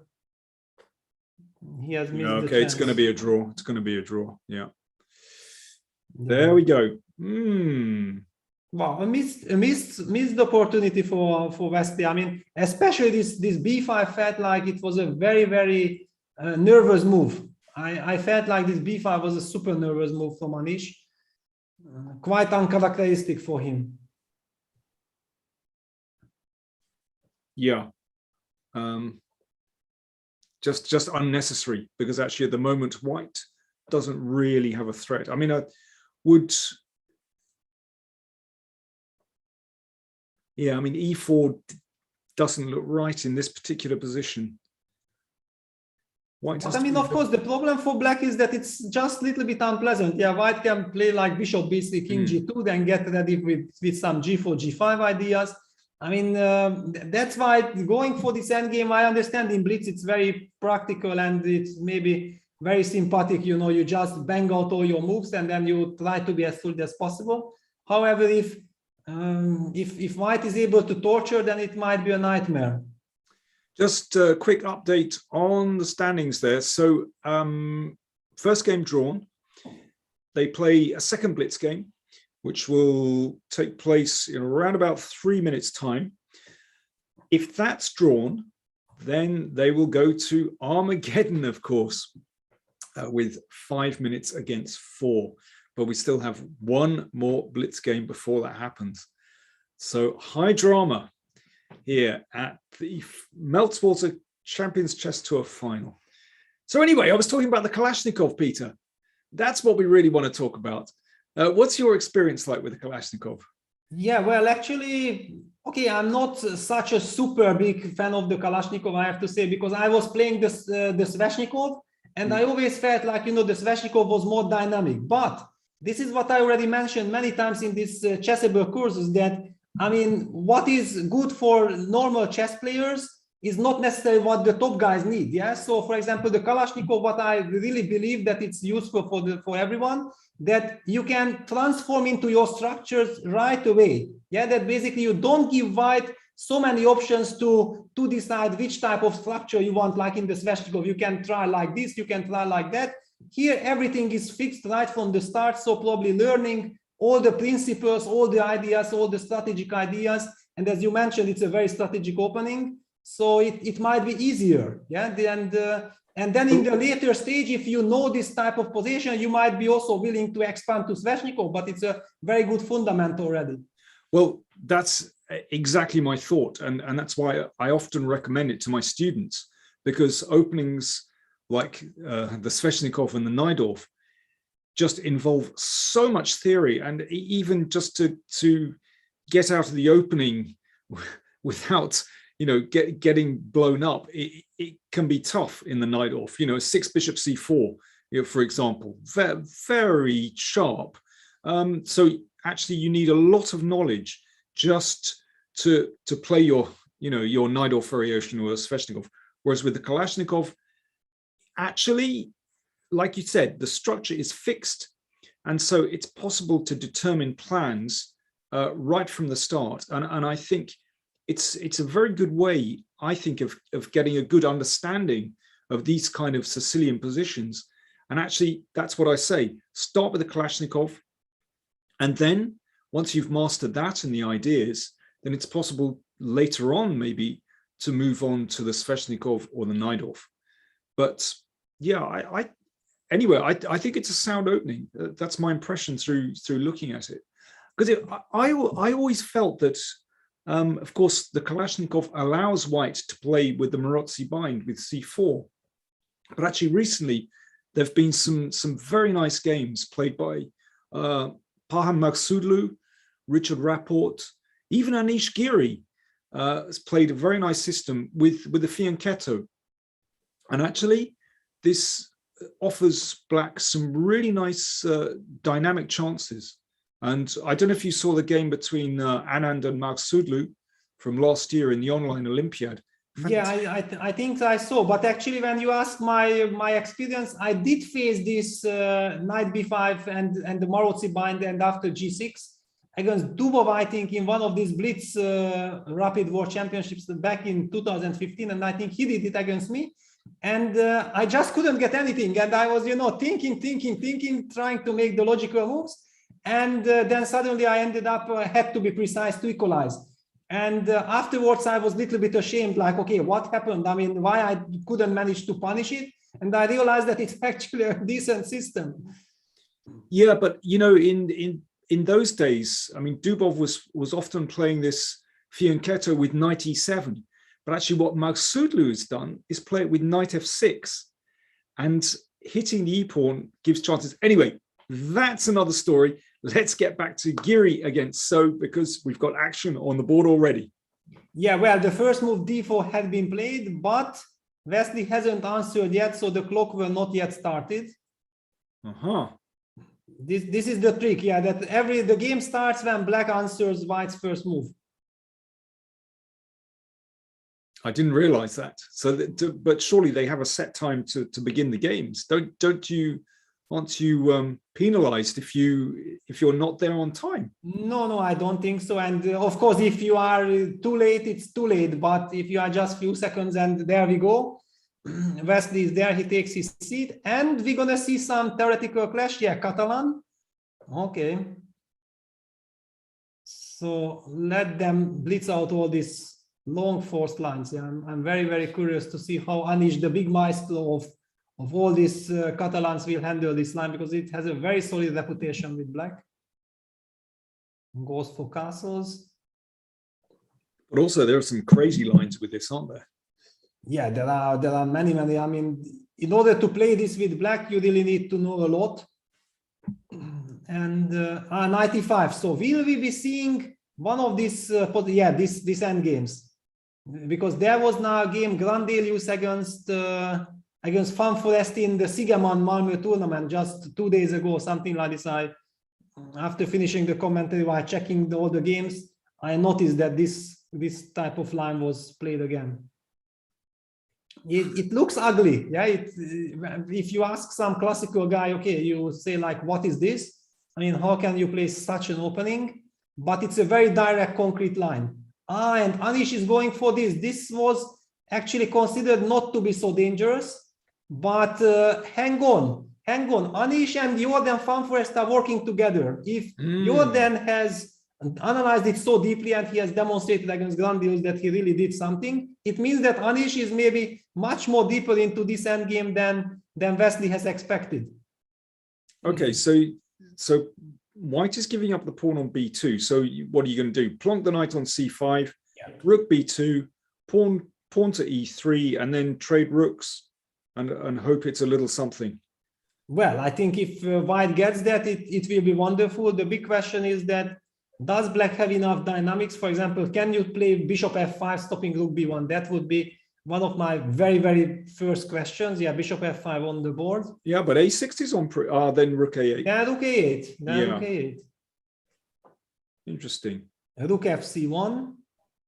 By the way, the other way of playing it would be to recapture with the c pawn. So there would. Yeah, but then your bishop is dead. Yeah, that's, sure. Yeah, that's kind of the point, that this one is ugly with this bishop on c8, but black wants to be active. Okay, it's another way, but of course, you could break with f6 and e5. That was my idea. Yeah, of course. It's another story anyway. Yeah, absolutely. a5 knight bc on the board. I mean, it's a big question because we are seeing Anish blitzing incredibly fast, everything. And we also see the evaluation bar not exactly understanding why Anish is so happy. Because the engine bar says that, okay, hang on, I'm perfectly fine with the black pieces here.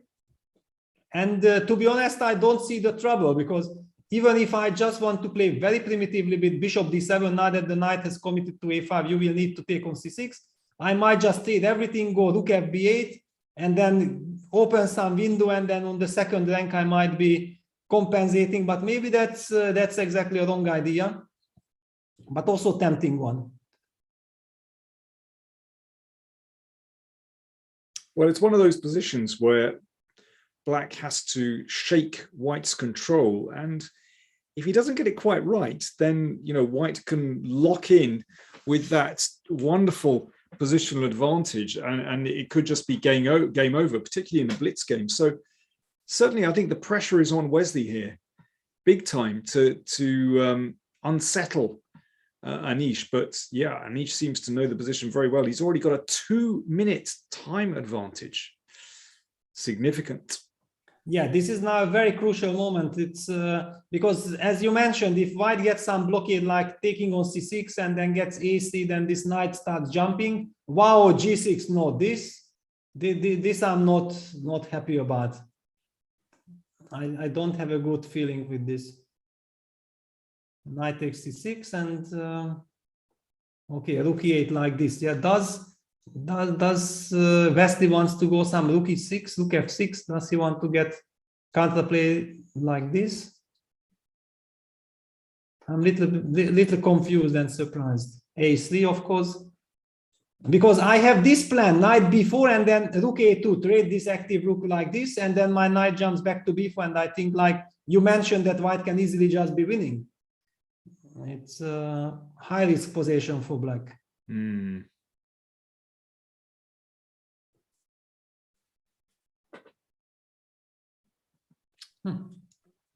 Yeah, rook e6 on the board. Yeah. Wesley, big pressure, 2.5 minutes left. Over a 2-minute time advantage. Okay, it's... Yeah, and then this rook a2 is coming. Yeah, it's because it's not, yeah, and not rook c7 because then rook f6 is in time, but rook a2. And now, yeah, rook b3 had to be played. The rook has to stay alive. And okay, black has this wonderful bishop on e4, which should compensate for the structural damage. Yeah, but the king only needs to break free, and then black is in massive trouble. I'm just wondering whether the king can just march to d2. Yeah, that's one of the main ideas. The big question, can you then generate some counterplay with g5? Yeah, maybe. I was surprised, if Wesley has already played this, why he didn't go g5 immediately. Yeah, absolutely. Yeah, that's why I was so shocked by g6. Maybe it wasn't a bad move, but it was just shocking. g5, g4, and okay, now h5. Yeah, Wesley is on the right track. Yeah, but it seems a bit funny to play h3 and g4 because the rook is in and black has counterplay. Looked a bit strange, but anyway, let's see. So the king is going to go to g3.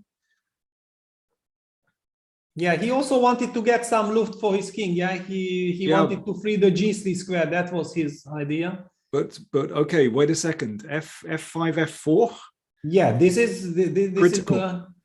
another thing that is coming. Well, it's a make or break move because suddenly black's king is so exposed on the back rank. So, but the point is that okay, the question is rook takes c7, yeah, and do you have also some rook b1 or you go for f4? Because rook b1 I still have f3 probably. Yeah, so I was looking at rook c7, f4, king g4, going on an adventure. Yes. That's very principled. Well, who knows? I mean, this is getting crazy now. Anyway, that's not on the board. We should stick with what we have because it's too complicated. We need to see what's actually happening. Yeah, we should just highlight, this rook b3, bishop on e4, of course, is wonderful construction. and white's king is in some kind of a danger. Also, some ideas like rook h4 followed by f4, stopping any kind of king g4 is that's true. Yeah. Is maybe a pass. So even after rook c7, maybe just rook h4. Yeah. And rook c7 on the board. Oh, and look at the eval bar. It thinks that black is doing really well. I think your move rook h4 is the problem. Yeah, rook h4 looks, I mean, very, very unpleasant. It also opens up the h5 square for the black king. Yeah, if white starts checking, trying to make perpetual, then even then black's king can escape. Yeah, rook h4 on the board. Oh, it's a great move. Yeah. Good spot. That is very nice. Yeah. Yeah, Anish in a lot of trouble. And it's the second game. If he loses this, then match Wesley. Wow. Yeah, and the king is in terrible danger. Yeah, it looks like h3 g4 was a bit optimistic. The problem is the rook on a2. We need to put the rook on a2 on b8.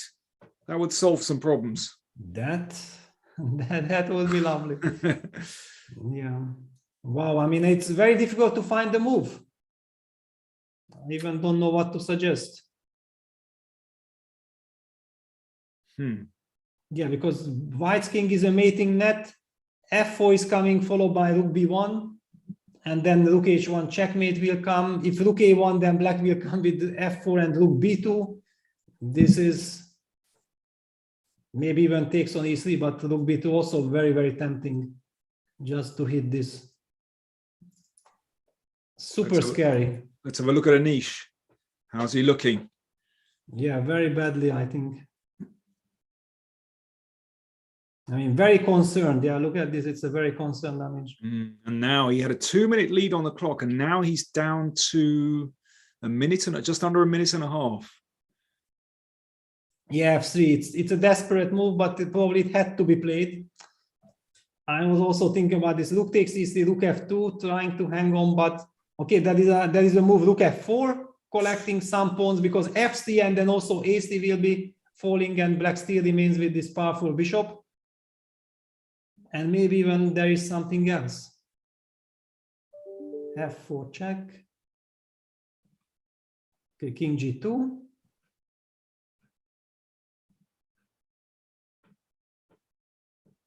King g2 just bishop f5. Bishop f5. Oh, this is crazy. Just bishop f5 and then settling. Bishop takes h3. Rook e1. Way out. Oh, this is terrible. So it better work. Otherwise, knight. So yeah, 95 bishop h3, king h2. Yeah, then bishop e6 check wins the knight. Yeah, wins the knight. Right. Yeah. Oh, how to stay alive? It's just almost impossible. Yeah, because black has very simple threat, but impossible to parry, and still the bishop eyes the c2 square, so white is not able to double on the c file. Also a big problem. Maybe rook b2 in order to try to hit knight d5 and then threaten this checkmate. I mean, this rook needs to be activated, good or bad. Yeah, but probably not in time. King g1.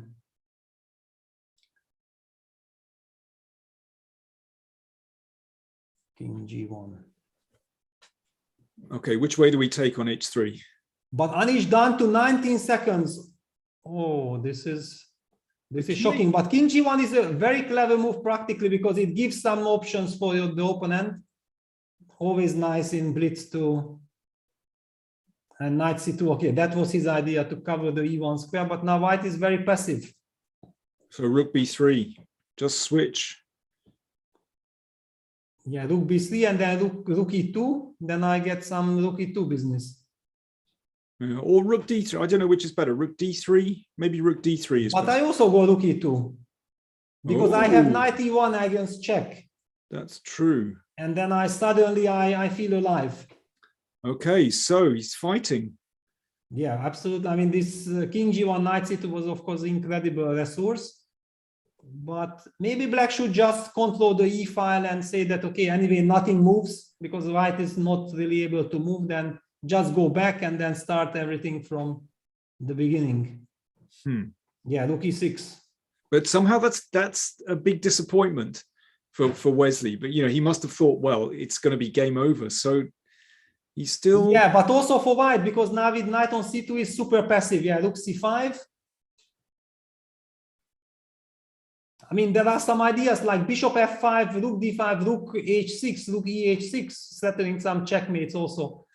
But well, okay, g4 on the board, breaking open white's king g3. Oh, this is lost. This is hopeless now. This should be hopeless with this king. The knight can never move. Yeah, and it will be checkmate. Rook h1 checkmate is coming. The bishop moves. Yeah, bishop moves. Anywhere in the diagonal. And bishop c4 check. That's it. That's checkmate. Okay, knight d3, but of course it's yeah. Anyway, yeah, rook h1 and rook h2 checkmate. That's it. Wow, Wesley wins. What a performance! Yeah, amazing stuff. Yeah, yeah. And from somehow such an unpromising start, the way that Wesley managed to generate chances there, it's quite extraordinary. Let's just go back to that moment where he played g6, and at that moment it feels as though white has control here.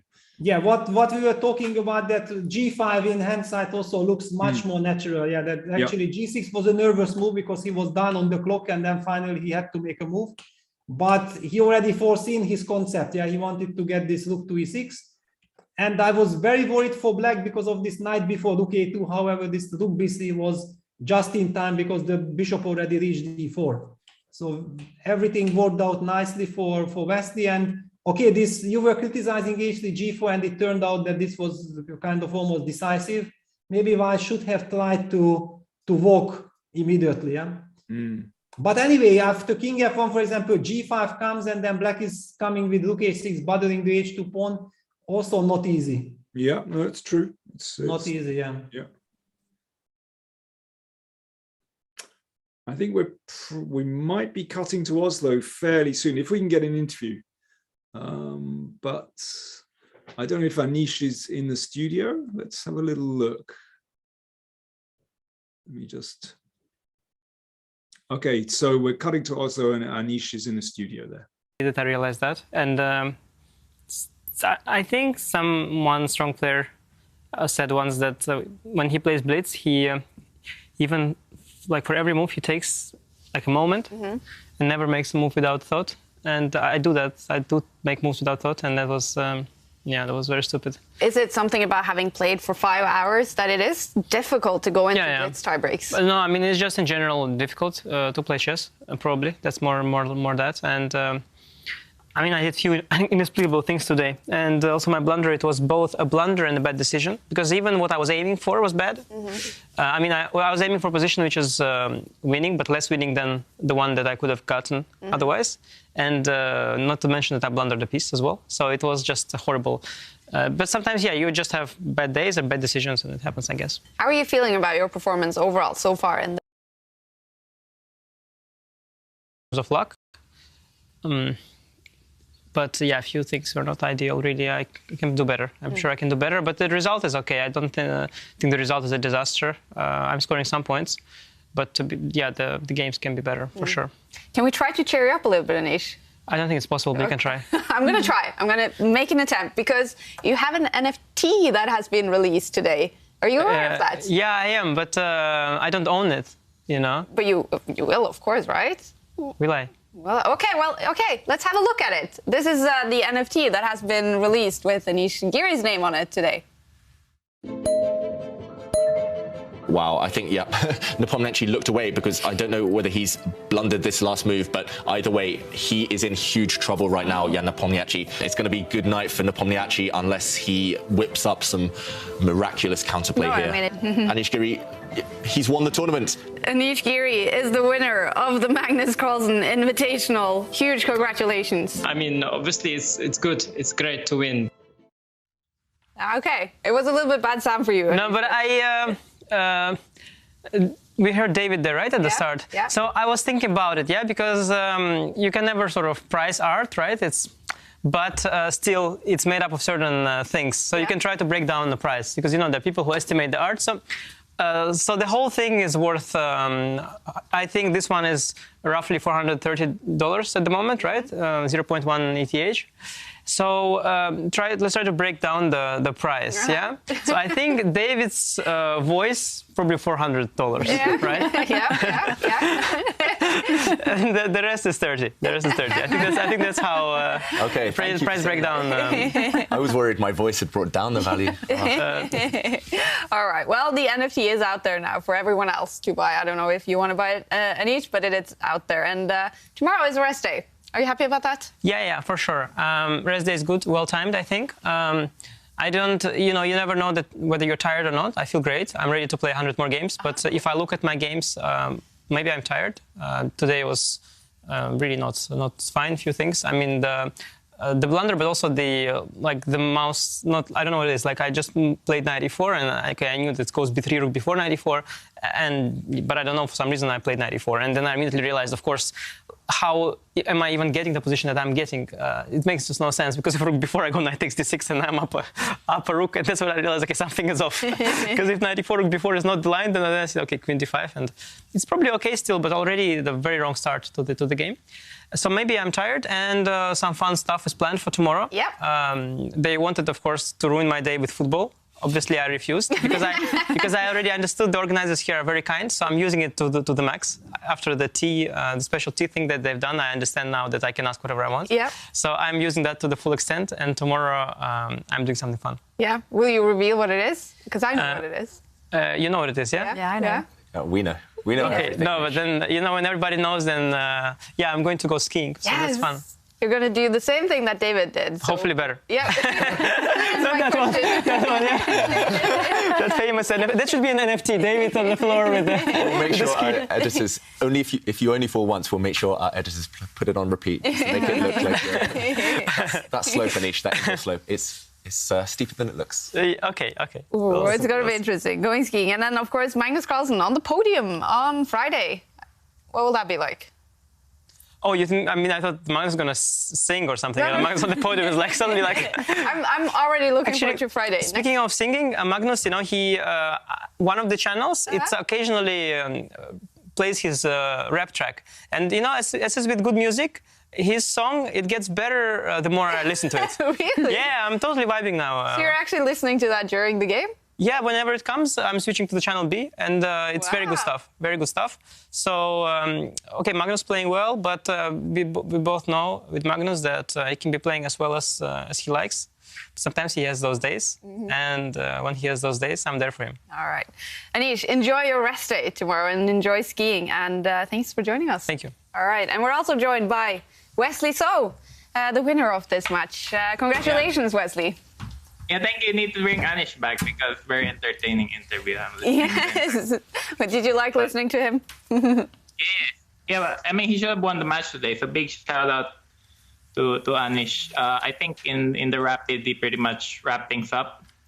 But on the Blitz, I think I played better. I was a bit more relaxed. I had an hour break. So, but yeah, obviously very, very lucky today. And how do you feel about gaining those 2 points today after Magnus won his match? Well, I'm very pleased because I'm still at clear second. Are you still fighting for the win overall? Do you still see that you have chances? Well, there are still four rounds left, so yeah, anything can happen. But if Magnus plays like the way he's playing right now, then his lead is just very comfortable. But I just want to take it a match at a time, play good chess.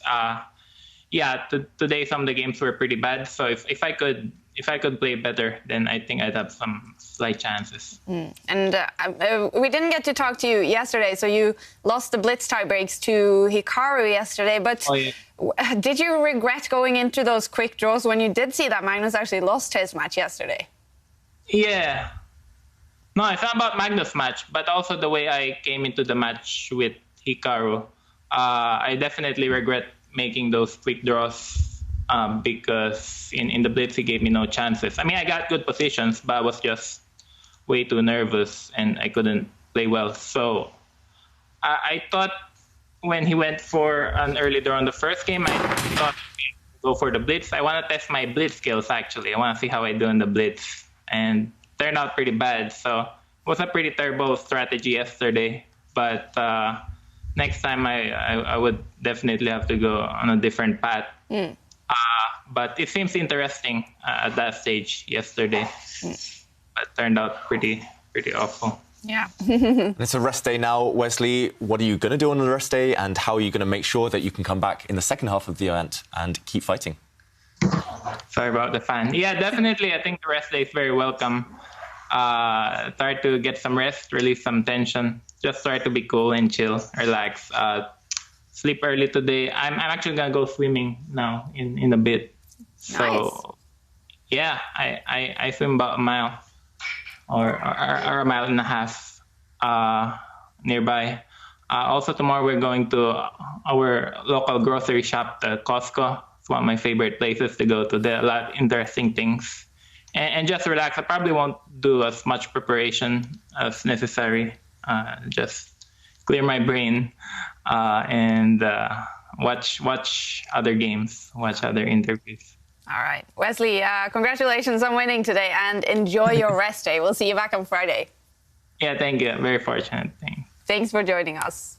Wesley, so he won his match against Anish Giri. Let's take a look at the results. That was really interesting. I thought the guy behind Wesley, I thought might be about to turn off the lights there, actually. He looked like he was kind of hustling Wesley out. Anyway, but really interesting that Wesley recognized that actually he made a strategic blunder yesterday against Hikaru by just cutting to the blitz games and not tackling him in rapid, as exactly the points you made, Peter.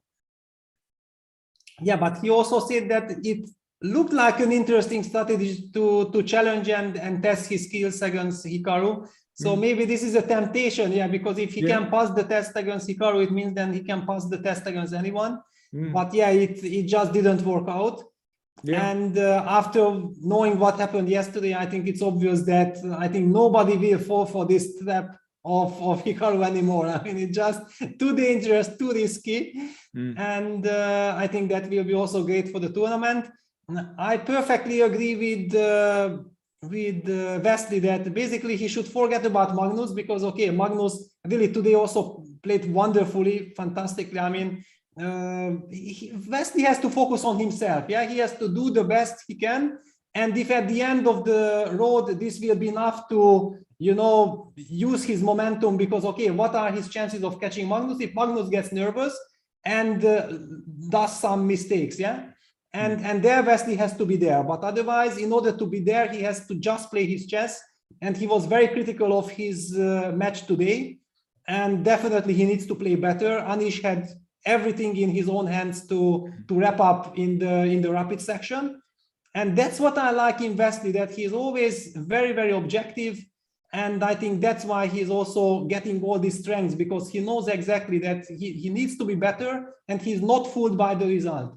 Yeah, well, as Anish mentioned, there is still his match against Magnus Carlsen, and we know that somehow there's an extra bit of tension and needle involved in their encounters. So there is still a potential banana skin for Magnus Carlsen. He could still trip up, and Wesley still has a chance. He's in second place.